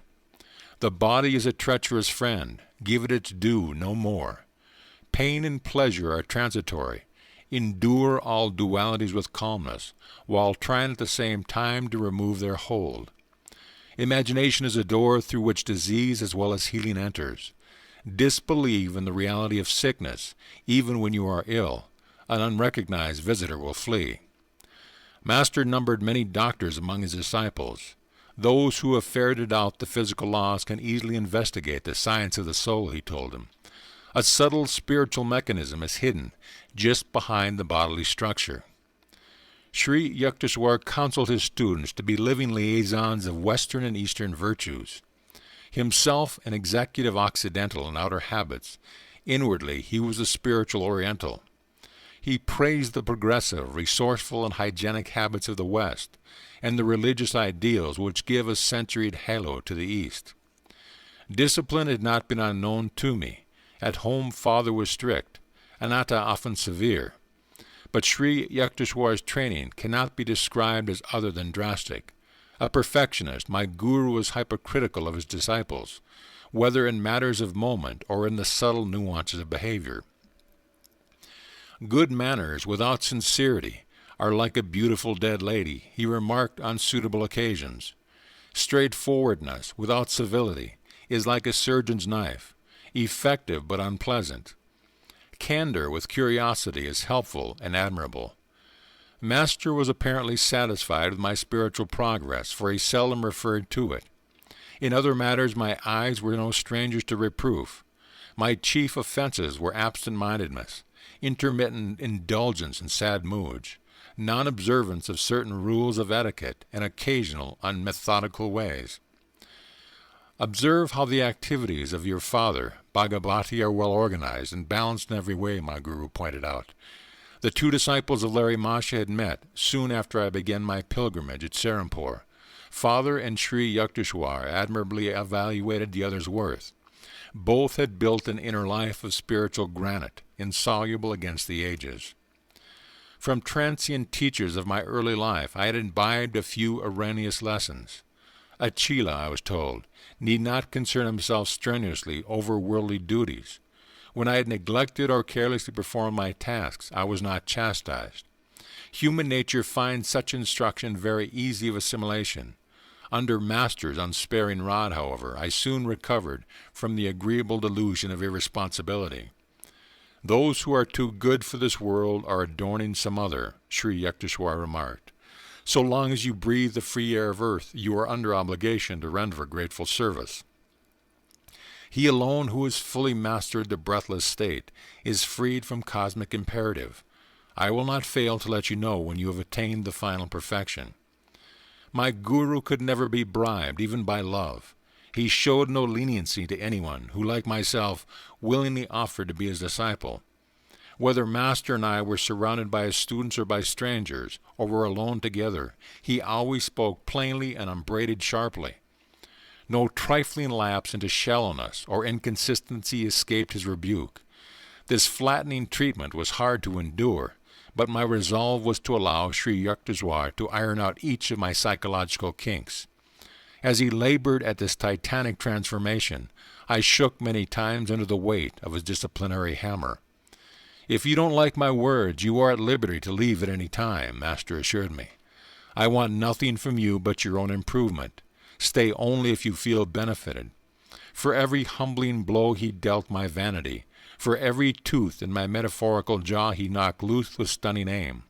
I am grateful beyond any faculty of expression. The hard core of human egotism is hardly to be dislodged except rudely. When its departure, the divine finds at last an unobstructed channel. In vain it seeks to percolate through flinty hearts of selfishness. Sri Yukteswar's wisdom was so penetrating that, heedless of remarks, he often replied to one's unspoken observation. What a person imagines he hears, and what the speaker has really implied, may be poles apart, he said. Try to feel the thoughts beyond the confusion of man's verbiage. But divine insight is painful to worldly ears. Master was not popular with superficial students. The wise, always few in number, deeply revered him. I dare say Sri Yukteswar would have been the most sought-after guru in India, had his words not been so candid and so censorious. I am hard on those who come for my training, he admitted to me. That is my way. Take it or leave it. I will never compromise. But you will be much kinder to your disciples. That is your way. I try to purify only in the fires of severity, searing beyond the average toleration. The gentle approach of love is also transfiguring. The inflexible and the yielding methods are equally effective if applied with wisdom. You will go to foreign lands where blunt assaults on the ego are not appreciated. A teacher could not spread India's message in the West without an ample fund of accommodative patience and forbearance. I refuse to state the amount of truth I later came to find in Master's words. Through Sri Yukteswar's undissembling speech prevented a large following during his years on earth. Nevertheless, his living spirit manifests today over the world. Through sincere students of his Kriya Yoga and other teaching, he has further dominion in men's souls than ever Alexander dreamed of in the soil. Father arrived one day to pay his respects to Sri Yukteswar. My parent expected, very likely, to hear some words in my praise. He was shocked to be given a long account of my imperfections. It was Master's practice to recount simple, negligible shortcomings with an air of portentous gravity. My father rushed to see me. From your guru's remark, I thought to find you a complete wreck. My parent was between tears and laughter. The only cause of Sri Yukteswar's displeasure at the time was that I had been trying, against his gentle hint, to convert a certain man to the spiritual path. With indignant speed I sought out my guru. He received me with downcast eyes as though conscious of guilt. It was the only time I ever saw the divine lion meek before me. The unique moment was savored to the full. "Sir, why do you judge me so mercilessly before my astounded father? Was that just?" "I will not do it again." Master's tone was apologetic. Instantly I was disarmed. How readily the great man admitted his fault, though he never again upset Father's peace of mind. Master relentlessly continued to dissect me whenever and wherever he chose. New disciples often join Sri Yukteswar in exhaustive criticism of others. Wise like the Guru, models of flawless discrimination. But he who takes the offensive must not be defenseless. The same carping students fled precipitously as soon as Master publicly unloosed in their direction a few shafts from his analytical quiver. Tender inner weakness, revolting at mild touches of censor, are like diseased parts of the body, recoiling before even delicate handling. This was Sri Yukteswar's amused comment on the flighty ones. There are disciples who seek a guru made in their own image. Such students often complain that they did not understand Sri Yukteswar. "Neither do you comprehend God," I retorted on one occasion. "When a saint is clear to you, you will be one. Among the trillion mysteries, breathing ever second the inexplicable air, who may venture to ask that the fathomless nature of a master be instantly grasped?" Students came and generally went. Those who craved a path of oily sympathy and comfortable recognition did not find it at the Hermitage. Master offered shelter and shepherding for the eons, but many disciples miserly demanded ego balm as well. They departed, preferring little life's countless humiliation before any humility. Master's blazing rays, the open, penetrating sunshine of his wisdom, were too powerful for their spiritual sickness. They sought some lesser teacher who, shading them with flattery, permitted the fitful sleep of ignorance. During my early months with Master, I had experienced a sensitive fear of his reprimands. These were reserved, I soon saw, for disciples who had asked for his verbal vivisection. If any writhing students made a protest, Sri Yukteswar would become unoffendedly silent. His words were never wrathful, but impersonal with wisdom. Master's insight was not for the unprepared ears of casual visitors. He seldom remarked on their defects, even if conspicuous. But toward students who sought his counsel, Sri Yukteswar felt a serious responsibility. Brave indeed is the Guru who undertakes to transform the crude ore of ego-permeated humanity. A saint's courage roots in his compassion for the stumbling eyeless of the world. When I had abandoned underlying resentment, I found a marked decrease in my chastisement. In a very subtle way, Master melted into comparative clemency. In time I demolished every wall of rationalization and subconscious reservation behind which the human personality generally shields itself. The reward was an effortless harmony with my Guru. I discovered then to be trusting, considerate, and silently loving. Undemonstrative, however, be bestowed no word of affection. My own temperament is principally devotional. It was disconcerting at first to find that my Guru, saturated with jnana, but seemingly dry to bhakti, expressed himself only in terms of cold spiritual mathematics. But as I tuned myself to his nature, I discovered no diminution but rather increase in my devotional approach to God. A self-realized master is fully able to guide his various disciples along natural lines of their essential bias. My relationship with Sri Yukteswar, somewhat inarticulate, nonetheless possessed all eloquence. Often I found his silent signature on my thoughts, rendering speech inutile. Quietly sitting beside him, I felt his bounty pouring peacefully over my being. Sri Yukteswar's impartial justice was notably demonstrated during the summer vacation of my first college year. I welcomed the opportunity to spend uninterrupted months at the Serampore with my Guru. "You may be in charge of the hermitage," Master was pleased over my enthusiastic arrival. "Your duties will be the reception of guests and supervision of the work of the other disciples."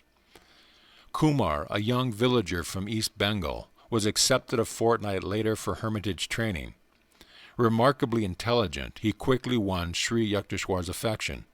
For some unfathomable reason, Master was very lenient to the new resident. Mukunda, let Kumar assume your duties. Employ your own time in sweeping and cooking. Master issued these instructions after the new boy had been with us for a month. Exalted to leadership, Kumar exercised the petty household tyranny. In silent mutiny, the other disciples continued to seek me out for daily counsel. Mukunda is impossible. You made me supervisor, yet the others go to him and obey him. 3 weeks later, Kumar was complaining to our guru.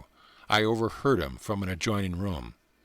That's why I assigned him to the kitchen and you to the parlor. Sri Yukteswar's withering tones were new to Kumar. In this way you have come to realize that a worthy leader has the desire to serve and not to dominate. You wanted Mukunda's position, but could not attain it by merit. Return now to your earlier work as a cook's assistant. After this humbling incident, Master resumed toward Kumar a former attitude of unwanted indulgence. Who can solve the mystery of attraction?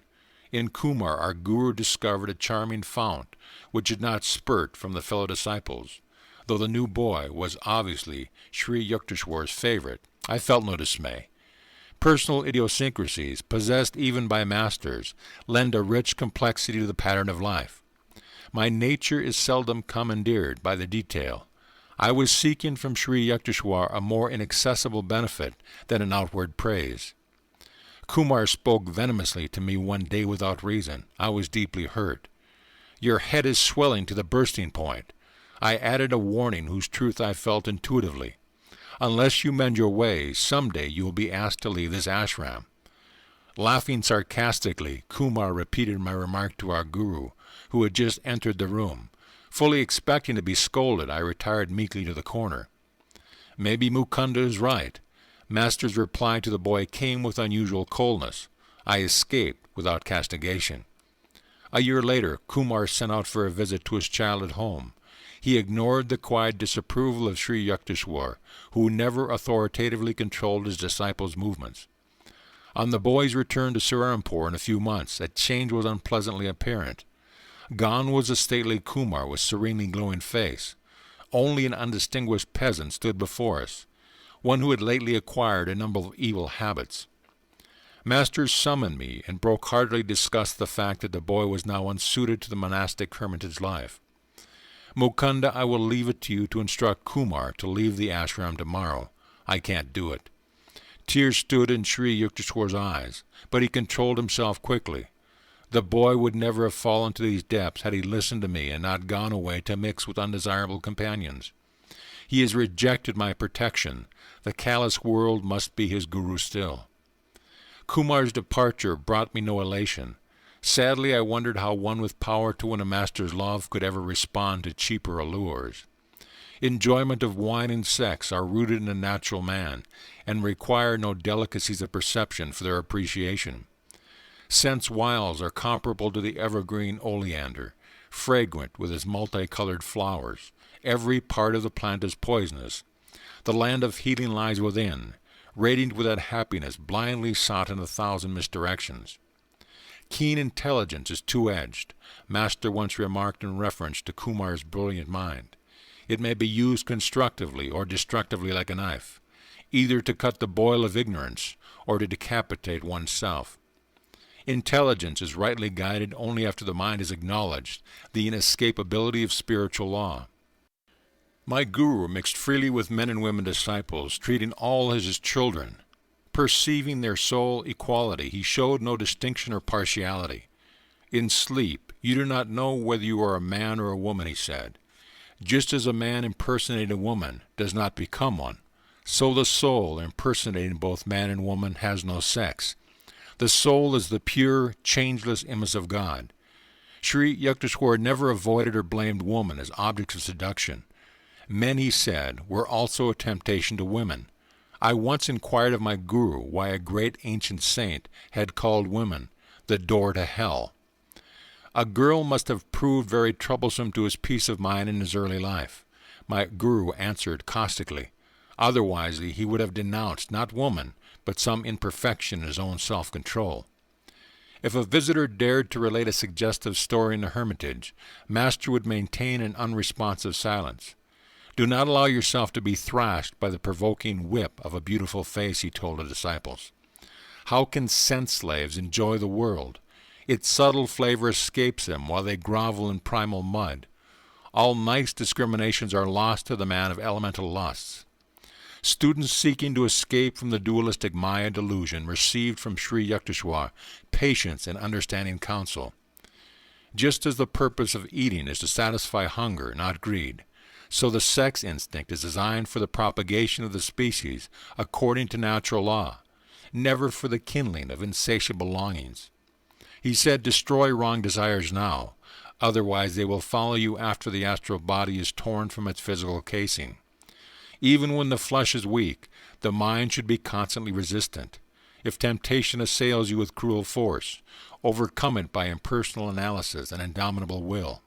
Every natural passion can be mastered.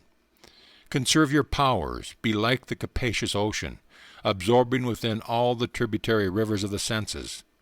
Small yearnings are openings in the reservoir of your inner peace, permitting healing waters to be wasted in the desert soil of materialism.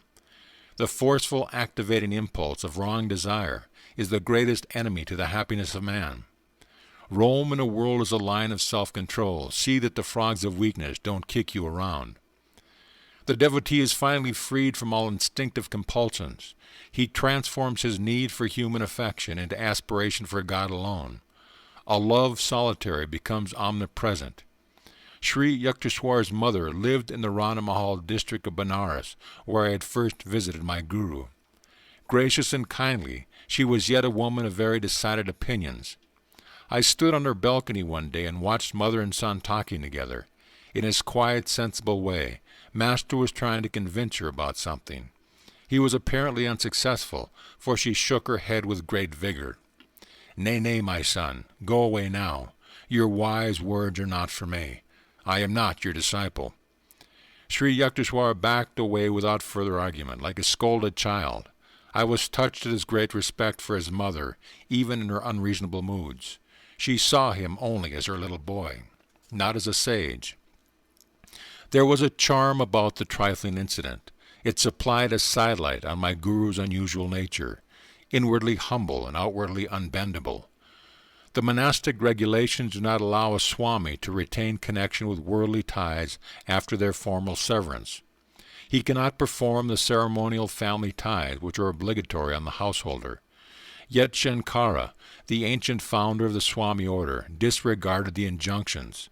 At the death of his beloved mother, he cremated her body with heavenly fire, which he caused to spurt from his unpraised hand. Sri Yukteswar also ignored the restrictions in a fashion less spectacular. When his mother passed on, he arranged the crematory services by the holy Ganges in Benares, and fed many Brahmins in conformance with age-old custom.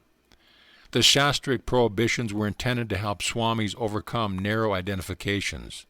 Shankara and Sri Yukteswar had wholly merged their beings into the impersonal spirit. They needed no rescue by rule. Sometimes, too, a master purposely ignores a canon in order to uphold its principle as superior to and independent of form. Thus Jesus plucked ears of corn on the day of rest. To the inevitable critics he says, the Sabbath was made for man, and not man for the Sabbath. Outside of the scriptures, seldom was a book honored by Sri Yukteswar's perusal, yet he was invariably acquainted with the latest scientific discoveries and other advancements of knowledge. A brilliant conversationalist, he enjoyed an exchange of views on countless topics with his guests. My guru's ready wit and rollicking laugh enlivened every discussion. Often grave, Master was never gloomy.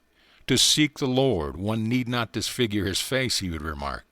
Remember that finding God will mean the funeral of all sorrows.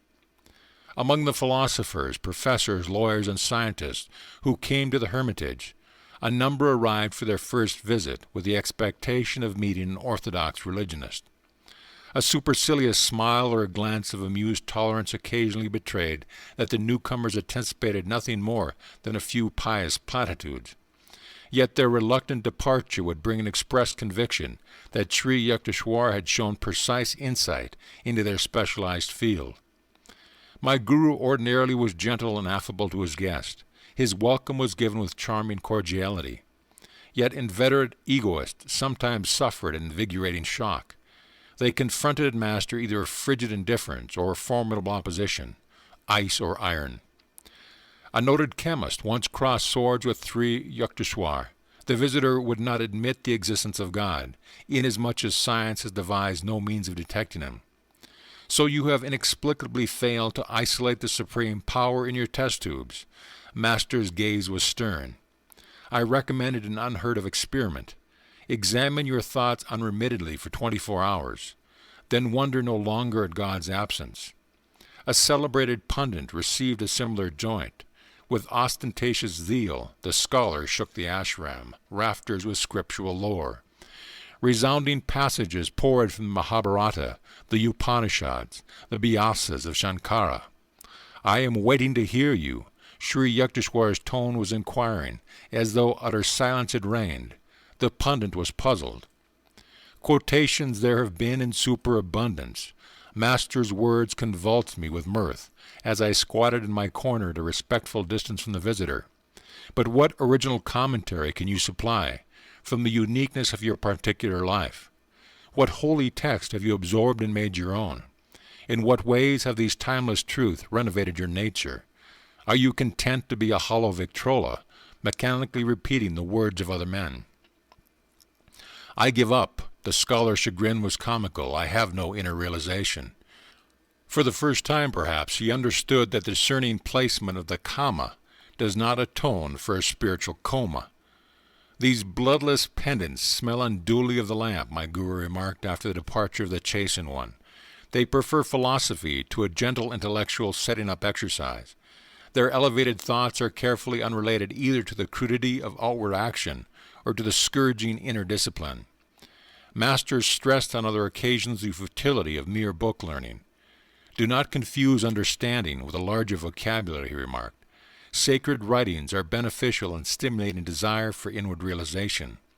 If one stanza at a time is slowly assimilated, continual intellectual study results in vanity and the false satisfaction of an undigested knowledge. Sri Yukteswar relating one of his own experiences in scriptural edification. The scene was a forest hermitage in eastern Bengal, where he observed the procedure of a renowned teacher, Dabru Balav. His method, at once simple and difficult, was common in ancient India. Dabru Balav had gathered his disciples around him in the sylvan solitudes. The holy Bhagavad Gita was open before them. Steadfastly they looked at one passage for half an hour, then closed their eyes. Another half-hour slipped by. The master gave a brief comment. Motionless, they meditated again for an hour. Finally the guru spoke. Have you understood? Yes, sir. One in the group ventured his assertion. No, not fully. Seek the spiritual vitality that has given these words the power to rejuvenate Indians century after century. Another hour disappeared in silence. The master dismissed the students and turned to Sri Yukteswar. Do you know the Bhagavad Gita? No, sir, not really, though my eyes and mind have run through its pages many times. Thousands have replied to me differently. The great sage smiled at master in blessing. If one busies himself with an outer display of scriptural wealth, what time is left for silent inward diving after the priceless jewels? Sri Yukteswar directed the study of his own disciples by the same intensive method of one-pointedness. Wisdom is not assimilated with the eyes, but with the atoms, he said. When your conviction of a truth is not merely in your brain, but in your being, you may diffidently vouch for its meaning. He discouraged any tendency a student might have to construe book knowledge as a necessary step to spiritual realization. The rishis wrote in one sentence, profundities, that commentating scholars busy themselves over for generations, he remarked. Endless literary controversies far sluggard minds. What more liberating thought than God is, nay, God. But man does not easily return to simplicity. It is seldom God for them, but rather learned pomposities. His ego is pleased that he can grasp such erudition. Men who were pridefully conscious of high worldly position were likely, in masters present, to add humility to their other possessions. A local magistrate once arrived for an interview at the seaside hermitage in Puri. The man who held a reputation for ruthlessness had it well within him his power to oust us from the ashram. I cautioned my guru about the despotic possibilities, but he seated himself with an uncompromising air and did not rise to greet the visitor. Slightly nervous, I squatted near the door. The man had to content himself with a wooden box. My guru did not request me to fetch a chair. There was no fulfillment of the magistrate's obvious expectation that his importance would be ceremoniously acknowledged. A metaphysical discussion ensued. The guest blundered through misinterpretation of the scriptures. As his accuracy sank, his ire rose. Do you know that I stood first in the MA examination? Reason had forsaken him, but he could still shout. Mr. Magistrate, you forgot that this is not your courtroom. Master replied evenly. From your childish remarks, I would have surmised that your college career was unremarkable. A university degree, in any case, is not remotely related to Vedic realization. Saints are not produced in batches every semester like accountants. After a stunned silence, the visitor laughed heartily. This is my first encounter with a heavenly magistrate, he said. Later he made a formal request, couched in legal terms which were evidently part and parcel of his being, to be accepted as a probationary disciple. My guru personally attended to the details connected to the management of his property. Unscrupulous persons on various occasions attempted to secure possession of Master's ancestral land. With determination and even by instigating lawsuits, Sri Yukteswar's outwitted every opponent. He underwent these painful experiences from a desire never to be a begging guru or a burden on his disciples. His financial independence was one reason why my alarmingly outspoken master was innocent of the cunnings of diplomacy. Unlike these teachers who have to flatter their supporters, my guru was impervious to the influences, open or subtle, of others' wealth. Never did I hear him ask or even hint for money for any purpose. His hermitage training was given free and freely to all disciples. An insolent court deputy arrived one day at the Serampore ashram to serve Sri Yukteswar with a legal summons. A disciple named Kani and myself were also present. The officer's attitude toward Master was offensive. I will do you good to leave the shadows of your hermitage and breathe the honest air of a courtroom. The deputy grinned contemptuously. I could not contain myself. Another word of your impudence, and you will be on the floor, I advanced threateningly. You wretch! Connie's shout was simultaneous with my own.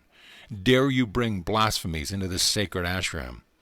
But Master stood protectingly in front of his abuser. Don't get excited over nothing. This man is only doing his rightful duty. The officer, dazed at his varying reception, respectfully offered a word of apology and sped away. Amazing it was to find that a master with such a fiery will could be so calm within. He fitted the Vedic definition of a man of God, softer than the flower where kindness is concerned, stronger than the thunder where principles are at stake. There are always those in this world who, in Brownie's words, endure no light, being themselves obscure. An outsider occasionally berated Sri Yukteswar for an imaginary grievance. My imperturbable guru listened politely, analyzing himself to see if any shred of truth lie within the denunciation. These scenes would bring to my mind one of Master's inimitable observations. Some people try to be tall by cutting off the heads of others. The unfailing composure of a saint is impressive beyond any sermon. He that is slow to anger is better than the mighty, and he that ruleth his spirit than he that taketh a city. I often reflected that my majestic master could easily have been an emperor or world-shaking warrior had his mind been centered on fame or worldly achievement. He had chosen instead to storm those inner citadels of wrath and egotism, whose fall is the height of a man. End of chapter. Chapter 13. The Sleepless Saint. Please permit me to go to the Himalayas. I hope in unbroken solitude to achieve continuous divine communion. I actually once addressed these ungrateful words to my master, seized by one of the unpredictable delusions which occasionally assail a devotee. I felt a growing impatience with hermitage duties and college studies. I feel the extenuating circumstances is that my proposal was made when I had been only 6 months with Sri Yukteswar. Not yet had I fully surveyed his towering stature. Many hillmen live in the Himalayas, yet possess no God-perception. My guru's answer came slowly and simply. Wisdom is better sought from a man of realization than from an inert mountain. Ignoring Master's plain hint that he, and not a hill, was my teacher, I repeated my plea. Sri Yukteswar vouchsafed no reply. I took his silence for consent, a precarious interpretation readily accepted at one's convenience. In my Calcutta home that evening, I busied myself with travel preparations. Tying a few articles inside a blanket, I remembered a similar bundle, surreptitiously dropped from my attic window a few years earlier. I wondered if there was to be another ill-starred flight toward the Himalayas. The first time my spiritual elation had been high. Tonight, conscience smoked heavily at the thought of leaving my guru. The following morning I sought out Bihari Pundit, my Sanskrit professor at Scottish Church College. Sir, you have told me of your friendship with a great disciple of Larimasha. Please give me his address. You mean Ram Gopal Muzumdar. I call him the Sleepless Saint. He is always awake in ecstatic consciousness. His home is Rambajapur, near Tarakeswar. I thanked the pundit and entrained immediately for Tarakeswar. I hope to silence my misgivings by wringing his sanction from the Sleepless Saint, to engage myself in lonely Himalayan meditation. Bihari's friend, I heard, had received illumination after many years of Kriya Yoga practice in isolated caves. At Tarakeswar I approached a famous shrine. Hindus regard with the same veneration that Catholics give to the Lord's sanctuary in France. Innumerable healing miracles had occurred at Tarakeswar, including one for a member of my family. I sat in the temple there for a week. My eldest aunt once told me, observing a complete fast, I prayed for the recovery of your Uncle Sarada from a chronic malady. On the 7th day I found a herb materialize in my hand. I made a brew from the leaves and gave it to your uncle. His disease vanished at once and has never reappeared. I entered the sacred Tarakeswar shrine. The altar contains nothing but a round stone. Its circumference, beginningless and endless, makes it aptly significant of the infinite. Cosmic abstractions are not alien even to the humblest Indian peasant. He has been accused by Westerners, in fact, of living on abstractions. My own mood at the moment was so austere that I felt disinclined to bow before the stone symbol. God should be sought, I reflected, only within the soul. I left the temple without genuflection and walked briskly toward the outlying village of Ramachur. My appeal to a passer-by for guidance caused him to sink into long cogitation. When you come to a crossroad, turn right and keep going, he finally pronounced aurically. Obeying the directions, I wended my way alongside the banks of a canal. Darkness fell. The outskirts of the jungle village were alive with winking fireflies and the howls of nearby jackals. The moonlight was too faint to supply any reassurance. I stumbled on for 2 hours. Welcome clang of the cowbell, my repeated shouts eventually brought a peasant to my side. I am looking for Ram Gopal Babu. No such person lives in our village, the man's tone was surly. You are probably a lying detective. Hoping to allay suspicions to his politically troubled mind, I touchingly explained my predicament. He took me to his house and offered a hospitable welcome. Rabajapur is far from here, he remarked. At the crossroad you should have turned left, not right. My early informant, I thought sadly, was a distinct menace to travelers.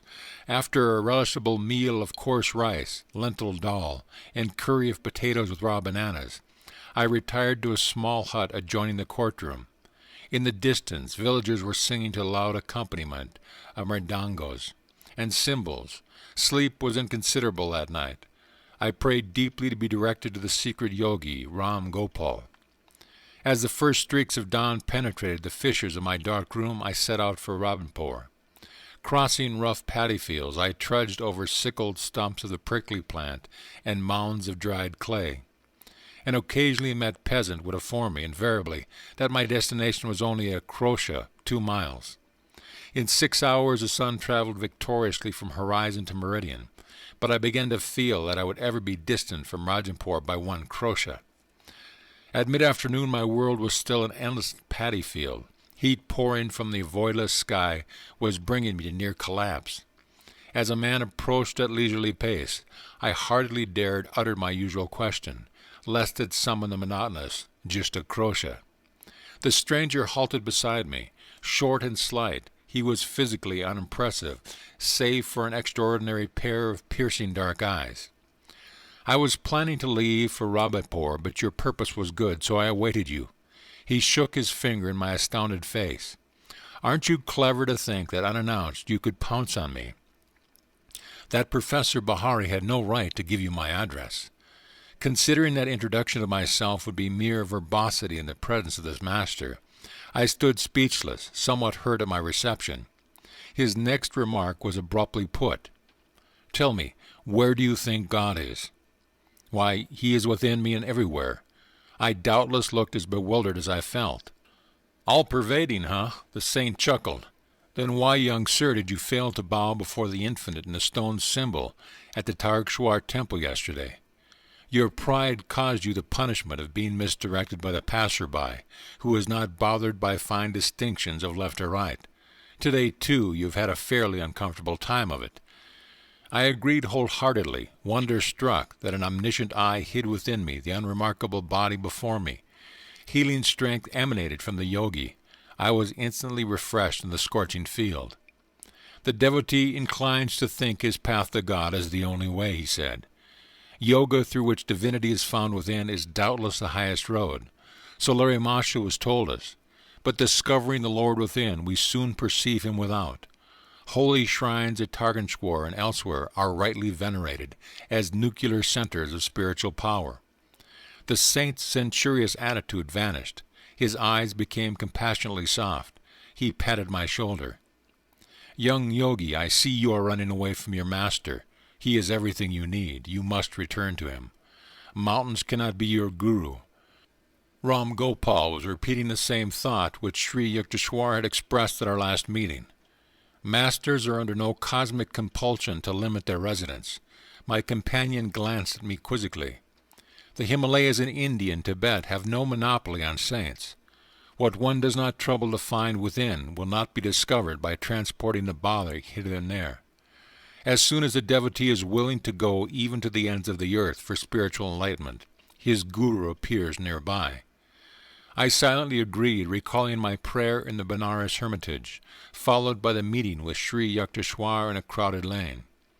"Are you able to have a little room where you can close the door and be alone?" Yes, I reflected that the saint descended from the general to the particular with disconcerting speed. "That is your cave." The yogi bestowed on me a gaze of illumination which I have never forgotten. "That is your sacred mountain. That is where you will find the kingdom of God." His simple words instantaneously banished my lifelong obsession with the Himalayas. In a burning paddy field I awoke from the monticulous dreams of eternal snows. "Young sir, your divine thirst is laudable. I feel great love for you." Ram Gopal took my hand and led me to a quaint hamlet. The adobe houses were covered with coconut leaves and adorned with rustic entrances. The saint seated me on the umbrageous bamboo platform of a small cottage. After giving me sweetened lime juice and a piece of raw candy, he entered his patio and assumed the lotus position. In about 4 hours I opened my meditative eyes and saw that the moonlit figure of the yogi was still motionless. As I was sternly reminding my stomach that man does not live by bread alone, Ram Gopal approached me. "I see you are famished. Food will be ready soon." A fire was kindled under a clay oven on the patio. Rice and dal were quickly served on large banana leaves. My host courteously refused my aid in all cooking chores. "The guest is God." A Hindu proverb has commanded devout observances from time immemorial. In my later world travels I was charmed to see that a similar respect for visitors is manifested in rural sections of many countries. The city dweller finds the keen edge of hospitality blunted by superabundance of strange faces. The march of men seemed remotely dim as I squatted by the yogi in the isolation of the teen jungle village. The cottage room was mysterious with a mellow light. Ram Gopal arranged some torn blankets on the floor for my bed and seated himself on a straw mat. Overwhelmed by his spiritual magnetism, I ventured a request. "Sir, why don't you grant me a samadhi?" "Dear one, I would be glad to convey the divine contact, but it is not my place to do so." The saint looked at me with half-closed eyes. "Your master will bestow the experience shortly. Your body is not tuned just yet. As a small lamp cannot withstand excessive electrical voltage, so your nerves are unready for the cosmic current. If I gave you the infinite ecstasy right now, you would burn as if every cell were on fire. You are asking illumination from me," the yogi continued musingly, "while I am wondering, inconsiderable as I am, and with the little meditation I have done, if I have succeeded in pleasing God, and what worth I may find in his eyes at the final reckoning." "Sir, have you not been single-heartedly seeking God for a long time?" "I have not done much. Bahari must have told you something of my life. For 20 years I occupied a secret grotto, meditating 18 hours a day. Then I moved to a more inaccessible cave and remained there for 25 years, entering the Yogi Union for 20 hours daily. I did not sleep, for I was ever with God. My body was more rested in the complete calmness of the superconscious than it could be by the partial peace of the ordinary subconscious state. The muscles relax during sleep, but the heart, lungs, and circulatory system are constantly at work. They get no rest. In superconsciousness, the internal organs remain in a state of suspended animation, electrified by the cosmic energy. By such means I have found it unnecessary to sleep for years. The time will come when you too will dispense with sleep. My goodness, you have meditated for so long and yet are unsure of Lord's favor? I gazed at him in astonishment. Then what about us poor mortals? Well, don't you see, my dear boy, that God is eternity itself? To assume that one can fully know him by 45 years of meditation is rather a preposterous expectation. Babaji assures us, however, that even a little meditation saves one from the dire fear of death and after-death states. Do not fix your spiritual idea on a small mountain, but hitch it to the star of unqualified divine attainment. If you work hard, you will get there. Enthralled by the prospect, I asked him for further enlightenment words.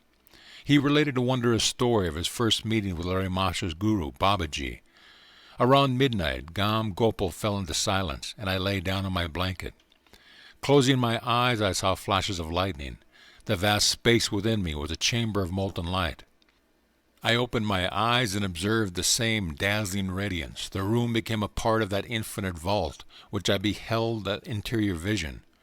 Why don't you go to sleep? Sir, how can I sleep in the presence of lightning, blazing whether my eyes are shut or open? You are blessed to have this experience. The spiritual radiations are not easily seen. The saint added a few words of affection. At dawn, Ram Gopal gave me rock candies and said I must depart. I felt such reluctance to bid him farewell that tears coursed down my cheeks. I will not let you go empty-handed, the yogi spoke tenderly. I will do something for you. He smiled and looked at me steadfastly. I stood rooted to the ground, peace rushing like a mighty flood through the gates of my eyes. I was instantaneously healed of a pain in my back, which had troubled me intermittently for years. Renewed, bathed in a sea of luminous joy, I wept no more. After touching the saint's feet, I sauntered into the jungle, making my way through its tropical tangle until I reached Takeswar. There I made a second pilgrimage to the famous shrine and prostrated myself fully before the altar. The round stone enlarged before my inner vision, and it became the cosmical spheres, ring within ring, zone after zone, all dowered with divinity.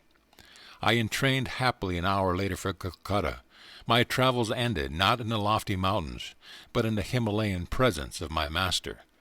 End of chapter. Chapter 14. An Experience in Cosmic Consciousness. I am here, Guruji. My shamefacedness spoke more eloquently for me. Let us go to the kitchen and find something to eat. Sri Yukteswar's manner was as natural as if hours and not days had separated us. Master, I must have disappointed you by my abrupt departure from my duties here. I thought you might be angry with me. No, of course not. Wrath springs only from thwarted desires. I do not expect anything from others, so their actions cannot be in opposition to wishes of mine. I would not use you for my own ends. I am happy only in your own true happiness. Sir, one hears of divine love in a vague way, but for the first time I have a concrete example in your angelic self. In the world, even a father does not easily forgive his son if he leaves his parents' business without warning. But you show not the slightest vexation, though you must have been put to great inconvenience by the many unfinished tasks I left behind. We looked into each other's eyes, where tears were shining. A blissful wave engulfed me. I was conscious that the Lord, in the form of my guru, was expanding the small ardors of my heart into the incomprehensible reaches of cosmic love. A few mornings later I made my way to Master's empty sitting room. I planned to meditate, but my laudable purpose was unshared by disobedient thoughts. They scattered like birds before the hunter. Mukunda, Sri Yukteswar's voice sounded from a distant inner balcony. I felt as rebellious as my thoughts. Master always urges me to meditate, I muttered to myself. He should not disturb me when he knows I came to this room. He summoned me again. I remained obstinately silent. The third time his tone held rebuke. Sir, I am meditating, I shouted protestingly. I know how you are meditating, my guru called out, with your mind distracted like leaves in a storm. Come here to me. Snubbed and exposed, I made my way sadly to his side. Poor boy, the mountains couldn't give you what you wanted, Master spoke carelessly, comfortingly. His calm gaze was unfathomable. Your heart's desires shall be fulfilled. Sri Yukteswar seldom indulged in riddles. I was bewildered. He struck gently on my chest above the heart. My body became immovably rooted. Breath was drawn out of my lungs as if by some huge magnet. Soul and mind instantly lost their physical bondage and streamed out like a fluid-piercing light from my every pore. The flesh was as though dead, yet in my immense awareness I knew that never before had I been so fully alive. My sense of identity was no longer narrowly confined to a body, but embraced the circumambient atoms. People on distant streets seemed to be moving gently over my own remote periphery. The roots of plants and trees appeared through a dim transparency of the soil. I discerned the inward flow of their sap. The whole vicinity lay bare before me. My ordinary frontal vision was now changed to a vast spherical sight, simultaneously all perceptive. Through the back of my head I saw men strolling far down Rai Ghat Road, and noticed also a white cow who was leisurely approaching. When she reached the space in front of the open ashram gate, I observed her with two physical eyes. As she passed by behind the brick wall, I saw her clearly still. All objects within my paranomic gaze trembled and vibrated like quick motion pictures. My body, Master's, the pillared gateyard, the furniture and the floor, the trees and sunshine, occasionally became violently agitated, until all melted into the luminescent sea, even as sugar crystals thrown into a glass of water dissolve after being shaken. The unifying light alternated with materialization of form, the metamorphosis revealing the law of cause and effect in creation. An oceanic joy broke upon calm, endless shores of my soul. The Spirit of God, I realized, is inexhaustible bliss. His body is countless tissues of light. A swelling glory within me began to envelop towns, continents, the earth, solar and stellar systems, tenuous nebulae and floating universe. The entire cosmos, gently luminous, like a city seen afar at night, glimmered within the infinitude of my being. The sharply etched global outlines faded, somewhat at the farthest edge. There I could see a mellow radiance, ever diminished. It was indescribably subtle. The planetary pictures were formed at the grosser light. The divine dispersion of rays poured from an eternal source, blazing into galaxies, transfigured with ineffable auras. Again and again I saw the creative beams condense into constellations, then resolve into sheets of transparent flame. But rhythmic reversions, sextillation words passed into diaphanous luster, fire became firmament. I cognized the center of my ephraim as a point of intuitive perception in my heart.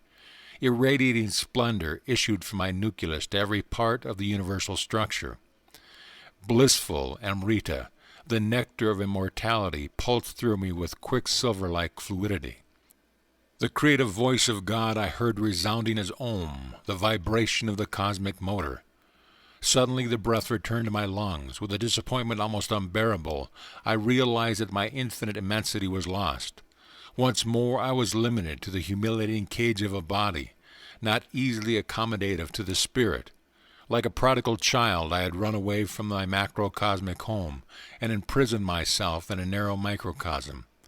My guru was standing motionless before me. I started to drop at his holy feet in gratitude for the experience in cosmic consciousness which I had so long passionately sought. He held me upright and spoke calmly, unpretentiously. "You must not get overdrunk with ecstasy. Much work yet remains for you in the world. Come, let us sweep the balcony floor, then we shall walk by the Ganges." I fetched a broom. Master I knew was teaching me the secret of balanced living.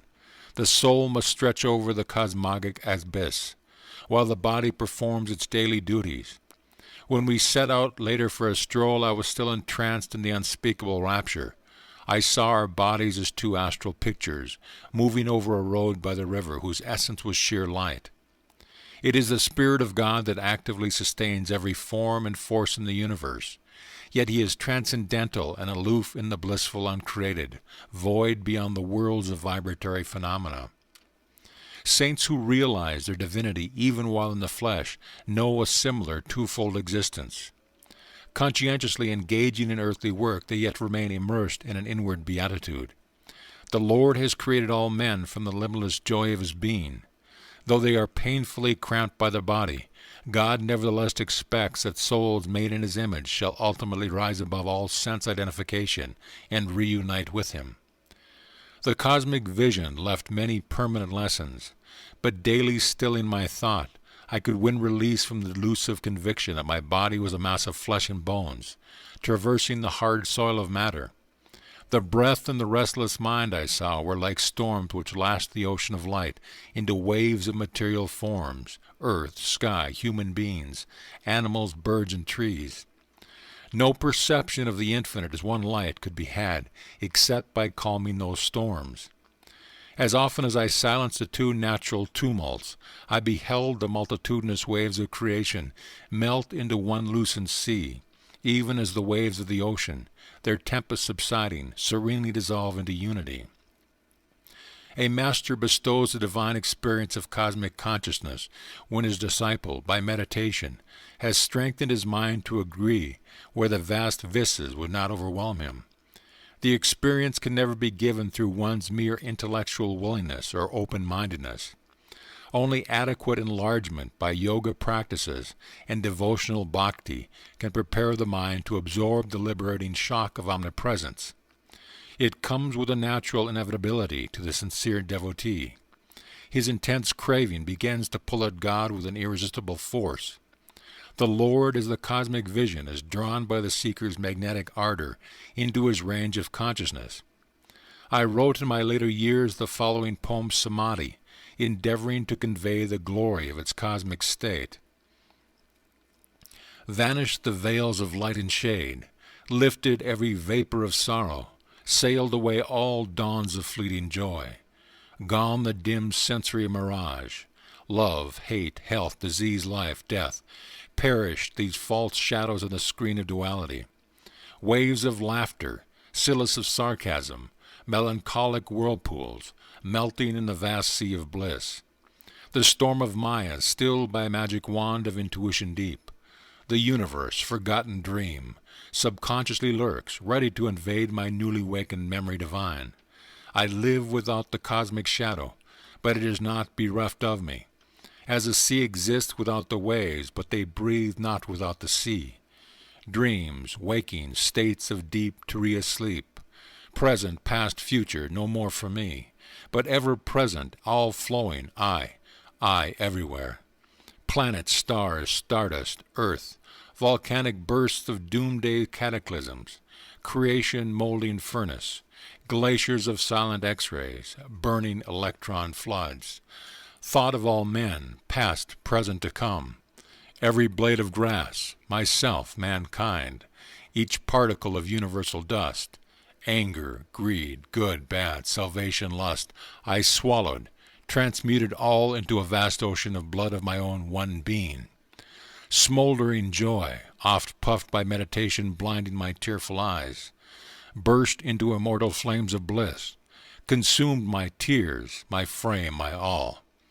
Thou art I am thou, knowing, knower, known as one, tranquil, unbroken thrill, eternally living, ever new peace, enjoyable beyond imagination of expectancy, samadhi, bliss, not an unconscious state or mental chloroform without willful return, samadhi, but extends my conscious realm beyond limits of the mortal frame to farthest boundary of eternity, where I, the cosmic sea, watch the little ego floating in me. The sparrow, each grain of sand, fall not without my sight. All space floats like an iceberg in my mental sea. Colossal container, I, of all things made. By deeper, longer, thirsty, guru-given meditation comes this celestial samadhi. Mobile murmurs of atoms are heard. The dark earth, mountains, vales low, molten liquid. Flowing seas change into vapors of nebula. Om blows upon vapors, opening wondrously their veils. Oceans stand revealed, shining electrons, till at last sound of the cosmic drum, vanish the grosser lights into eternal rays of all-pervading bliss. From joy I came, for joy I live, in sacred joy I melt. Ocean of mind, I drink all creation's wave, for veils of solid, liquid vapor, light, lift aright. Myself in everything enters the great myself, gone forever, fitful, flickering shadows of mortal memory. Spotless is my mental sky, below ahead and high above. Eternity and I, one united ray, a tiny bubble of laughter. I am, become the sea of mirth itself. Sri Yukteswar taught me how to summon the blessed experience at will, and also how to transmit it to others if their intuitive channels were developed. For months I entered the ecstatic union, comprehending why the Upanishads say God is rasa, the most relishable. One day, however, I took a problem to master. I want to know, sir, when shall I find God? You have found him. Oh, no, sir, I think not. My guru is smiling. I am sure you aren't expecting a venerable personage adorning a throne in some antiseptic corner of the cosmos. I see, however, that you are imagining that the possession of miraculous powers is knowledge of God. One might have the whole universe and find the Lord elusive still. Spiritual advancement is not measured by one's outward powers, but only by the depths of his bliss and meditation. Ever new joy is God. He is inexhaustible. As you continue your meditation during the years, he will beguile you with an infinite ingenuity. Devotees like yourself who have found the way to God never dream of exchanging him for any other happiness. He is seductive beyond thought of competition. How quickly we weary of earthly pleasures. Desire for material things is endless. Man is never satisfied completely and pursues one goal after another. The something else he seeks is the Lord, who alone can grant lasting joy. Outward longing drives us from Eden within. They offer false pleasures which only impersonate soul happiness. The lost paradise is quickly regained through divine meditation. As God is unanticipatory, ever newness, we never tire of him. Can we be surfeited with bliss, delightfully varied through eternity? I understand now, sir, why saints call the Lord unfathomable. Even everlasting life could not suffice to appraise him. That is true, but he is also near and dear. After the mind has been cleared by Kriya Yoga of sensory obstacles, meditation furnishes a twofold proof of God. Ever new joy is evidence of his existence, convincing to our very atoms. Also in meditation one finds his instant guidance, his adequate response to every difficulty. I see, Guruji, you have solved my problem. I smiled gratefully. I do realize now that I have found God, for whenever the joy of meditation has returned subconsciously during my active hours, I have been subtly directed to adopt the right course in everything, even details. Human life is beset with sorrow until we know how to tune in with the divine will, whose right course is often baffling to the egoistic intelligence.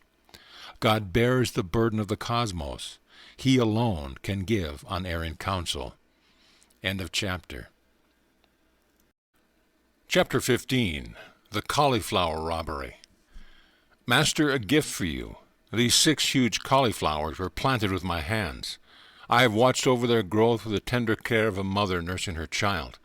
I presented the basket of vegetables with a ceremonial flourish. Thank you. Sri Yukteswar's smile was warm with appreciation. Please keep them in your room. I shall need them tomorrow for a special dinner. I had just arrived in Puri to spend my college summer vacation with my guru at his seaside hermitage. Built by Master and his disciples, the cheerful little 2-storied retreat fronts on the Bay of Bengal. I woke early the following morning, refreshed by the salty sea breezes and the charm of my surroundings. Sri Yukteswar's melodious voice was calling. I took a look at my cherished cauliflowers and stowed them neatly under my bed. Come, let us go to the beach. Master led the way. Several young disciples and myself followed in a scattered group. Our guru surveyed us in mild criticism. When our Western brothers walk, they usually take pride in unison. Now please march in 2 rows. Keep rhythmic step with one another. Sri Yukteswar watched as we obeyed.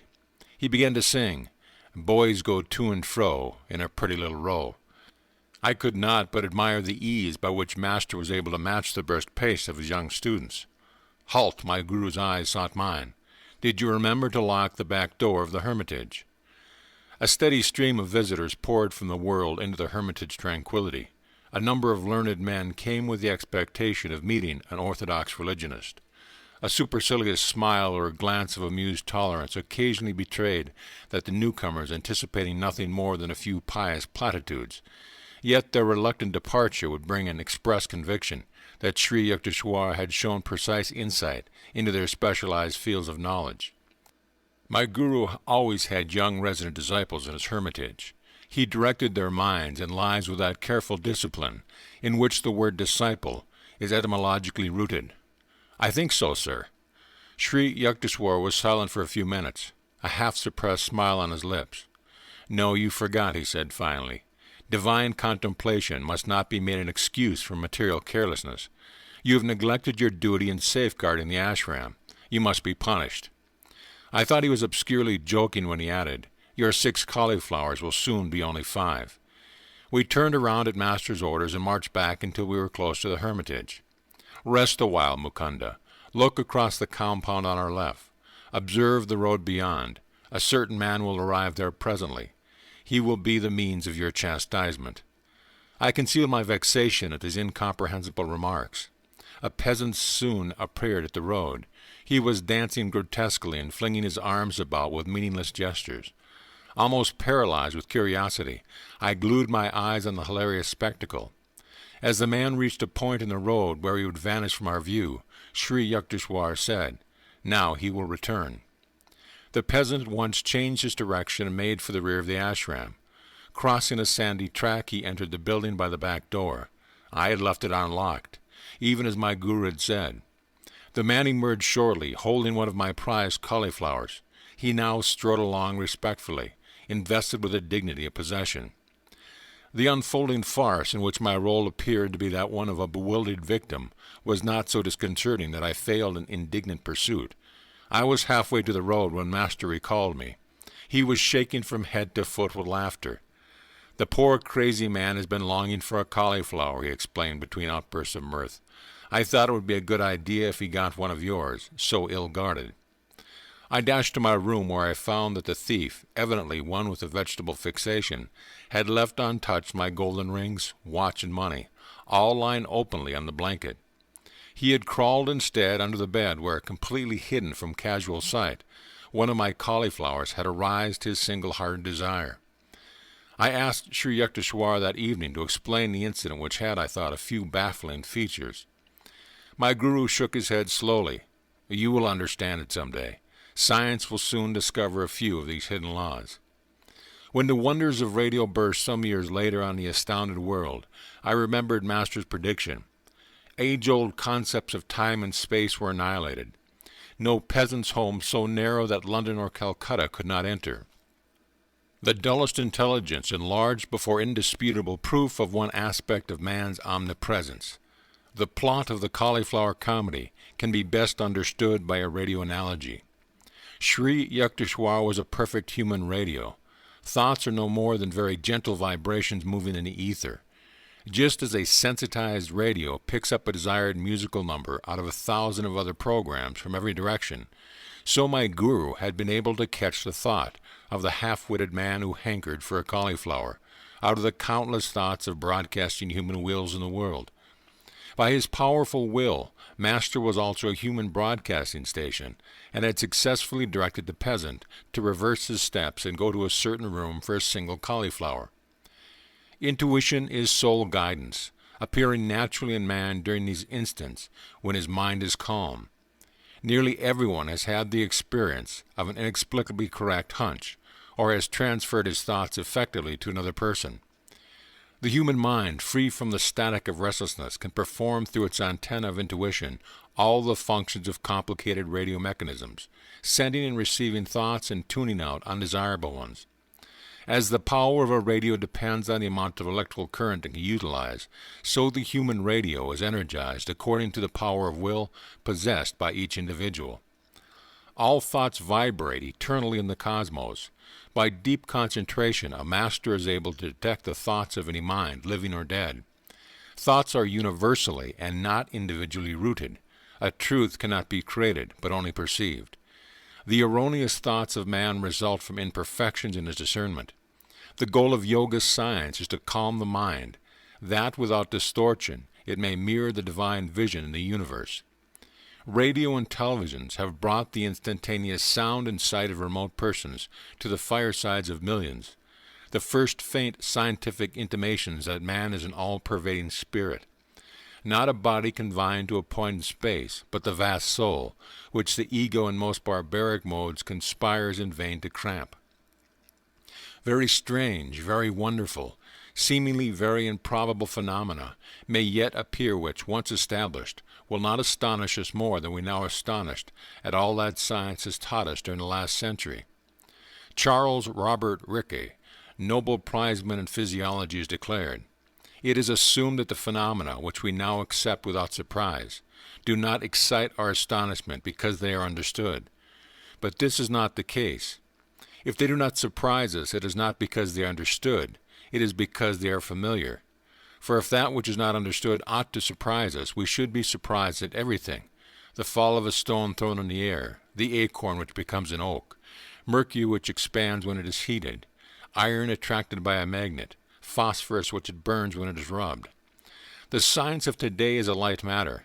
The revolution and evolution, which it will experience in 100,000 years, will far exceed the most daring anticipation. The truth, though surprising, amazing, unforeseen truth, which our descendants will discover, are even now all around us, staring us in the eyes, so to speak, and yet we do not see them. But it is not enough to say that we do not see them. We do not wish to see them, for as soon as an unexpected and unfamiliar fact appears, we try to fit it into the framework of the commonplace of acquired knowledge, and we are indignant that anyone should dare to experiment further. A humorous occurrence took place a few days after I had been so implausibly robbed of my cauliflower. A certain kerosene lamp could not be found. Having so lately witnessed my guru's omniscient insight, I thought he would demonstrate that it was child's play to locate the lamp. Master perceived my expectation. With exaggerated gravity, he questioned all ashram residents. A young disciple confessed that he had used the lamp to go to the well in the backyard. Sri Yukteswar gave the solemn counsel, "Seek the lamp near the well." I rushed there, no lamp. Crestfallen, I returned to my guru. He was now laughing heartily, without compunction for my disillusionment. "Too bad I couldn't direct you to the vanished lamp. I am not a fortune-teller." With twinkling eyes he added, "I am not even a satisfactory Sherlock Holmes." I realized that Master would never display his powers when challenged, or for triviality. Delightful weeks sped by. Sri Yukteswar was planning a religious procession. He asked me to lead the disciples over the town and the beach of purity. The festive day dawned as one of the hottest of the summer. "Guruji, how can I take the barefooted students over the fiery sands?" I spoke despairingly. "I will tell you a secret," Master responded. "The Lord will send an umbrella of clouds.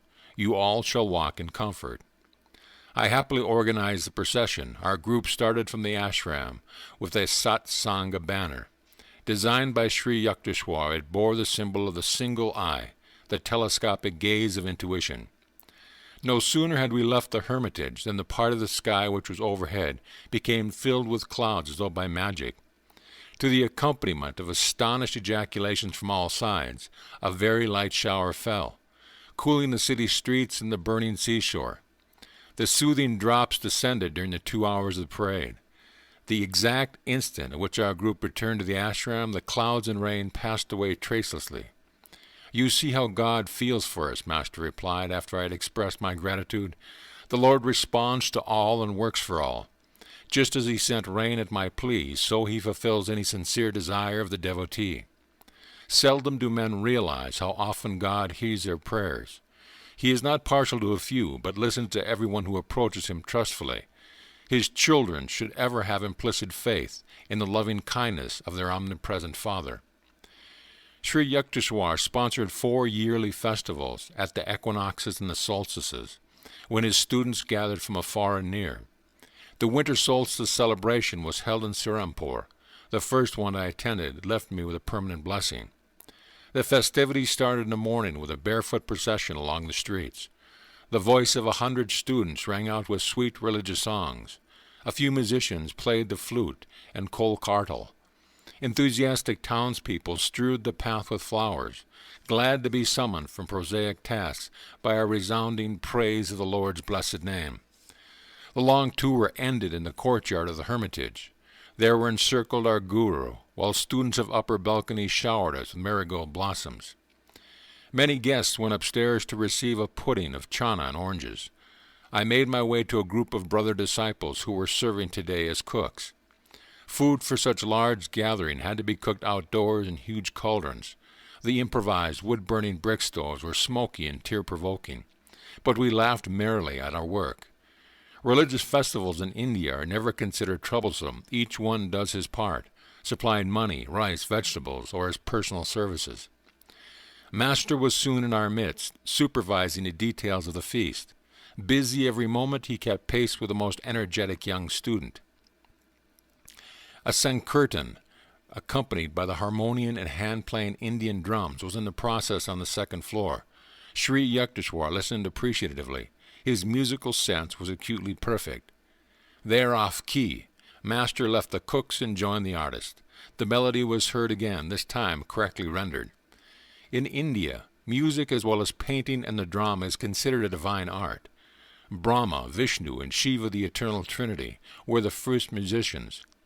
The divine dancer Shiva is scripturally represented as having worked out the infinite modes of rhythm in his cosmic dance of universal creation, preservation, and dissolution, while Brahma accentuated the time beat with the clanging cymbals, and Vishnu sounded the holy mridanga or drum.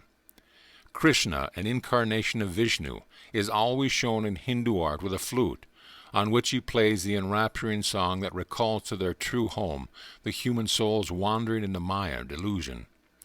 Saraswati, goddess of wisdom, is symbolized as performing on the veena, mother of all stringed instruments. The Samaveda of India contains the world's earliest writings on musical science. The foundation stone of Hindu music is the ragas, or fixed melodic scales. The 6 basic ragas branch out into 126 derivative rajinas, wives, and putras, sons. Each raga has a minimum of 5 notes. A leading note, vadi or king, a secondary note, samavadi or prime minister, helping notes, anuvadi, attendants, and a dissonant note, vivadi, the enemy. Each one of the 6 basic ragas has a natural correspondence with a certain hour of the day, season of the year, and a presiding deity who bestows a particular potency. Thus, the Hindu raga is heard only at dawn in the spring to evoke the mood of universal love. Dipaka raga is played during the evening in summer to arouse compassion. Megha raga is a melody for midday in the rainy season to summon courage. Bhairava raga is played in the mornings of August, September, October to achieve tranquility. Shri Raga is reserved for autumn twilights to attain pure love. Malkunsa Raga is heard at midnight in winter for valor. The ancient rishis discovered these laws of sound alliance between nature and man, because nature is an objectification of Om, the primal sound or vibratory word. Man can obtain control over all natural manifestations through the use of certain mantras or chants. Historical documents tell all the remarkable powers possessed by Mayam Tansen, 16th century court musician for Akbar the Great, commanded by the emperor to sing a night raga while the sun was overhead. Tansen intoned a mantra which instantly caused the whole palace precincts to become enveloped in darkness. India music divides the octave into 22 shrutis, or demi-semitones. These microtonal intervals permit 5 shades of musical expression unattainable by the Western chromatic scale of 12 semitones. Each one of the 7 basic notes of the octave is associated in Hindu mythology with a color, and the natural cry of a bird or beast, doe with green, the peacock, ray with red, and the skylark, me with golden, and the goat, fa with yellowish white, and the heron, sol with black, and the nightingale, la with yellow, and the horse, si with a combination of all colors, and the elephant. 3 scales major, harmonic minor, melodic minor are the only ones which Occidental music employs, but Indian music outlines 72 thatas or scales.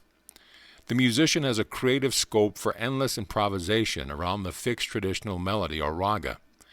He concentrates on the sentiment or definitive mode of the structural theme, and then embroiders it to the limits of its own originality. The Hindu musician does not read set notes. He clothes anew at each plane the bare skeleton of the raga, often confining himself to a single melodic sequence, stressing by repetition all of its subtle microtonal and rhythmic variations. Bach, among Western composers, had an understanding of the charm and power of repetition sounds slightly differentiated in 100 complex ways. Ancient Sanskrit literature describes 120 talas, or time measures. The traditional founder of Hindu music, Bharata, is said to have isolated 32 kinds of tala in A Song of a Lark. The origin of tala or rhythm is rooted in human movements, the double time of walking, and the triple time of respiration and sleep, when inhalation is twice the length of exhalation. India has always recognized the human voice as the most perfect instrument of sound. Hindu music, therefore, largely confines itself to the voice range of 3 octaves. For the same reason, melody, relation of successive notes, is stressed, rather than harmony, relation of simultaneous notes. The deeper aim of the early rishi musicians was to blend the singer with a cosmic song, which can be heard through awakening of man's occult spinal centers. Indian music is a subjective, spiritual, and individualistic art, aiming not at sympathetic brilliance, but at personal harmony with the oversoul. The Sanskrit word for musician is Bhagavatar, he who sings the praises of God. The Sankirtans, or musical gatherings, are an effective form of yoga or spiritual discipline, necessitating deep concentration, intense absorption in the seed, thought, and sound. Because man himself is an expression of the creative word, sound has the most potent and immediate effect on him, offering a way to remembrance of his divine origin. The Sankirtan, issuing from Sri Yukteswar's second-story sitting room on the day of the festival, was inspiring to the cooks amidst the steaming pots. My brother disciples and I joyously sang the refrains, beating time with our hands. By sunset we had served our hundreds of visitors with kirchurl, rice and lentils, vegetable curry and rice pudding. We laid cotton blankets over the courtyard. Soon the assemblage was squatting under the starry vault, quietly attentive to the wisdom pouring from Sri Yukteswar's lips.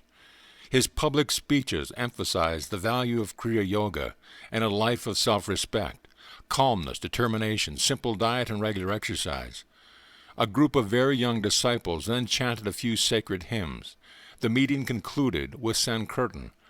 From 10 o'clock until midnight, the ashram residents washed pots and pans and cleared the courtyard. My guru called me to his side. I am pleased over your cheerful labors today and during the past week of preparations. I want you with me. You may sleep in my bed tonight. This was a privilege I had never thought would fall to my lot. We sat a while in a state of intense divine tranquility. Hardly 10 minutes after we had gotten to bed, Master rose and began to dress. "What is the matter, sir?" I felt a tinge of unreality in the unexpected joy of sleeping beside my guru. "I think that a few students who missed their proper train connections will be here soon. Let us have some food ready." "Guruji, no one would come at 1 o'clock in the morning." "Stay in bed. You have been working very hard, but I'm going to cook." At Sri Yukteswar's resolute tone, I jumped up and followed him to the small, daily-used kitchen, adjacent to the second-floor inner balcony. Rice and dot were soon boiling. My guru smiled affectionately. "Tonight you have conquered fatigue and fear of hard work. You shall never be bothered by them in the future." As he uttered these words of lifelong blessing, footsteps sounded in the courtyard. I ran downstairs and admitted a group of students. "Dear brother, how reluctant we are to disturb Master at this hour." One man addressed me apologetically. "We made a mistake about train schedules, but felt we could not return home without a glimpse of our guru. He has been expecting you, is even now preparing your food." Sri Yukteswar's welcoming voice rang out. I led the astonished visitors to the kitchen. Master turned to me with twinkling eyes. "Now that you have finished comparing notes, no doubt you are satisfied that our guests really did miss the train." I followed him to his bedroom a half-hour later, realizing fully that I was about to sleep beside a godlike guru. End of chapter. Chapter 16. Outwitting the Stars. "Mukunda, why don't you get an astrological armlet?" "Should I, Master? I don't believe in astrology." It is never a question of belief. The only scientific attitude one can take on any subject is whether it is true. The law of gravitation worked as efficiently before Newton as after him. The cosmos would be fairly chaotic if its laws could not operate without the sanction of human belief. Charlatans have brought the stellar science to its present state of disrepute. Astrology is too vast, both mathematically and philosophically, to be rightly grasped except by men of profound understanding. If ignoramuses misread the heavens and see there a scrawl instead of a script, that is to be expected in this imperfect world. One should not dismiss the wisdom with the wise. All parts of creation are linked together and interchange their influences. The balanced rhythm of the universe is rooted in reciprocity, my guru continued. Man in his human aspect has to combat two sets of forces. First, the tumult within his being, caused by the admixture of earth, water, fire, air, and ethereal elements. Second, the outer disintegrating powers of nature. So long as man struggles with his mortality, he is affected by the myriad mutations of heaven and earth. Astrology is a study of man's response to planetary stimuli. The stars have no conscious benevolence or animosity. They merely send forth positive and negative radiation. Of themselves, these do not help or harm humanity, but offer a lawful channel for the outward operation of cause-effect equilibrium, which each man has set into motion in the past. A child is born on that day and at that hour, when the celestial rays are in mathematical harmony with his individual karma. His horoscope is a challenging portrait, revealing his unalterable past and its probable future results. But the natal chart can be rightly interpreted only by men of intuitive wisdom. These are few. The message boldly blazoned across the heavens at the moment of birth is not meant to emphasize fate, the result of past good and evil, but to arouse man's will to escape from his universal thraldom. What he has done, he can undo. None other than himself was the instigator of the causes of whatever effects are now prevalent in his life. He can overcome any limitations, because he created it by his own actions in the first place, and because he has spiritual resources which are not subject to planetary pressure. Superstitious awe of astrology makes one an automaton, slavishly dependent on mechanical guidance.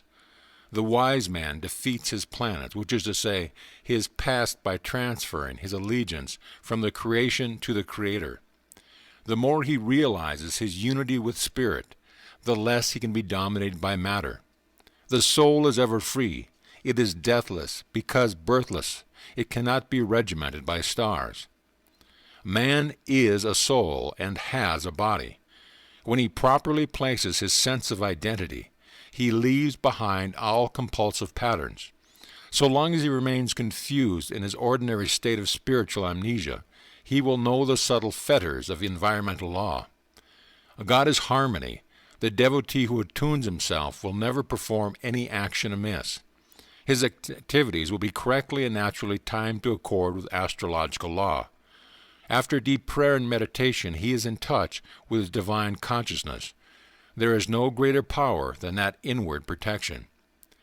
Then, dear Master, why do you want me to wear an astrological bangle?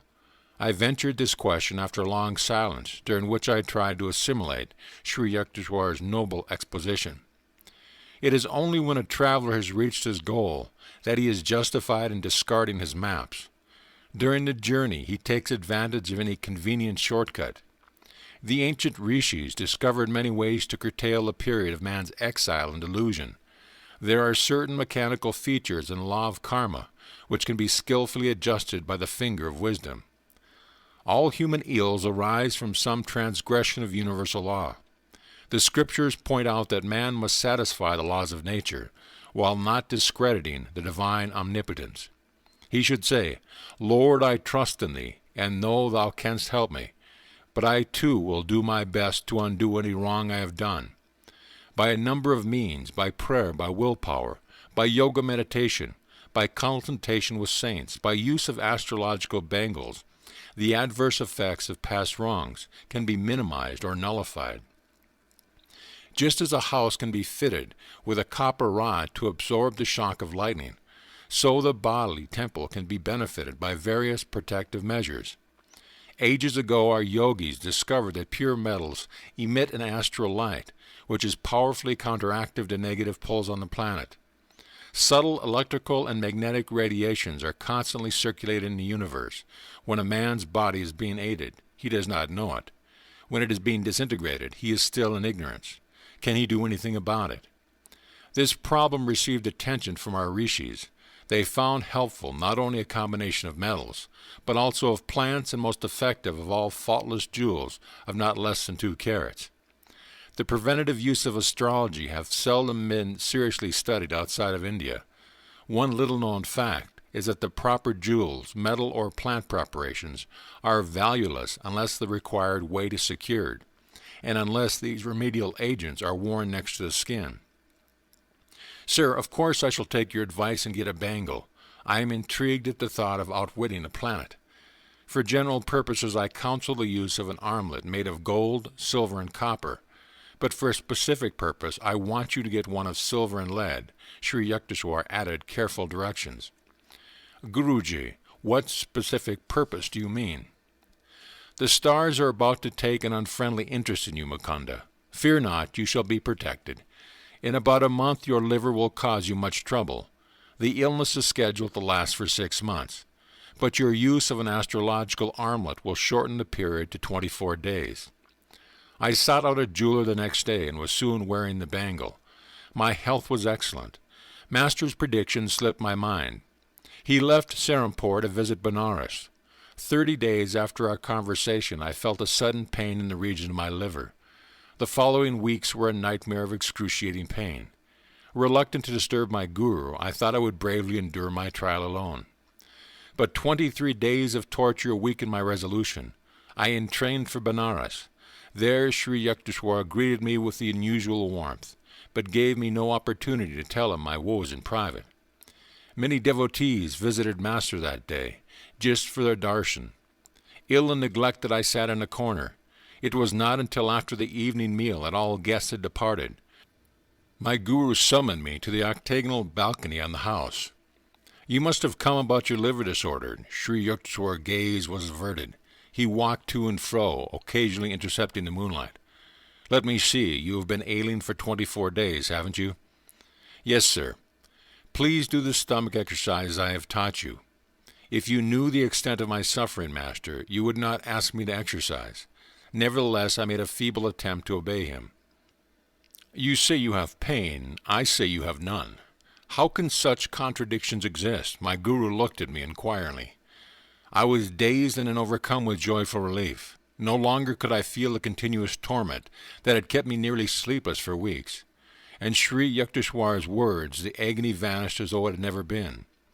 I started to kneel at his feet in gratitude, but he quickly prevented me. Don't be childish. Get up and enjoy the beauty of the moon over the Ganges. But Master's eyes were twinkling happily as I stood in silence beside him.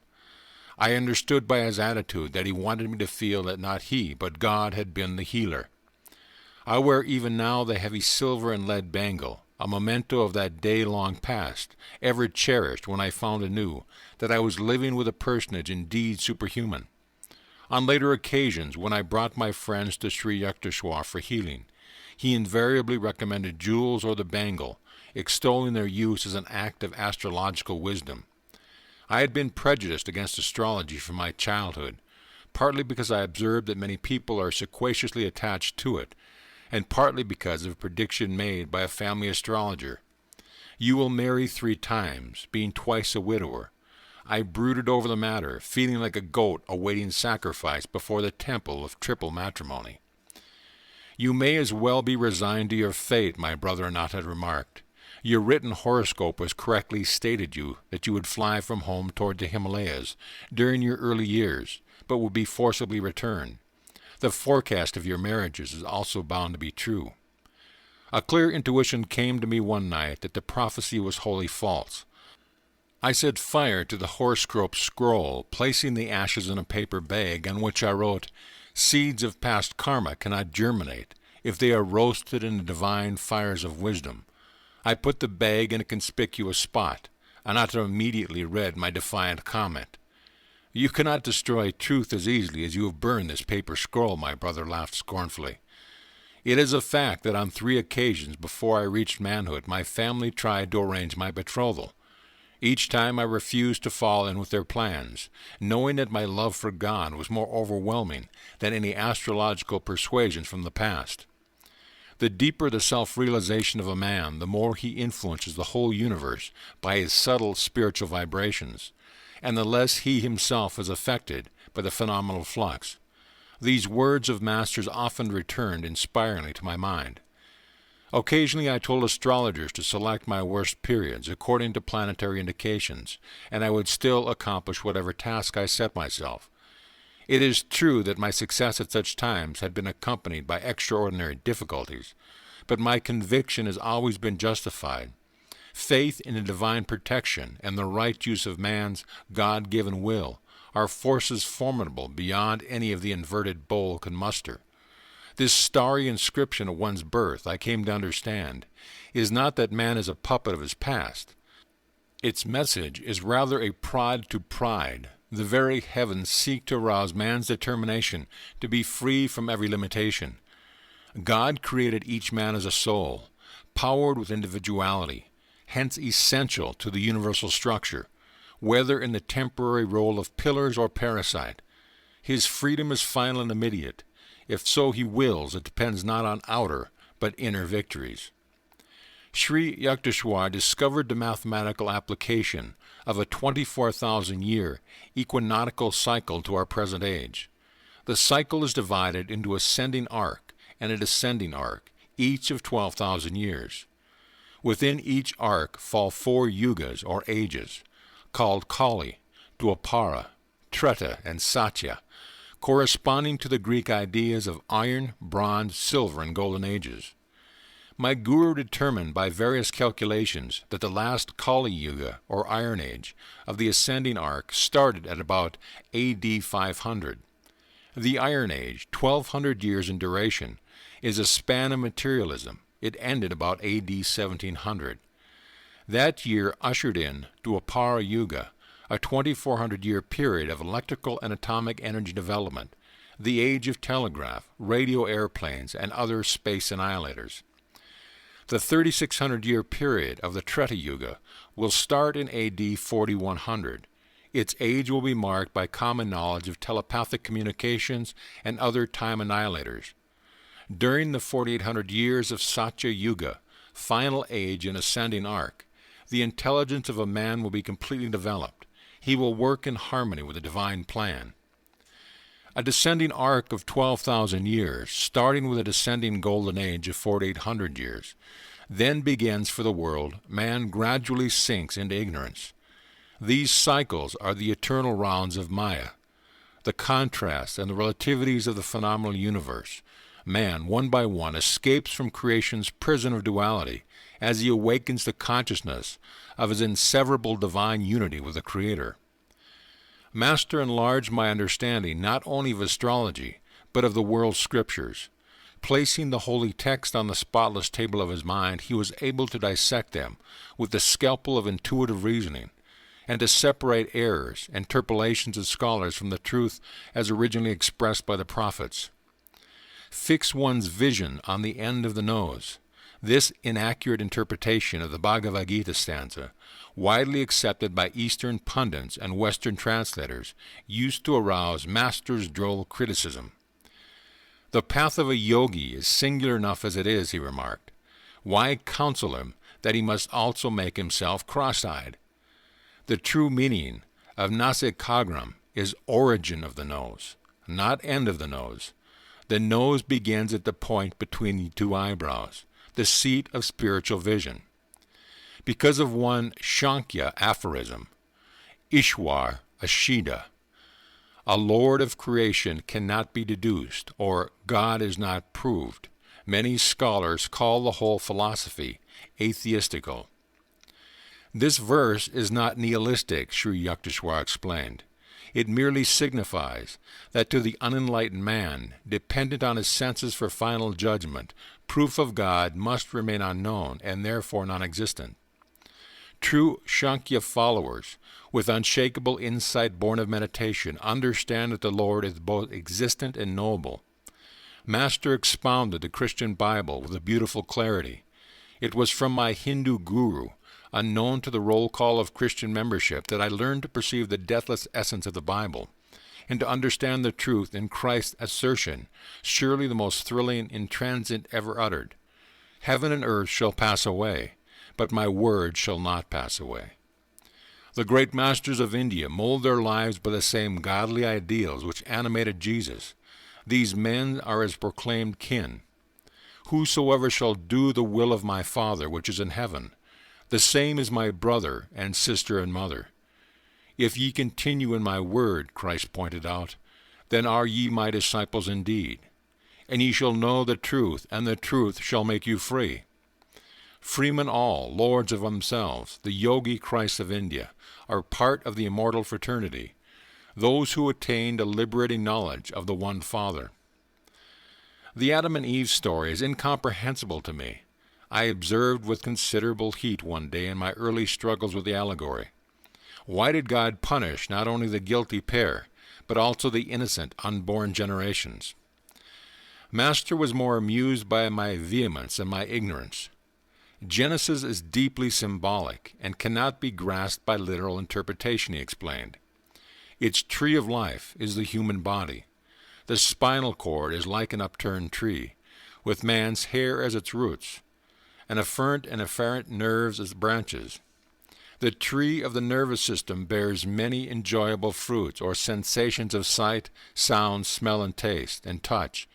In these man may rightfully indulge, but he was forbidden the experience of sex, the apple at the center of the bodily garden.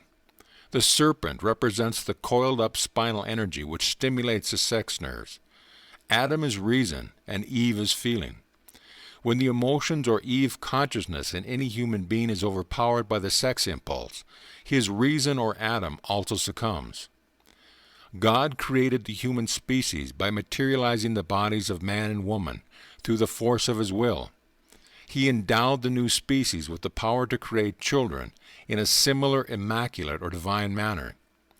Because his manifestation in the individualized soul had hitherto been limited to animals, instinct-bound and lacking the potentialities of full reason, God made the first human bodies, symbolically called Adam and Eve.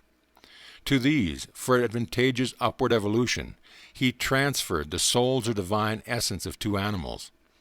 In Adam, or man, reason predominated. In Eve, or woman, feeling was ascendant. Thus was expressed the duality or polarity which underlies the phenomenal worlds. Reason and feeling remain in a heaven of cooperative joy, so long as the human mind is not tricked by the serpentine energy of animal propensities. The human body was therefore not solely a result of evolution from beast, but was produced by an act of special creation by God.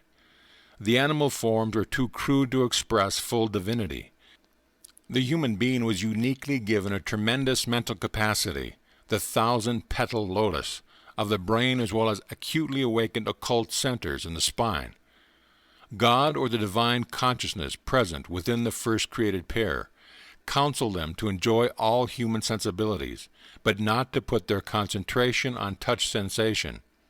These were banned in order to avoid the development of the sex organs, which would enmesh humanity in the inferior animal method of propagation. The warning not to revive subconsciously present bestial memories was not heeded. Resuming the way of brute procreation, Adam and Eve fell from the state of heavenly joy natural to the original perfect man. Knowledge of good and evil refers to the cosmic, dualistic compulsion. Falling under the sway of Maya through misuse of his feeling and reason, or Eve and Adam consciousness, man relinquishes his right to enter the heavenly garden of divine self-sufficiency. The personal responsibility of every human being is to restore his parents, or dual nature, to a unified harmony or Eden.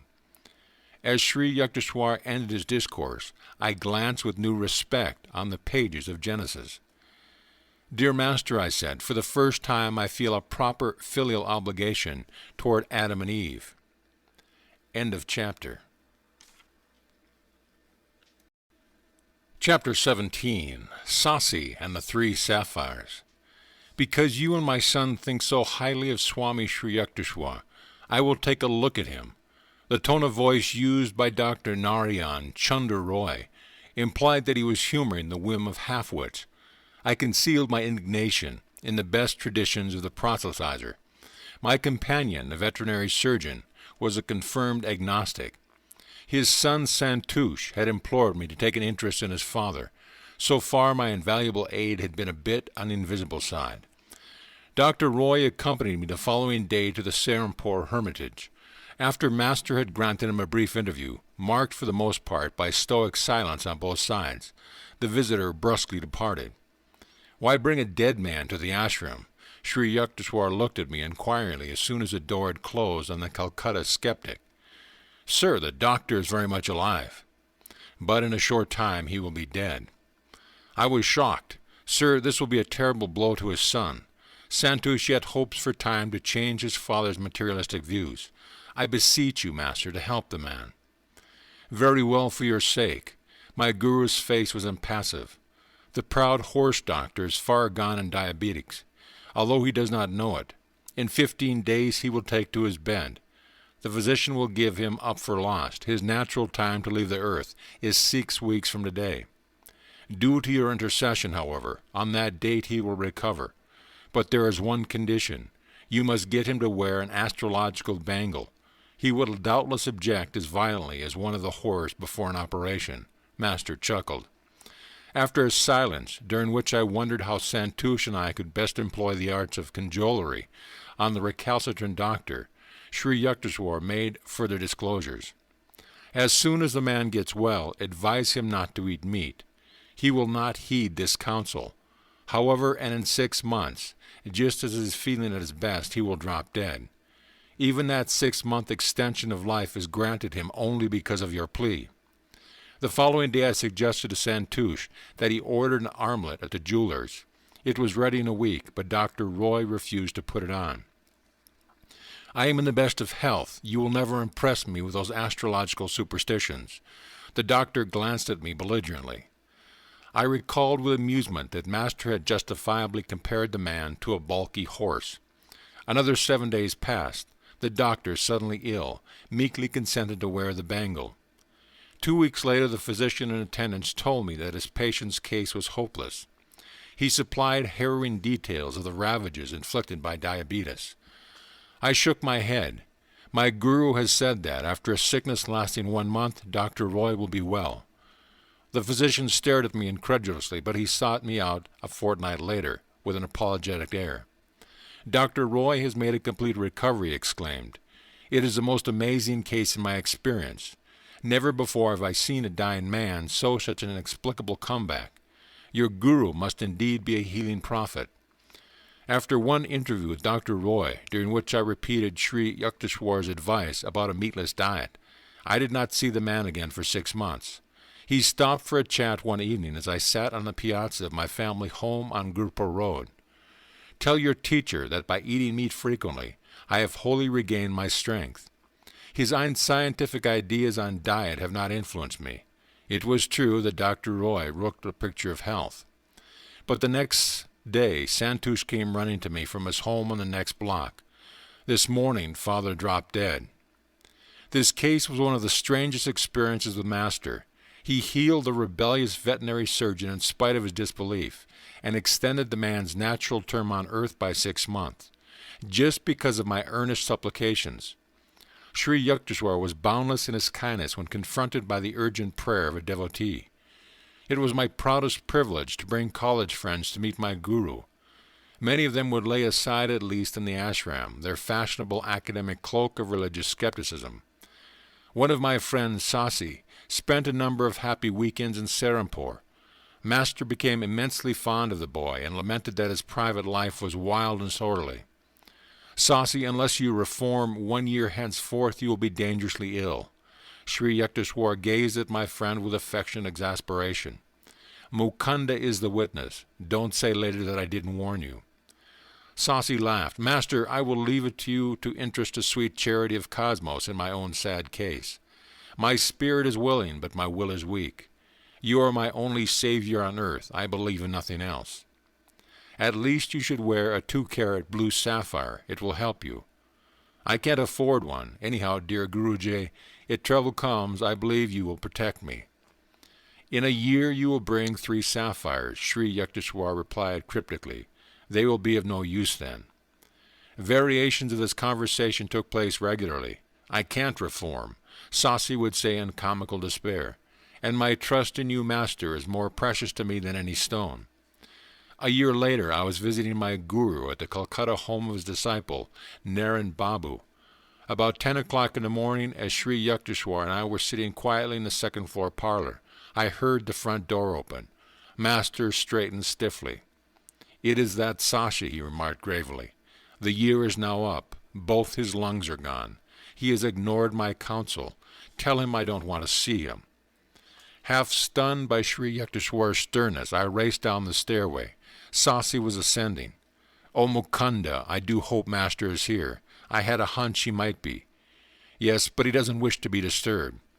Sasi burst into tears and brushed past me. He threw himself at Sri Yukteswar's feet, placing there 3 beautiful sapphires. "Omniscient Guru, the doctors say I have galloping tuberculosis. They give me no longer than 3 more months. I humbly implore your aid. I know you can heal me." "Isn't it a bit late now to be worrying over your health? Depart with your jewels. Their time of usefulness is past." Master then sat sphinx-like in an unrelenting silence, punctuated by the boy's sob for mercy. An intuitive conviction came to me that Sri Yukteswar was merely testing the depth of Sasi's faith in the divine healing power. I was not surprised a tense hour later when Master turned a sympathetic gaze on my prostrate friend. "Get up, Sasi. What a commotion you make in other people's houses. Return your sapphires to the jewelers. They are an unnecessary expense now. But get an astrological bangle and wear it. Fear not, in a few weeks you shall be well." Sasi's smile illumined his tear-marred face like sudden sun over a sodden landscape. "Beloved Guru, shall I take the medicines prescribed by the doctors?" Sri Yukteswar's glance was lumonious. "Just as you wish, drink them or discard them. It does not matter. It is more possible for the sun and moon to interchange their positions than for you to die of tuberculosis." He added abruptly, "Go now, before I change my mind." With an agitated bow, my friend hastily departed. I visited him several times during the next few weeks and was aghast to find his condition increasingly worse. Sasi cannot last through the night. These words from his physician, and the spectacle of my friend, now reduced almost to a skeleton, sent me poste to Serampore. My guru listened coldly to my tearful report. "Why do you come here to bother me? You have already heard me assure Sasi of his recovery." I bowed before him in great awe and retreated to the door. Sri Yukteswar said no parting word but sank into silence, his unwinking eyes half open, their vision fled to another world.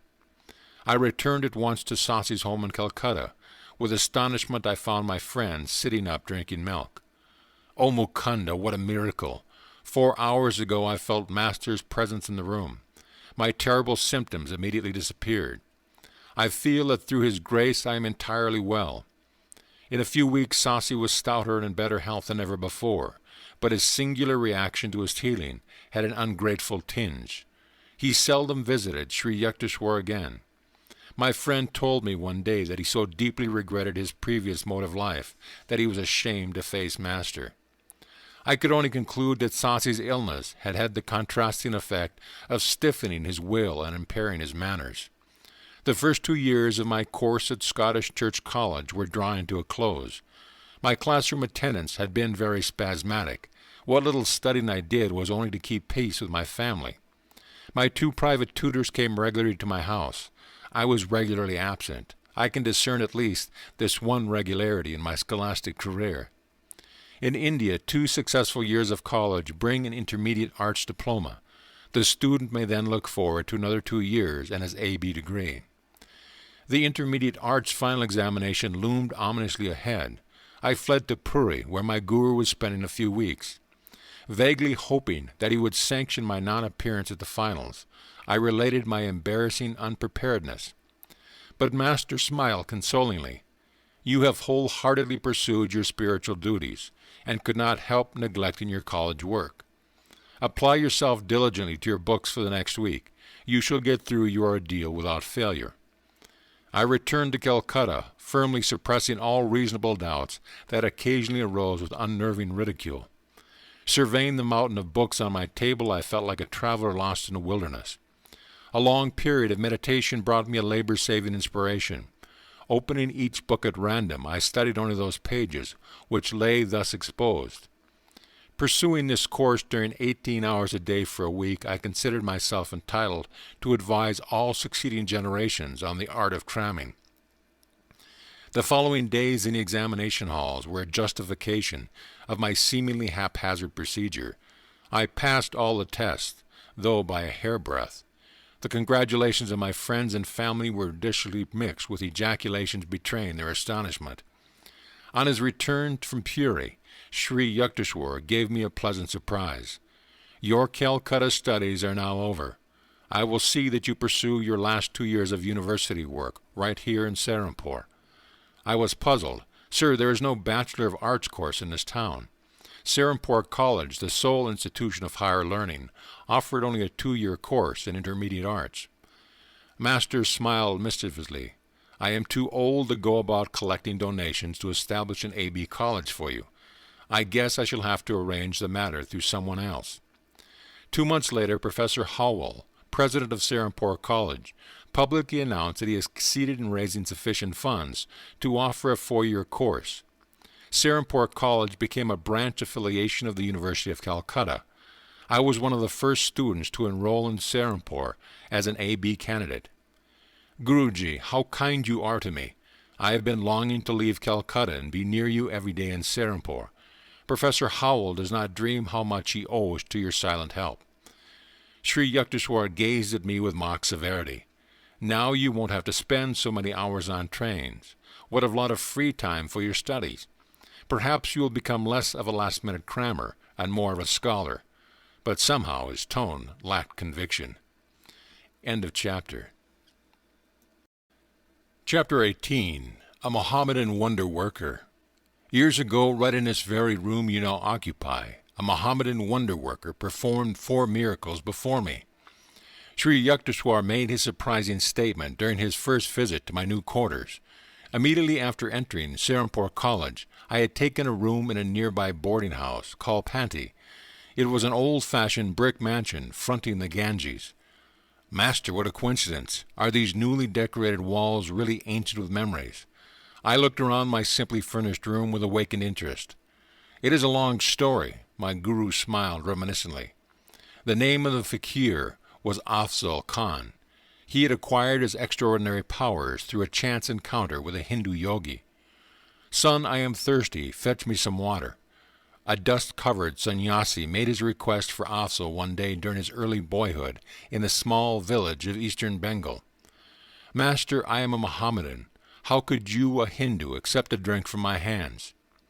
Your truthfulness pleases me, my child. I do not observe the ostracizing rules of ungodly sectarianism. Go bring me water quickly. Afzal's reverent obedience was rewarded by a loving glance from the yogi. You possess good karma from former lives, he observed solemnly. I am going to teach you a certain yoga method which will give you command over one of the invisible realms. The great powers that will be yours should be exercised for worthy ends. Never employ them selfishly. I perceive, alas, that you have brought over from the past some seeds of destructive tendencies. Do not allow them to sprout by watering them with fresh evil actions. The complexity of your previous karma is such that you must use this life to reconcile your yogic accomplishments with the highest humanitarian goals. After instructing the amazed boy in a complicated technique, the master vanished. Afzal faithfully followed his yoga exercise for 20 years. His miraculous feats began to attract widespread attention. It seems that he was always accompanied by a disembodied spirit, whom he called Hazrat. This invisible entity was able to fulfill the fakir's slightest wish. Ignoring his master's warning, Afzal began to misuse his powers. Whatever object he touched and then replaced would soon disappear without a trace. This disconcerting eventuality usually made the Mohammedan an objectionable guest. He visited large jewelry stores in Calcutta from time to time, representing himself as a possible purchaser. Any jewel he handled would vanish shortly after he left the shop. Afzal was often surrounded by several hundred students, attracted by the hope of learning his secrets. The fakir occasionally invited them to travel with him. At the railway station he would manage to touch a roll of tickets. These he would return to the clerk, remarking, "I have changed my mind and won't buy them now." But when he boarded the train with his retinue, Afzal would be in possession of the required tickets. These exploits created an indignant uproar. Bengali jewelers and ticket sellers were succumbing to nervous breakdown. The police who sought to arrest Afzal found themselves helpless. The fakir could remove incriminated evidence merely by saying, "Hazrat, take this away." Sri Yukteswar rose from his seat and walked to the balcony of my room, which overlooked the Ganges. I followed him, eager to hear more of the baffling Mohammedan raffles. This Panti house formerly belonged to a friend of mine. He became acquainted with Afzal and asked him here. My friend also invited about 20 neighbors, including myself. I was only a youth then, and felt a lively curiosity about the notorious fakir. Master laughed. I took the precaution of not wearing anything valuable. Afzal looked me over inquisitively, then remarked, "You have powerful hands. Go downstairs to the garden. Get a smooth stone and write your name on it with chalk. Then throw the stone as far as possible into the Ganges." I obeyed. As soon as the stone had vanished under the distant waves, the Mohammedan addressed me again. "Fill a pot with Ganges water near the front of this house." After I had returned with a vessel of water, the fakir cried, "Hazrat, put the stone in the pot." The stone appeared at once. I pulled it from the vessel and found my signature as legible as I had written it. Babu, one of my friends in the room, was wearing a heavy antique gold watch and chain. The fakir examined them with ominous admiration. Soon they were missing. "Afzal, please return my prized heirloom." Babu was nearly in tears. The Mohammedan was stoically silent for a while and then said, "You have 500 rupees in an iron safe. Bring them to me, and I will tell you where to locate your timepiece." The distraught Babu left immediately for his house. He came back shortly and handed Afzal the required sum. "Go to the little bridge near your house," the fakir instructed Babu. "Call on Hazrat to give you the watch and chain." Babu rushed away. On his return he was wearing a smile of relief and no jewelry whatever. When I commanded Hazrat as directed, he announced, my watch came tumbling down from the air into my right hand. You may be sure I locked the heirloom in my safe before rejoining the group here. Babu's friends, witnesses of the comic tragedy of a ransom for a watch, were staring with resentment at Afzal. He now spoke placidly. Please name any drink you want. Hazrat will produce it. A number asked for milk, others for fruit juices. I was not too much shocked when the unnerved Babu requested whiskey. The Mohammedan gave an order. The obliging Hazrat sent sealed containers sailing down the air and thudding on the floor. Each man found his desired beverage. The promise of the fourth spectacular feat of the day was doubtless gratifying to our host. Afzal offered to supply an instantaneous lunch. Let us order the most expensive dishes, Babu suggested gloomily. I want an elaborate meal for my 500 rupees. Everything should be served on gold plates. As soon as each man had expressed his preference, the fakir addressed himself to the inexhaustible Hazrat. A great rattle ensued. Gold platters filled with intricately prepared curries, hot luchis, and many out-of-season fruits landed from nowhere at our feet. All the food was delicious.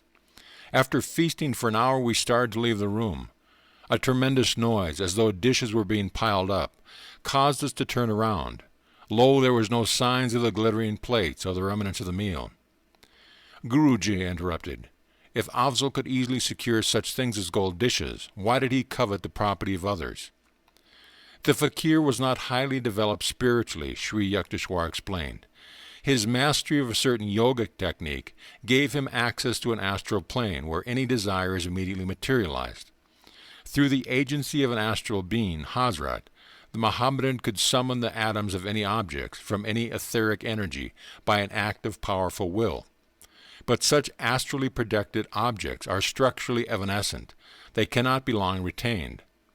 Afzal still yearned for worldly wealth, which, though more hardly earned, has a more dependable durability. I laughed. It is too sometimes vanishes most unaccountably. Afzal was not a man of God realization, Master went on. Miracles of a permanent and beneficial nature are performed by true saints because they have attuned themselves to the omnipotent Creator. Afzal was merely an ordinary man with an extraordinary power of penetrating a subtle realm not usually entered by mortals until death. I understand now, Guruji. The afterworld appears to have some charming features. Master agreed. I never saw Afzal after that day, but a few years later Babu came to my home to show me a newspaper account of the Mohammedan's public confession. From it I learned the facts I've just told you about Afzal's early initiation from a Hindu guru.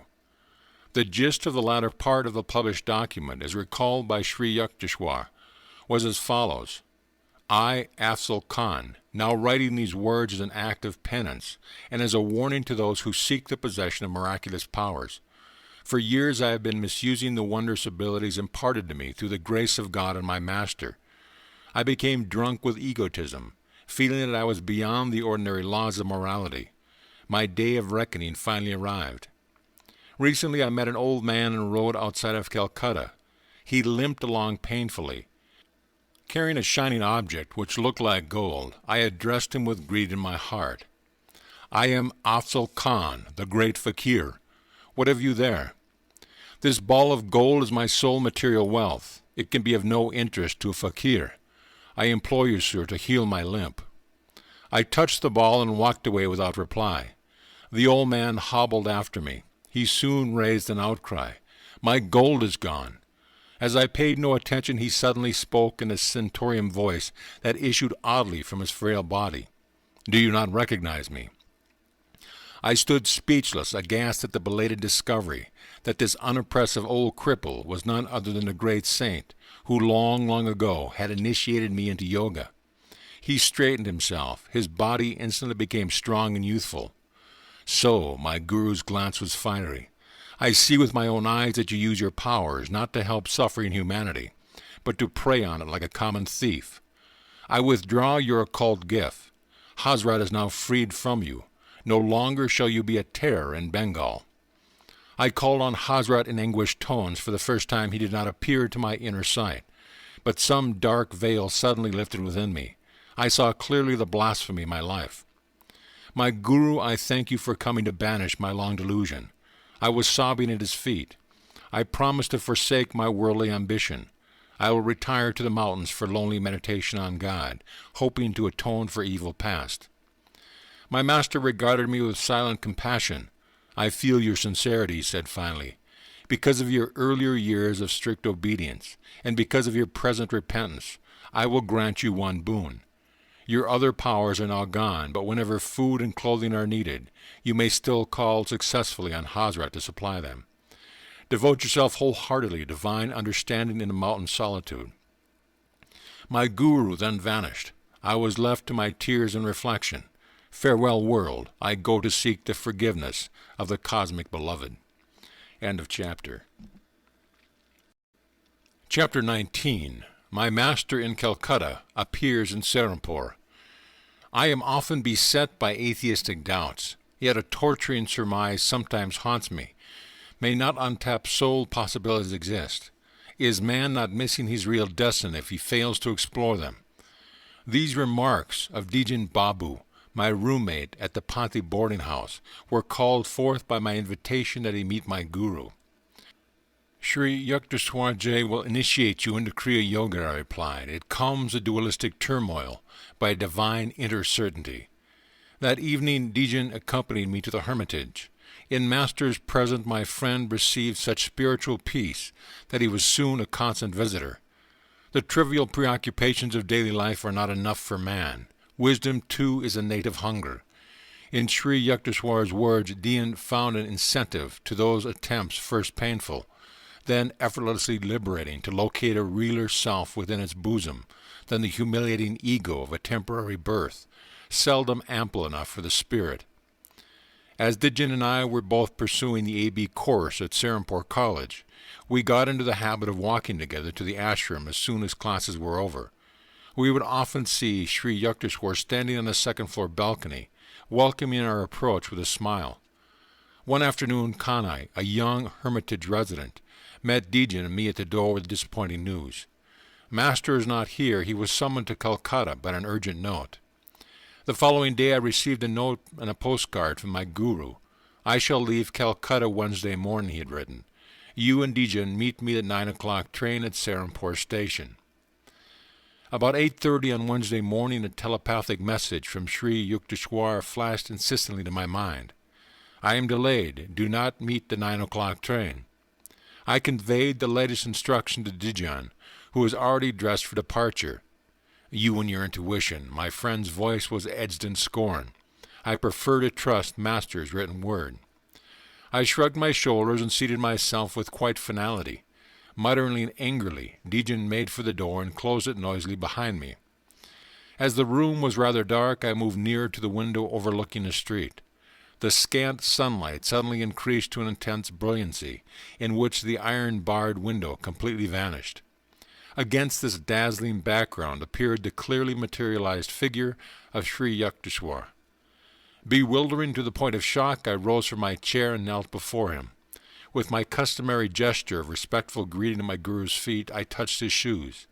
These were a pair familiar to me, an orange-dyed canvas, soled with rope.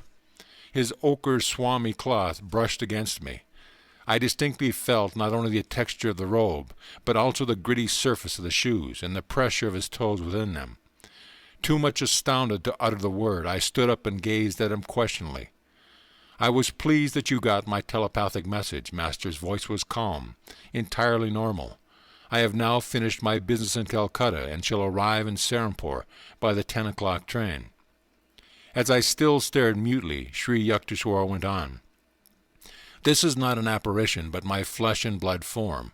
I have been divinely commanded to give you this experience, rare to achieve on earth.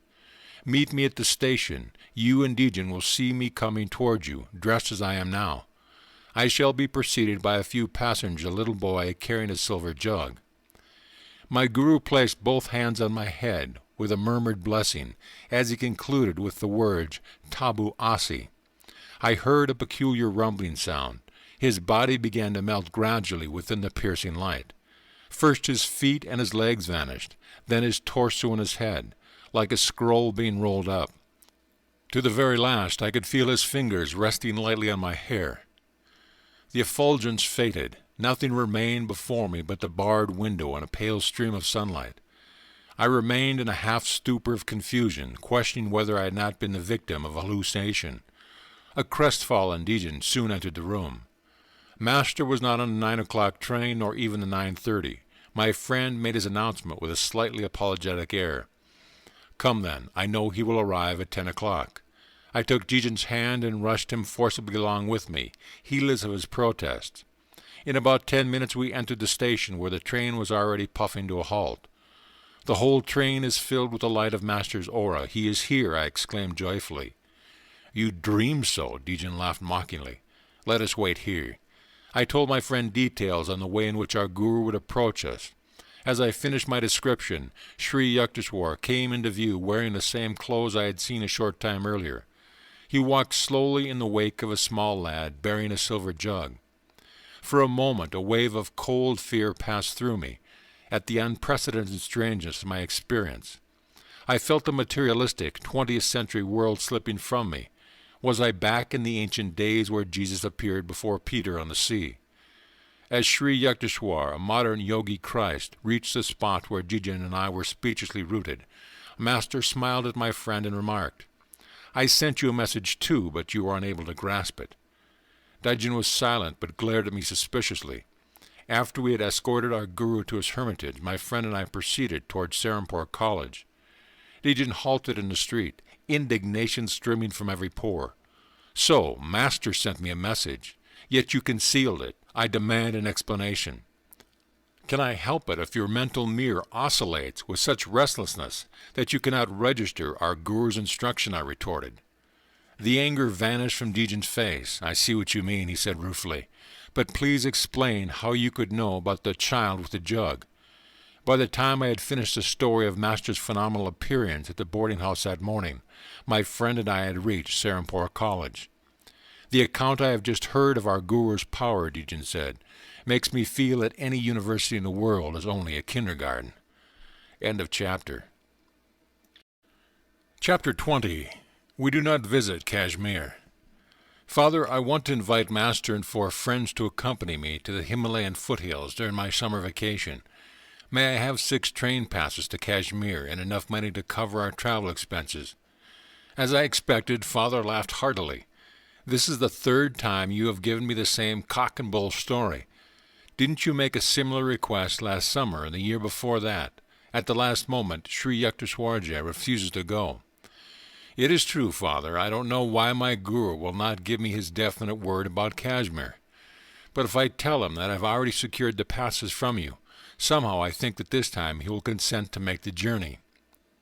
Father was unconvinced at the moment, but the following day, after some good-humored jibes, he handed me 6 passes and a roll of 10-rupee bills. "I hardly think your theoretical trip needs such practical props," he remarked, "but here they are." That afternoon I exhibited my booty to Sri Yukteswar. Though he smiled at my enthusiasm, his words were non-committal. "I would like to go, we shall see." He made no comment when I asked his little hermitage disciple, Kani, to accompany us.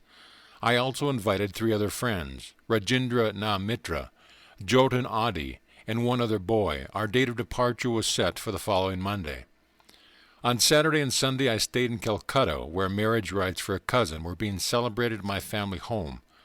I arrived in Serampore with my luggage early Monday morning. Rajendra met me at the hermitage door.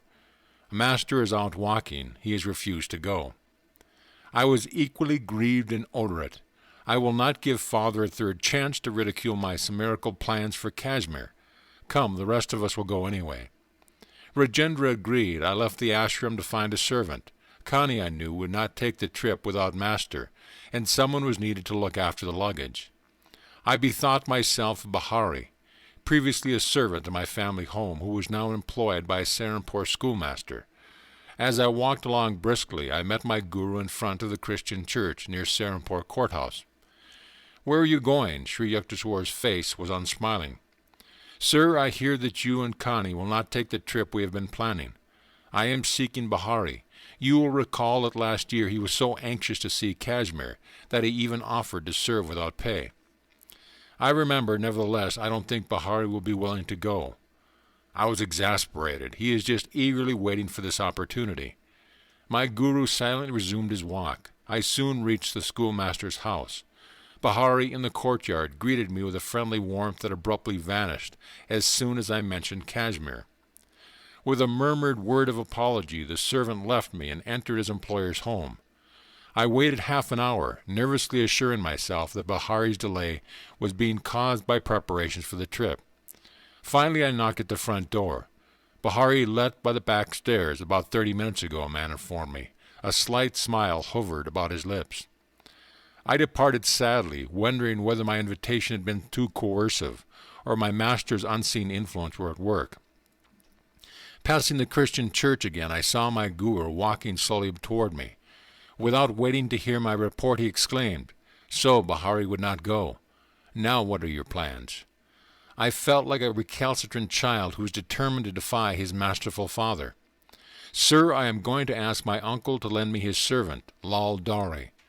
"See if your uncle if you want to," Sri Yukteswar replied with a chuckle, "but I hardly think you will enjoy a visit."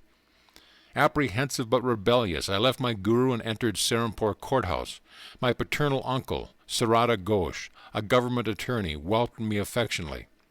"I am leaving today with some friends for Kashmir," I told him. "For years I have been looking forward to this Himalayan trip." "I am happy for you, Mukunda. Is there anything I can do to make your journey more comfortable?" These kind words gave me a lift of encouragement. "Dear uncle," I said, "could you possibly spare me your servant, Lal Dare?" My simple request had the effect of an earthquake. Uncle jumped so violently that his chair overturned. The papers on the desk flew in every direction, and his pipe, a long coconut-stemmed hubble-bubble, fell to the floor with a great clatter. "You selfish young man," he shouted, quivering with wrath. "What a preposterous idea! Who will look after me if you take my servant on one of your pleasure jaunts?" I concealed my surprise, reflecting that my amiable uncle's sudden change of front was only one more enigma in a day fully devoted to the incomprehensibility. My retreat from the courthouse office was more alacritious than dignified. I returned to the hermitage where my friends were expectantly gathered. Conviction was growing on me that some sufficient, if exceedingly recondite motive was behind Master's attitude. Remorse seized me that I had been trying to thwart my guru's will. "Mukunda, wouldn't you like to stay a while longer with me?" Sri Yukteswar inquired. "Rajendra and the others can go ahead now and wait for you at Calcutta. There will be plenty of time to catch the last evening train leaving Calcutta for Kashmir." "Sir, I don't care to go without you," I said mournfully. My friends paid not the slightest attention to my remark. They summoned a hackney carriage and departed with all the luggage. Connie and I sat quietly at our guru's feet. After a half-hour of complete silence, Master rose and walked toward the second-floor dining patio. "Connie, please serve Mukunda's food. His train leaves soon." Getting up from my blanket seat, I staggered suddenly with nausea and a ghastly churning sensation in my stomach. The stabbing pain was so intense that I felt I had been abruptly hurled into some violent hell. Groping blindly toward my guru, I collapsed before him, attacked all by symptoms of the dread Asiatic cholera. Sri Yukteswar and Connie carried me to the sitting-room. Racked with agony, I cried, "Master, I surrender my life to you," for I believed it was indeed fast ebbing from the shores of my body. Sri Yukteswar put my head on his lap, stroking my forehead with angelic tenderness. "You see now what would happen if you were at the station with your friends," he said. "I had to look after you in a strange way, because you chose to doubt my judgment after taking the trip at this particular time. I understood at last, inasmuch as great masters seldom see fit to display their powers openly. A casual observer of the day's event would have imagined that their sequence was quite natural. My guru's intervention had been so subtle to be suspected. He had worked his will through Bahari and my uncle Sarada and Rajendra and the others in such an inconspicuous manner that probably everyone but myself thought the situation had been logically normal. As Sri Yukteswar never failed to observe his social obligations, he instructed Connie to go for a specialist and to notify my uncle. "Master," I protested, "only you can heal me. I am too far gone for any doctor." "Child, you are protected by the divine mercy. Don't worry about the doctor. He will not find you in this state. You are already healed." With my guru's words, the excruciating suffering left me. I sat up feebly. A doctor soon arrived and examined me carefully. "You appear to have passed through the worst," he said. "I will take some specimens with me for laboratory tests." The following morning the physician arrived hurriedly. I was sitting up in good spirits. Well, here you are, smiling and chatting, as though you had no close call with death." He patted my hand gently. "I hardly expected to find you alive after I had discovered from the specimens that your disease was Asiatic cholera. You are fortunate, young man, to have a guru with divine healing powers. I am convinced of it." I agreed wholeheartedly as the doctor was preparing to leave. Rajendra and Adi appeared at the door. The resentment in their faces changed into sympathy as they glanced at the physician and then at my somewhat wanton countenance. "We were angry when you didn't turn up as agreed at the Calcutta train. You have been sick?" Yes, I could not help laughing as my friend placed the luggage in the same corner it occupied yesterday. I quoted, "There was a ship that went to Spain. When it arrived, it came back again."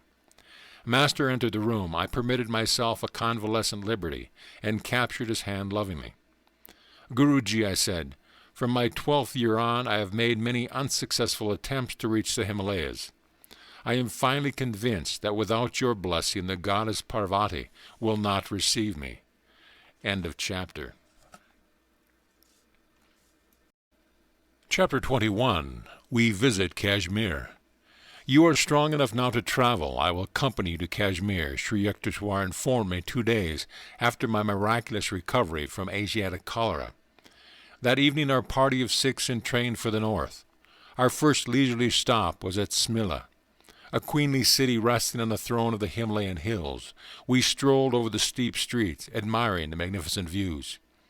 "English strawberries for sale," growled an old woman, squatting in a picturesque open marketplace. Master was curious about the strange little red fruits. He bought a basketful and offered it to Connie and myself, who were nearby. I tasted one berry, but spat it hastily on the ground. "Sir, what a sour fruit! I could never like strawberries." My guru laughed. "Oh, you will like them in America. At a dinner there, your hostess will serve them with sugar and cream. After she has mashed the berries with a fork, you will taste them and say, 'What delicious strawberries!' Then you will remember this day in Simla." Sri Yukteswar's forecast vanished from my mind, but reappeared there many years later. Shortly after my arrival in America, I was a dinner guest at the home of Mrs. Alice T. Hassey, Sister Yogmata, in the West Somerville, Massachusetts. When a dessert of strawberries was put on the table, my hostess picked up her fork and mashed my berries, adding cream and sugar. "The fruit is rather tart. I think you will like it fixed this way," she remarked. I took a mouthful. "What delicious strawberries!" I exclaimed. At once my guru's prediction and Simla emerged from the fathomless cave of memory. It was staggering to realize that long ago Sri Yukteswar's God-tuned mind had sensitively detected the program of karmic events wandering in the ether of futurity. Our party soon left Simla and entrained for Walapindi. There we hired a large landau, drawn by 2 horses, in which we started a 7-day trip to Srinagar, capital city of Kashmir. The second day of our northbound journey brought into view the true Himalayan vastness. As the iron wheels of our carriage creaked along the hot, stony roads, we were enraptured with changing vistas of mountainous grandeur. "Sir," Adi said to the master, "I am greatly enjoying these glorious scenes in your holy company." I felt a throb of pleasure at Adi's appreciation, for I was acting as host on this trip. Sri Yukteswar caught my thought. He turned to me and whispered, "Don't flatter yourself. Adi is not nearly as entranced with the scenery as he is with the prospect of leading us long enough to have a cigarette." I was shocked. "Sir," I said in an undertone, "please do not break our harmony by these unpleasant words. I can hardly believe that Adi is hankering for a smoke," looking apprehensively at my usually irrepressible guru. "Very well, I won't say anything to Adi," Master chuckled, "but you will soon see, when the landau halts, that Adi is quick to seize this opportunity." The carriage arrived at a small caravanserai. As our horses were led to be watered, Adi inquired, "Sir, do you mind if I ride a while with the driver? I would like to get a little outside air." Sri Yukteswar gave permission, but remarked to me, He wants fresh smoke and not fresh air. The landau resumed its noisy progress over the dusty road. Master's eyes were twinkling. He instructed me, "Crane up your neck through the carriage door and see what Audie is doing with the air." I obeyed and was astonished to observe Audie in the act of exhaling rings of cigarette smoke. My glance toward Sri Yukteswar was apologetic. "You are right as always, sir. Audie is enjoying a puff alongside with a panorama." I surmised that my friend had received a gift from the cab driver. I knew Audie had not carried any cigarettes from Calcutta. We continued on the labyrinth way, adorned by views of rivers, valleys, precipitous crags, and multitudinous mountain tiers. Every night we stopped at rustic inns and prepared our own food. Sri Yukteswar took special care of my diet, insisting that I have little lime juice on all meals. I was still weak but daily improving, though the rattling carriage was strictly designed for discomfort. Joyous anticipations filled our hearts as we neared central Kashmir, paradise land of lotus lakes, floating gardens, gaily canopied houseboats, the many-bridged Jhelum River, and flower-strewn pastures, all ringed round by the Himalayan majesty. Our approach to Srinagar was through an avenue of tall, welcoming trees. We engaged rooms at a double-storied inn overlooking the noble hills. No running water was available. We drew our supply from a nearby well. The summer weather was ideal, with warm days and slightly cold nights. We made a pilgrimage to the ancient Srinagar temple of Swami Shankara. As I gazed upon the mountain peak hermitage, standing bold against the sky, I fell into an ecstatic trance. A vision appeared on the hilltop mansion in distant land. The lofty Shankara ashram before me was transformed into the structure where years later I established the Self-Realization Fellowship headquarters in America. When I first visited Los Angeles and saw the large building on the crest of Mount Washington, I recognized it at once from my long-past visions in Kashmir and elsewhere. A few days at Srinagar, then on to Gulmarg, mountains path of flowers. Elevated by 6,000 feet, there I had my first ride on a large horse. Rajendra mounted a small trotter, whose heart was fired with ambition for speed. We ventured onto the very steep Kalamarg. The path led through a dense forest, abounding in tree mushrooms, where the mist-shrouded trails were often precarious. But Rajendra's little animal never permitted my oversized steed a moment's rest, even at the most perilous turns. On, untiringly came Rajendra's horse, oblivious to all but the joy of competition. Our strenuous race was rewarded by breathtaking views. For the first time in this life, I gazed in all directions at sublime snow-capped Himalayas, lying tier upon tier like silhouettes of huge polar bears. My eyes feasted exultingly on endless reaches of icy mountains against sunny blue skies. I rolled merrily with my young companions, all wearing overcoats, on the sparkling white slopes. On our downward trip we saw afar a vast carpet of yellow flowers, wholly transfiguring the bleak hills.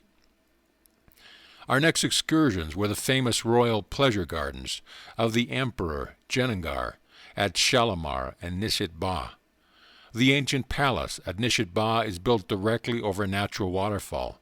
Rushing down from the mountains, the torrent has been regulated through ingenious contrivances to flow over colorful terraces and to gush into fountains amidst the dazzling flower beds. The stream also enters several of the palace rooms, ultimately dropping fairy-like into the lake below. The immense gardens are riotous with colored roses of dozen hues, snapdragons, lavenders, pansies, poppies. An emerald enclosing outline is given by symmetrical rows of chinars, cypresses, cherry trees. Beyond them tower the white austerities of the Himalayas. Kashmir grapes are considered a rare delicacy in Calcutta. Rajendra, who had been promising himself a veritable feast on reaching Kashmir, was disappointed to find there no large vineyards. Now and then I chaffed him jocosely over his baseless anticipation. "Oh, I have become so much gorged with grapes I can't walk," I would say. "The invisible grapes are brewing within me." Later I heard that sweet grapes grow abundantly in Kabul, west of Kashmir. We consoled ourselves with ice cream made of rubbery, a heavily condensed milk, and flavored with whole pistachio nuts. We took several trips in the shikaras or houseboats, shaded by red embroidered canopies, coursing along the intricate channels of Dal Lake, a network of canals like a watery spiderweb. Here the numerous floating gardens, crudely improvised with logs and earth, strike one with amazement.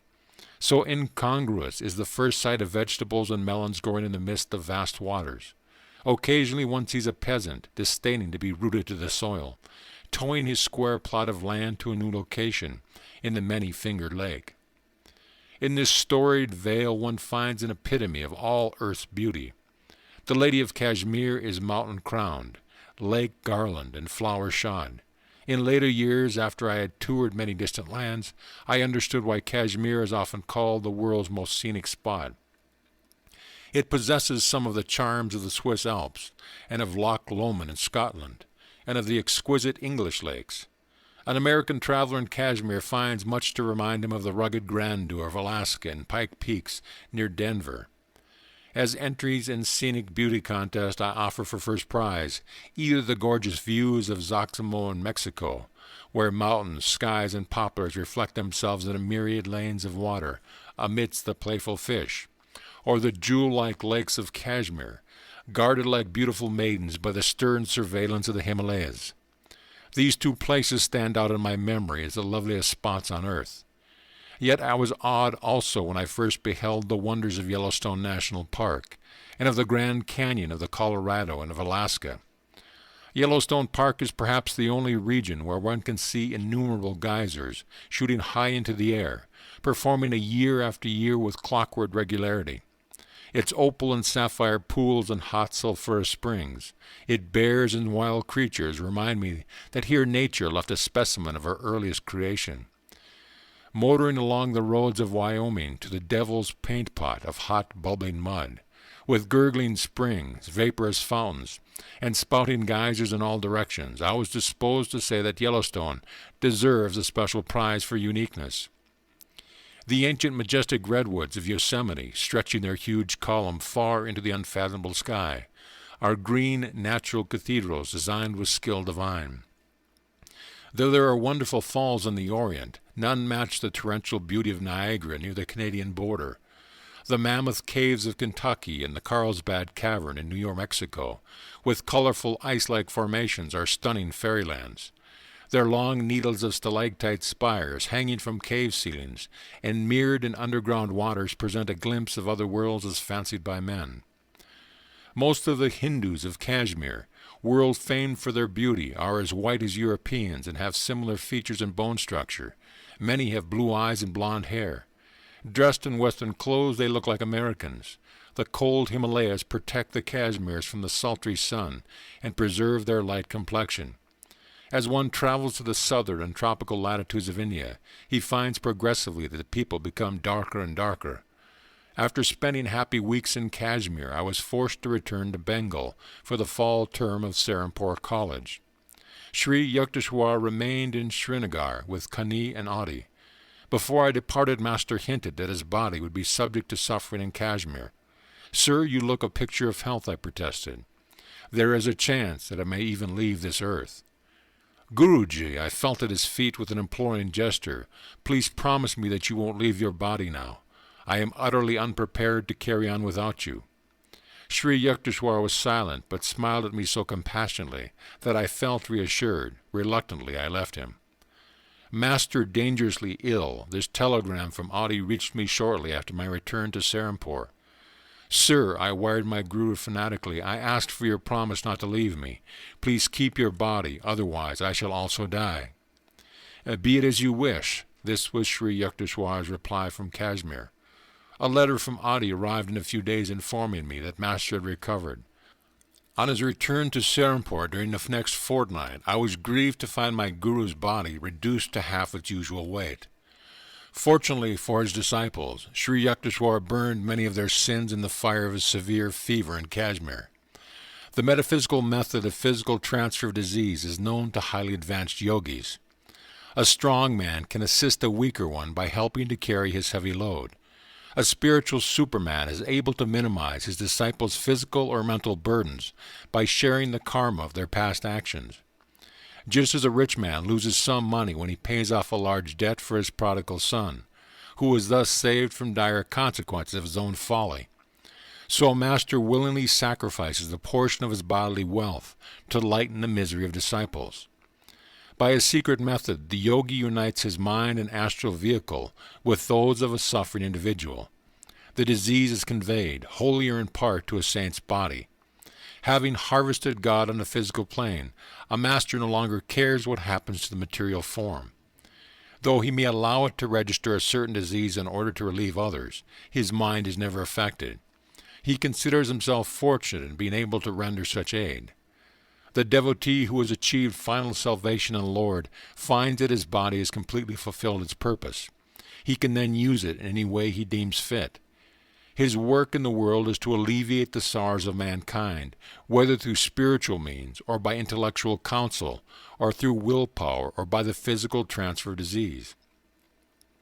Escaping to the superconscious whenever he so desires, a master can remain oblivious of physical suffering. Sometimes he chooses to bear bodily pain stoically, as an example to disciples. By putting on the ailments of others, a yogi can satisfy for them the karmic law of cause and effect. This law is mechanically or mathematically operative. Its workings can be scientifically manipulated by men of divine wisdom. The spiritual law does not require a master to become ill whenever he heals another person. Healing ordinarily takes place through the saint's knowledge of various methods of instantaneous cure in which no hurt to the spiritual healer is involved. On rare occasions, however, a master who wishes to greatly quicken his disciples' evolution may then voluntarily work out his own body a large measure of their undesirable karma. Jesus signified himself as a ransom for the sins of many.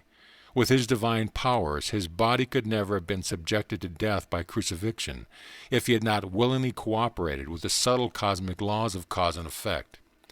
He thus took on himself the consequence of others' karma, especially that of his disciples. In this manner they were highly purified and made fit to receive the omnipresent consciousness which later descended on them. Only a self-realized master can transfer his life force or convey into his own body the disease of others. An ordinary man cannot employ this yogic method of cure, nor is it desirable that he should do so, for an unsound physical instrument is a hindrance to God meditation. The Hindu scriptures teach that the first duty of man is to keep his body in good condition. Otherwise his mind is unable to remain fixed in devotional concentration. A very strong mind, however, can transcend all physical difficulties and attain to God realization. Many saints have ignored illness and succeeded in their divine quest. St. Francis of Assisi, severely afflicted with ailments, healed others and even raised the dead. I knew an Indian saint, half of whose body was once festering with sores. His diabetic condition was so acute that under ordinary conditions he could not sit still at one time for more than 15 minutes. But his spiritual aspiration was undeterrable. Lord, he prayed, wilt thou come into my broken temple? With ceaseless command of will, the saint gradually became able to sit daily in lotus posture for 18 continuous hours, engrossed in the ecstatic trance. And he told me, at the end of 3 years I found the infinite light blazing within my shattered form. Rejoiceful in the joyful splendor, I forgot the body. Later I saw that it had become whole through the divine mercy. A historical healing incident concerns King Babur, founder of the Mughal Empire in India. His son, Prince Humayun, was mortally ill. The father prayed with anguished determination that he receive the sickness and that his son be spared. After all physicians had given hope, Humayun recovered. Babur immediately fell sick and died of the same disease which had stricken his son. Humayun succeeded Babur as emperor of the Hindustan. Many people imagine that every spiritual master has or should have the health and strength of a sandal. The assumption is unfounded. A sickly body does not indicate that a guru is not in touch with divine powers, any more than lifelong health necessarily indicates an inner illumination. The condition of the physical body, in other words, cannot rightfully be made a test of a master. His distinguishing qualifications must be sought in his own domain, the spiritual. Numerous bewildered seekers in the West erroneously think that an eloquent speaker or writer on metaphysics must be a master. The rishis, however, have pointed out that the acid test of a master is a man's ability to enter at will the breathless state and to maintain the unbroken samadhi of nirvikalpa. Only by these achievements can a human being prove that he has mastered Maya, or the dualistic cosmic delusion. He alone can say from the depth of realization, Ekam Sat, only one exists. The Vedas declare that the ignorant man who rests content with making the slightest distinction between the individual soul and the Supreme Self is exposed to danger. Shankara, the great monist, has written, "Where there is duality by virtue of ignorance, one sees all things as distinct from the self. When everything is seen as the self, then there is not even an atom other than the self.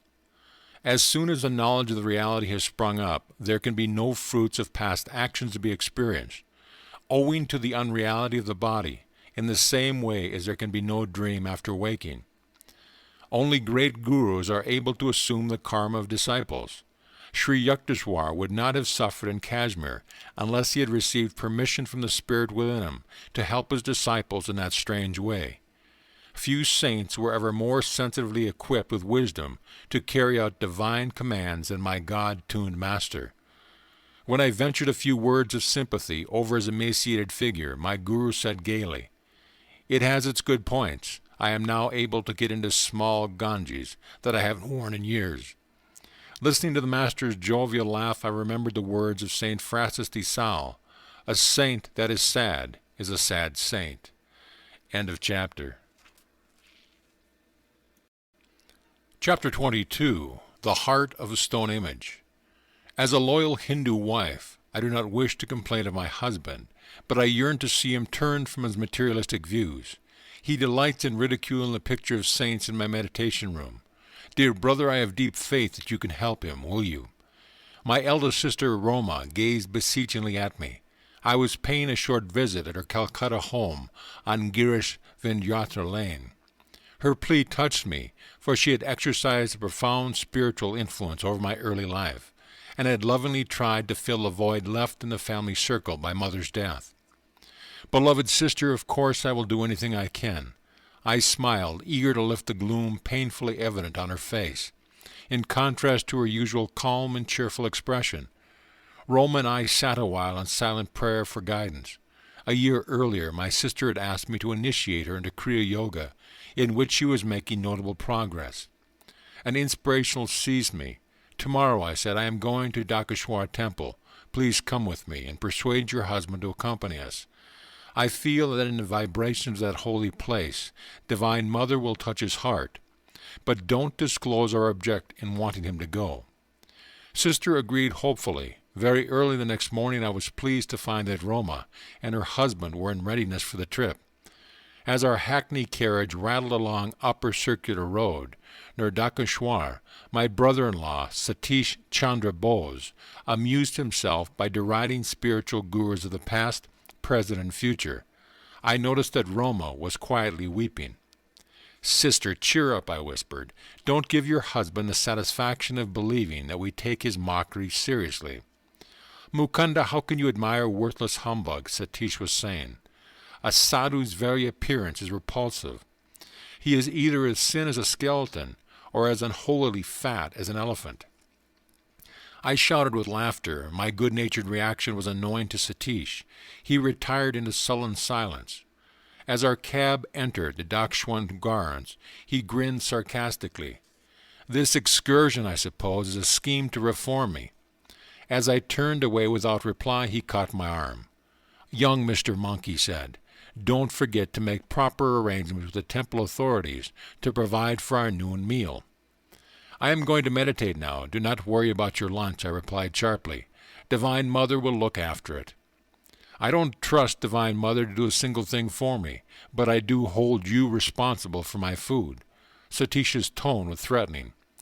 I proceeded along to the colonnade hall where fronts the large temple of Kali, or Mother Nature, selecting a shady spot near one of the pillars. I arranged my body in a lotus position. Although it was only about 7 o'clock, the morning sun would soon be oppressive. The world receded as I became devotionally entranced. My mind was concentrated on Goddess Kali, whose images at Dakanchwar had been the special object of adoration by the great master, Sri Ramakrishna Paramahansa. In answer to his anguished demands, the stone image of this fairy temple had often taken a living form and conversed with him. Silent Mother with stony heart, I prayed, thou become filled with life at the request of thy beloved devotee, Ramakrishna. Why dost thou not also heed the wails of this yearning son of thine? My aspiring zeal increased boundlessly, accompanied by divine peace. Yet when 5 hours had passed and the goddess whom I was inwardly visualizing had made no response, I felt slightly disheartened. Sometimes it is a test by God to delay the fulfillment of prayers, but he eventually appears to the persistent devotee in whatever form he holds dear. A devout Christian sees Jesus, a Hindu beholds Krishna, or the goddess Kali, or an expanding light if his worship takes an impersonal turn. Reluctantly I opened my eyes and saw that the temple doors were being locked by a priest, in conformance with noon-hour custom. I rose from my secluded seat under the open-roofed hall and stepped into the courtyard. In stone floor was scorching under the midday sun. My bare feet were painfully burned. Divine Mother, I silently remonstrated, thou didst not come to me in vision, and now thou art hidden in the temple behind closed doors. I wanted to offer a special prayer to thee today on behalf of my brother-in-law. My inward petition was instantly acknowledged. First, a delightful cold wave descended over my back and under my feet, banishing all discomfort. Then, to my amazement, the temple became greatly magnified. Its large doors slowly opened, revealing the stone figure of Goddess Kali. Gradually it changed into a living form, smiling, nodding, and greeting, thrilling me with joy indescribable. As if by a mystic syringe, the breath was withdrawn from my lungs. The body became very still, though not inert. An ecstatic enlargement of consciousness followed. I could see clearly for several miles over the Ganges River to my left, and beyond the temple into the entire Dakshwanur precinct. The walls of all buildings glimmered transparently. Through them I observed people walking to and fro over distant acres. Though I was breathless and my body in strangely quiet state, yet I was able to move my hands and feet freely. For several minutes I experimented in closing and opening my eyes. In either state I saw distinctly the whole Dakshwanaya panorama. Spiritual sight, X-ray-like, penetrates into all matter. The divine eye is center everywhere, circumference nowhere.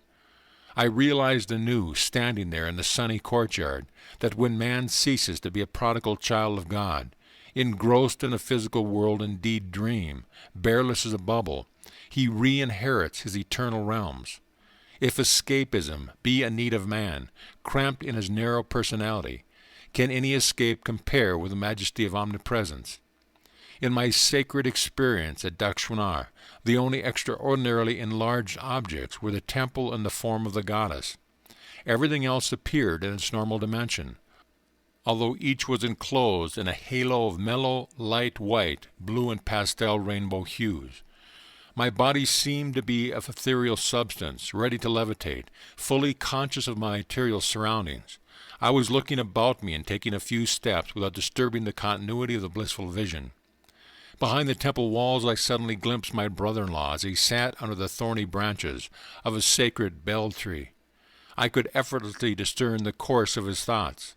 Somewhat uplifted under the holy influence of Dakshwanur, his mind yet held unkind reflections about me. I turned directly to the gracious form of the goddess. Divine Mother, I prayed, wilt thou not spiritually change my sister's husband? The beautiful figure, hitherto silent, spoke at last. Thy wish is granted. I looked happily at Satish, as though instinctively aware that some spiritual power was at work.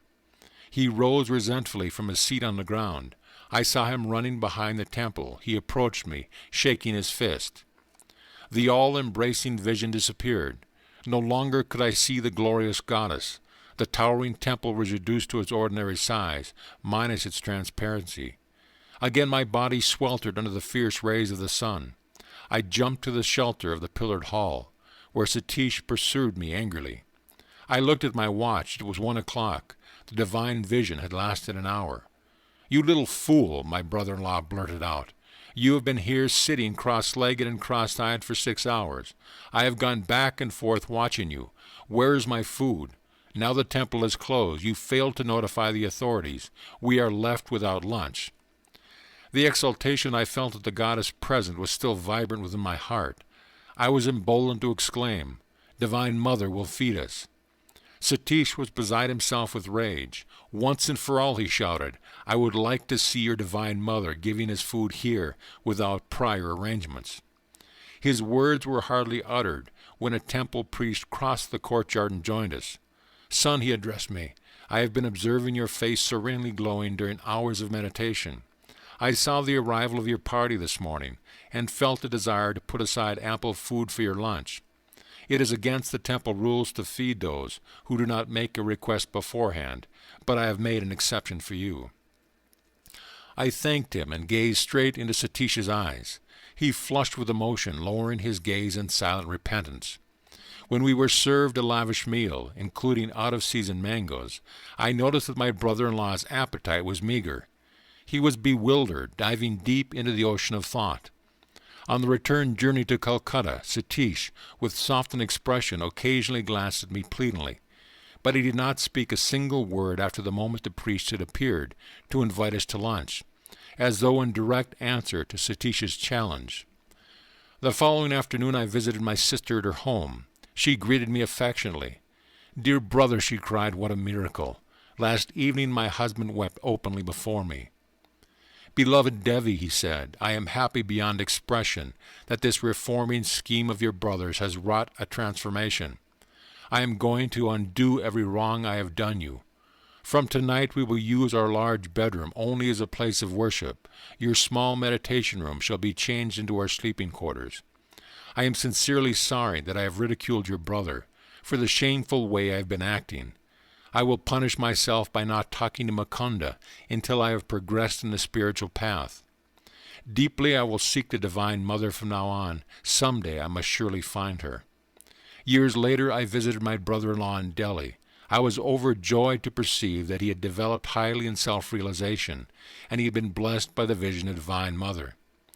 During my stay with him, I noticed that Satish secretly spent the greater part of every night in divine meditation, though he was suffering from a serious ailment and was engaged during the day at his office.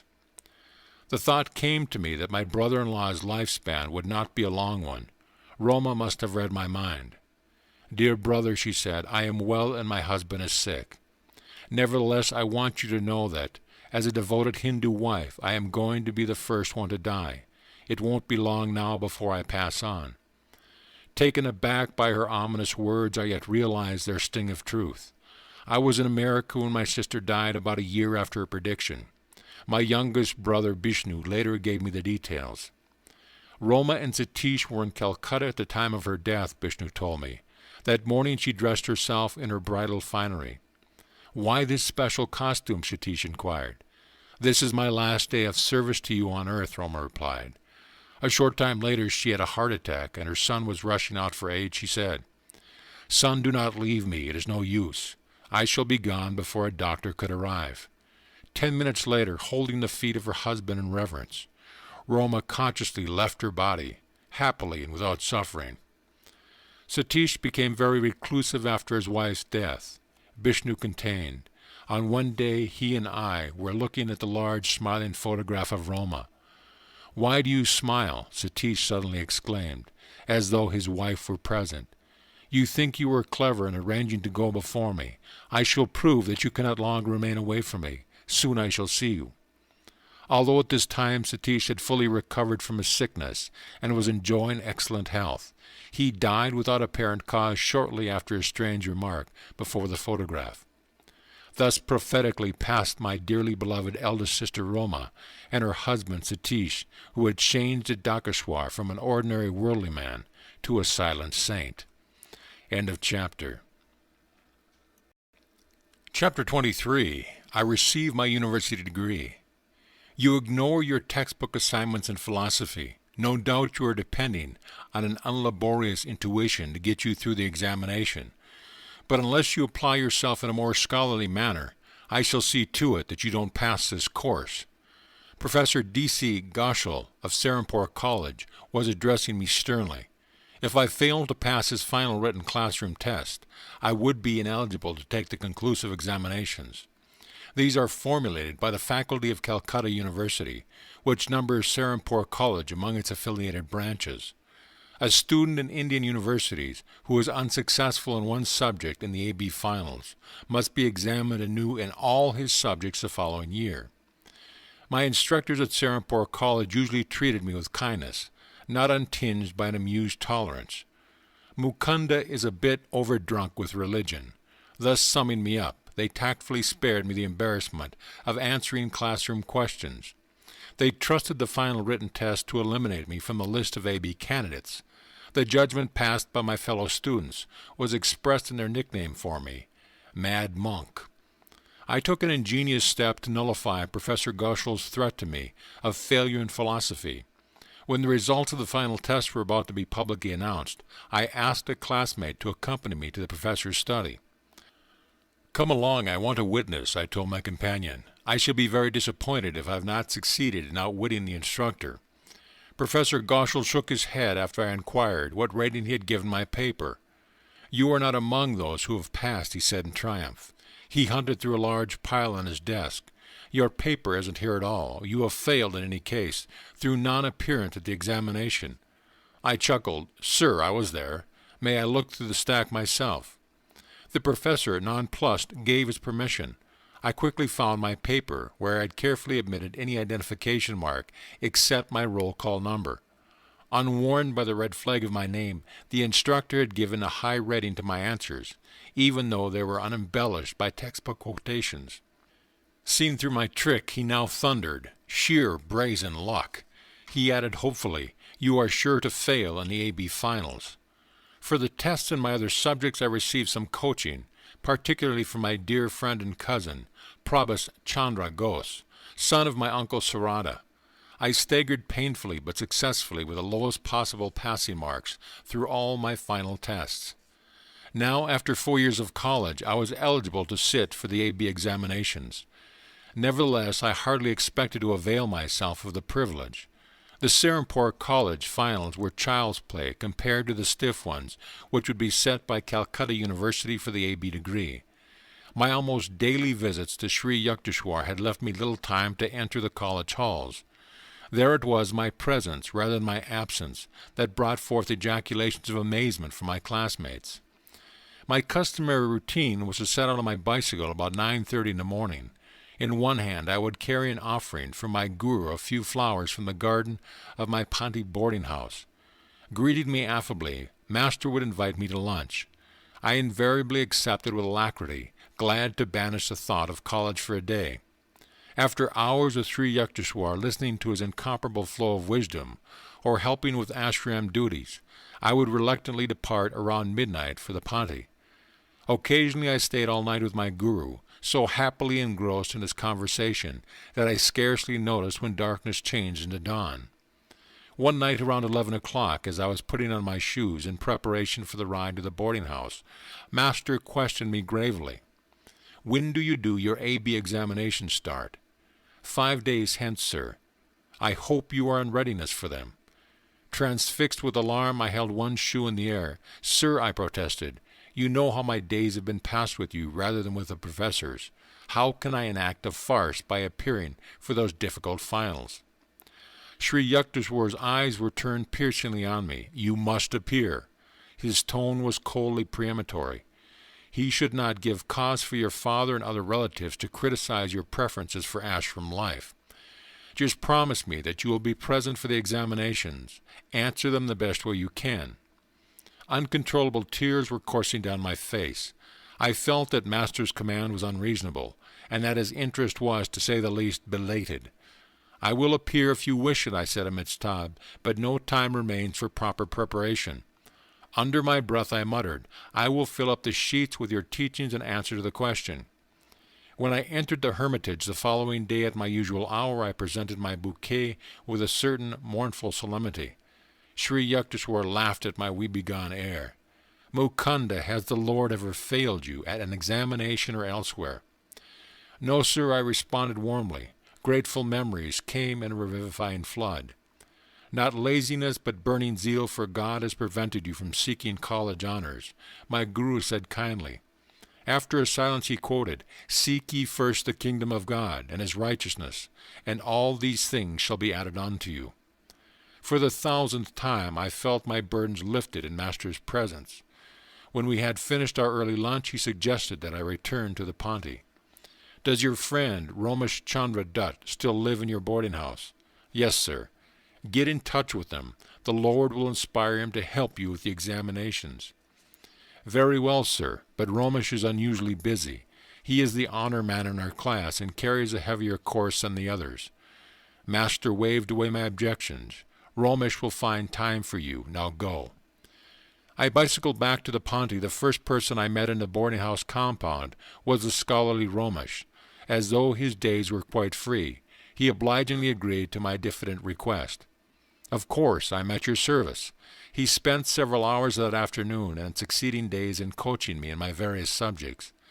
"I believe many questions in English literature will be centered in the route of Childe Harold," he told me. "We must get an atlas at once." I hastened to the home of my Uncle Sarada and borrowed an atlas. Romesh marked the European map at the place visited by Byron's romantic traveler. A few classmates had gathered around to listen to the tutoring. "Romesh is advising you wrongly," one of them commented to me at the end of the session. "Usually only 50% of the question are about the books. The other half will involve the author's life." When I sat for the examination in English literature the following day, my first glance at the question caused tears of gratitude to pour forth, wetting my paper. The classroom monitor came to my desk and made a sympathetic inquiry. "My guru foretold the Romesh would help me," I exclaimed. "Look, the very questions dictated to me by Romesh are here on the examination sheet." Fortunately for me, there are very few questions this year on English authors, whose lives are wrapped in deep mysteries so far as I am concerned. My boarding house was in an uproar when I returned. The boys who had been ridiculed Romesh's method of coaching looked at me in awe, almost deafening me with congratulation. During the week of the examination, I spent many hours with Romesh, who formulated questions that he thought were likely to be set by the professors.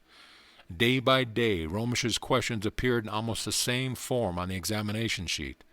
The news was widely circulated in the college that something resembling a miracle was occurring, and that success seemed probable for the absent-minded mad monk. I made no attempt to hide the facts of the case. The local professors were powerless to alter the questions, which had been arranged by Calcutta University.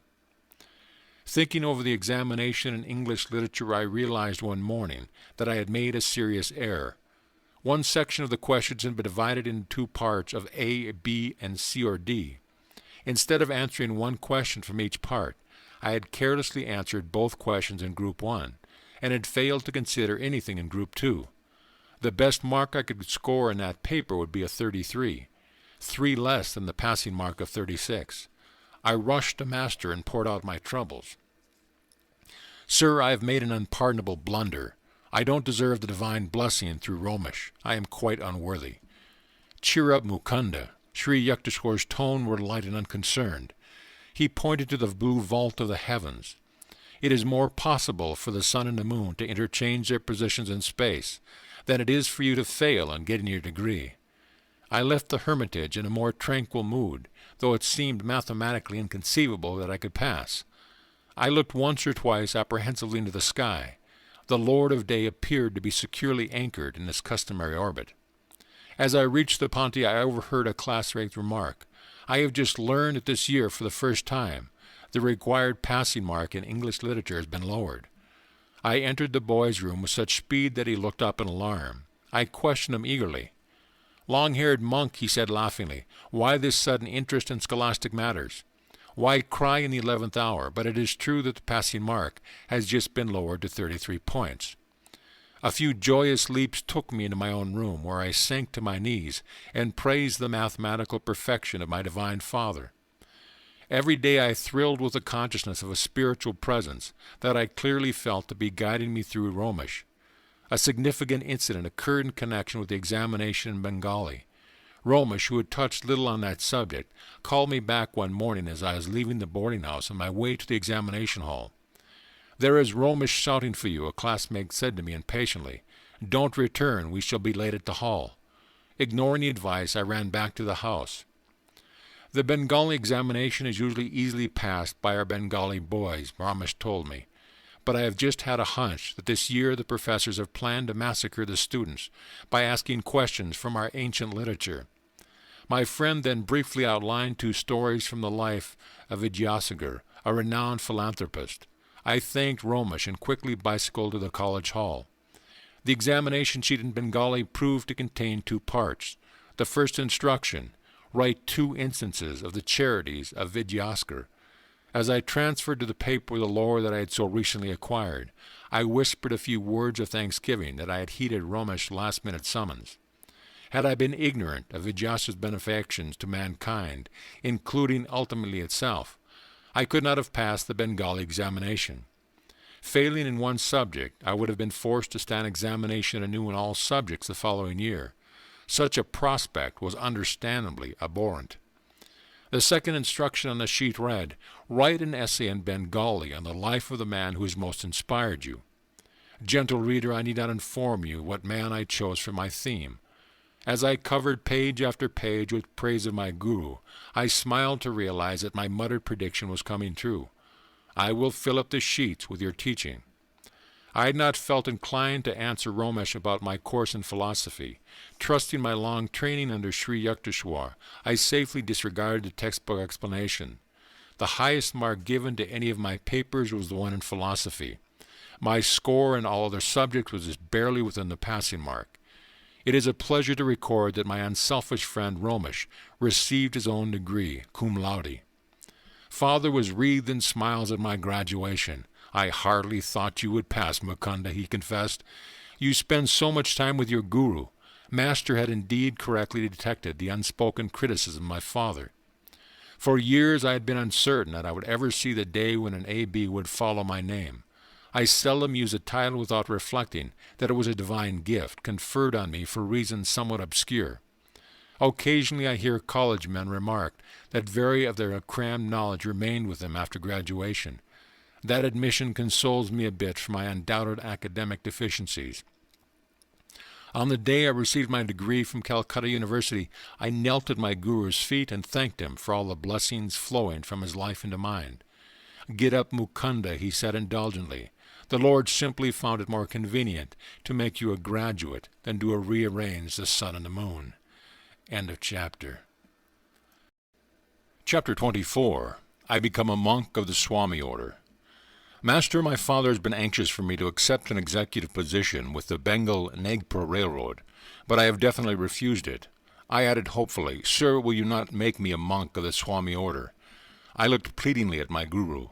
During preceding years, in order to test the depth of my determination, he had refused this same request. Today, however, he smiled graciously. "Very well. Tomorrow I will initiate you into Swamiship." He went on quietly, "I am happy that you have persisted in your desire to be a monk. Larry Masha often said, 'If you don't invite God to be your summer guest, he won't come in the winter of your life.' Dear Master, I could never falter in my goal to belong to the Swami order, like your revered self." I smiled him with measureless affection. "He that is unmarried careth for the things that belongeth to the Lord, how he may please the Lord. But he that is married careth for the things of the world, how he may please his wife." I had analyzed the lives of many of my friends who, after undergoing certain spiritual discipline, had then married. Launched on the sea of worldly responsibilities, they had forgotten their resolutions to meditate deeply. To allot God a secondary place in life was to me inconceivable, though he is the sole owner of the cosmos, silently showering us with gifts from life to life. One thing yet remains which he does not own, and which each human heart is empowered to withhold or bestow man's love. The Creator, in taking infinite pains to shroud with mystery his presence in every atom of creation, could have but one motive, a sensitive desire that men seek him only through free will. With what velvet glove of every humility has he not covered the iron hand of omnipotence? The following day was one of the most memorable of my life. It was sunny Thursday, I remember, in 1914 July, a few weeks after my graduation from college.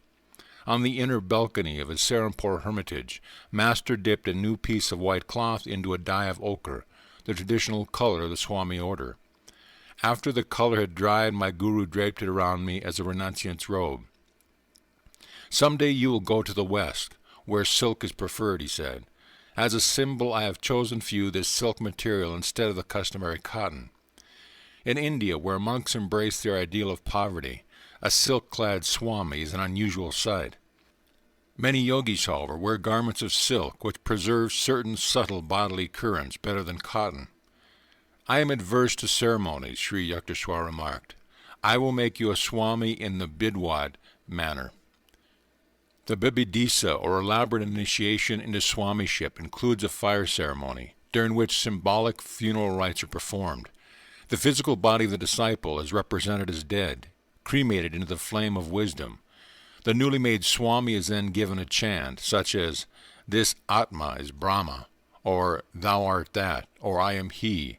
Sri Yukteswar, however, with his love of simplicity, dispensed with all formal rites and merely asked me to select a new name. "I will give you the privilege of choosing it yourself," he said smilingly. "Yogananda," I replied, after a moment's thought. The name literally means bliss Ananda, through divine union, yoga. "Be it so, forsaking your family name of Mukunda Lal Ghosh.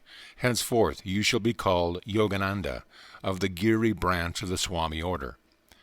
As I knelt before Sri Yukteswar and for the first time heard him pronounce my new name, my heart overflowed with gratitude. How lovingly and tirelessly had he labored, that the boy Mukunda be someday transformed into the monk Yogananda. I joyfully sang a few verses from the long Sanskrit chant of Lord Shankara. "Mind nor intellect, nor ego, feeling, sky nor earth nor metals am I. I am he, I am he. Blessed Spirit, I am he. No birth, no death, no caste have I. Father, mother have I none. I am he, I am he. Blessed Spirit, I am he. Beyond the flights of fancy, formless am I, permeating the limbs of all life. Bondage I do not fear. I am free, I am free. I am he, I am he. Blessed Spirit, I am he." Every Swami belongs to the ancient monastic order, which was organized in its present form by Shankara. Because it is a formal order with an unbroken line of saintly representatives serving as active leaders, no man can give himself a title of Swami. He rightfully receives it only from another Swami. All monks thus trace their spiritual lineage to one common guru, Lord Shankara. By vows of poverty, chastity, and obedience to the spiritual teacher, many Catholic Christian monastic orders resemble the order of Swamis. In addition to this new name, usually ending in Ananda, the Swami takes a title which indicates his formal connection with one of the 10 subdivisions of the Swami order. These Dasamis, or 10 agnagments, include the Giri mountain, to which Sri Yukteswar and henceforth myself belong. Among the other branches are the Sagar, sea, Bharati, land, Aranya, forest, Puri, tract, Tirtha, place of pilgrimage, and Saraswati, wisdom of nature. The new name received by a Swami thus has a twofold significance, and represents the attainment of supreme bliss, Ananda, through some divine quality or state, love, wisdom, devotion, service, yoga, and through a harmony with nature, as expressed in her infinite vastness of ocean, mountains, and skies.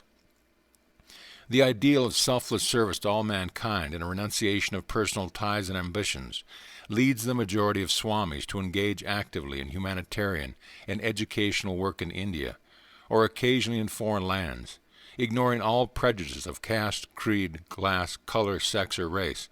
A Swami follows the precepts of human brotherhood. His goal is absolute unity with the Spirit, imbuing his waking and sleeping consciousness with the thought, "I am he." He roams contently in the world, but not of it. Thus only may he justify his title of Swami, one who seeks to achieve union with the Swa or self. It is needless to add that not all formally titled Swamis are equally successful in reaching their high goals.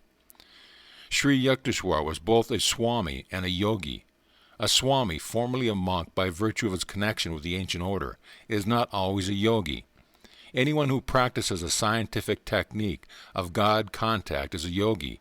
He may be either married or unmarried. either a worldly man or one of formal religious ties.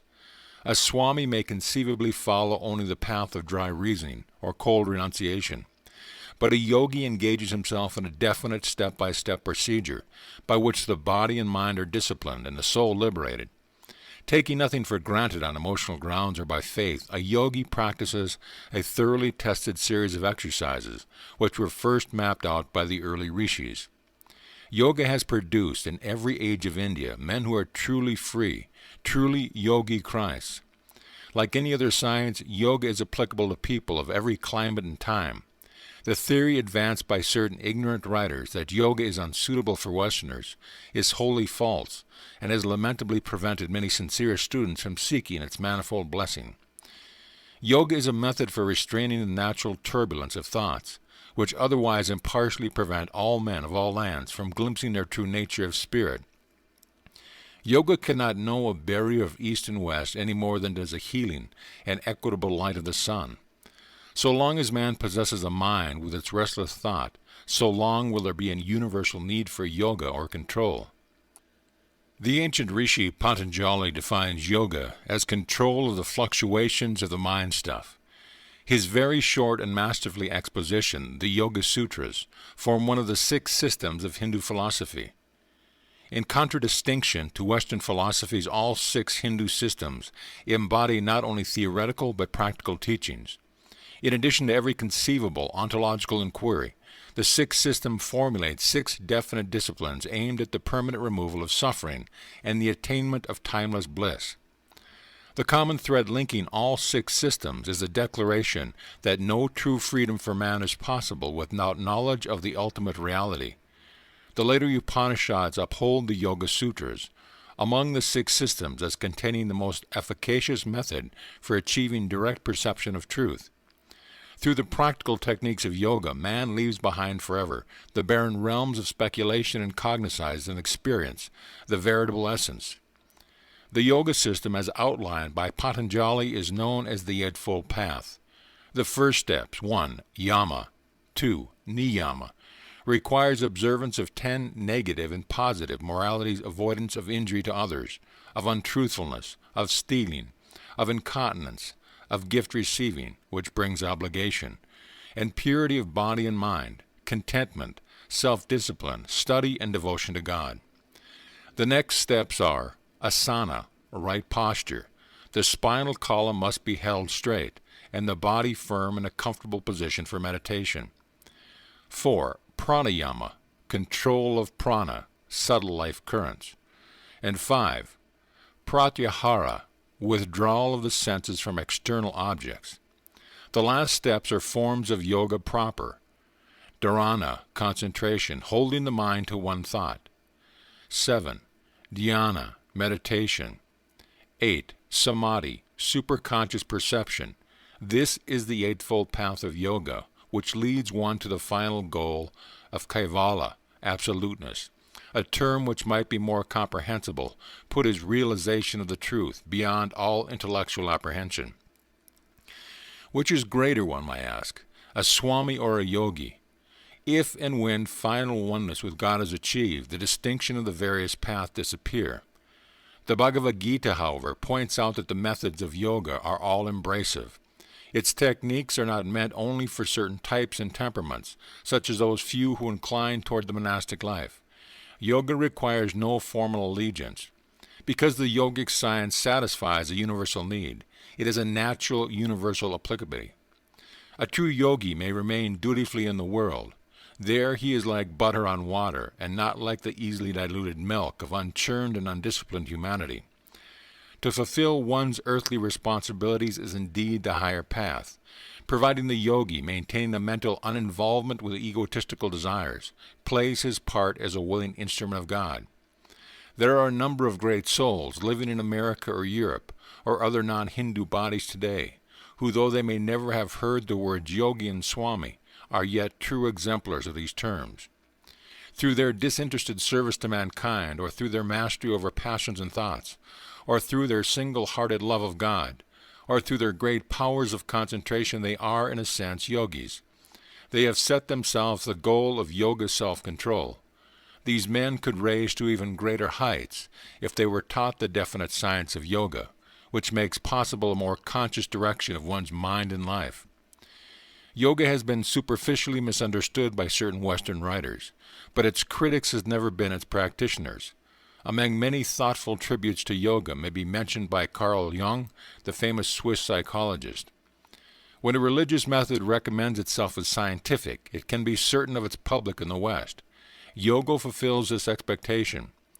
Dr. Jung writes, "Quite apart from the charm of the new and the fascination of the half-understood, there is good cause for yoga to have many adherents. It offers the possibilities of controllable experiences, and thus satisfies the scientific need of facts.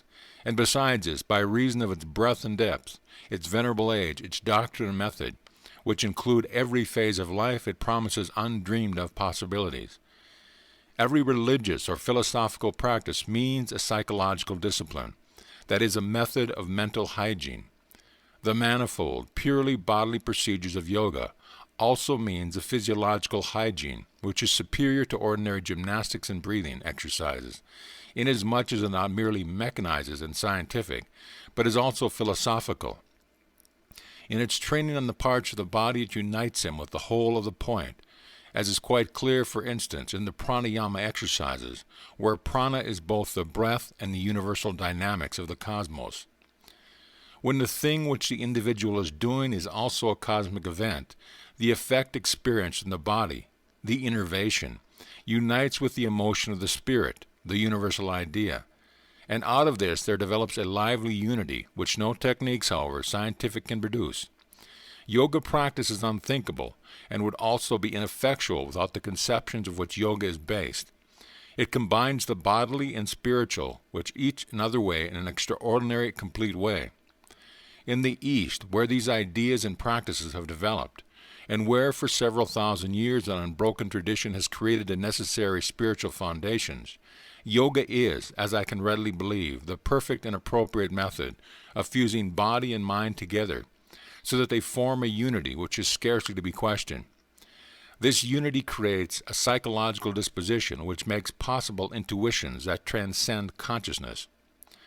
The Western day is indeed nearing when the inner science of self-control will be found as necessary as the outer conquest of nature. This new atomic age will see men's minds sobered and broadened by the now scientifically indisputable truth that matter is in reality a concentrate of energy. Finer forces of the human mind can and must liberate energies greater than those within stones and metals, lest the material atomic giant, newly unleashed, turn on the world in mindless destruction. End of chapter.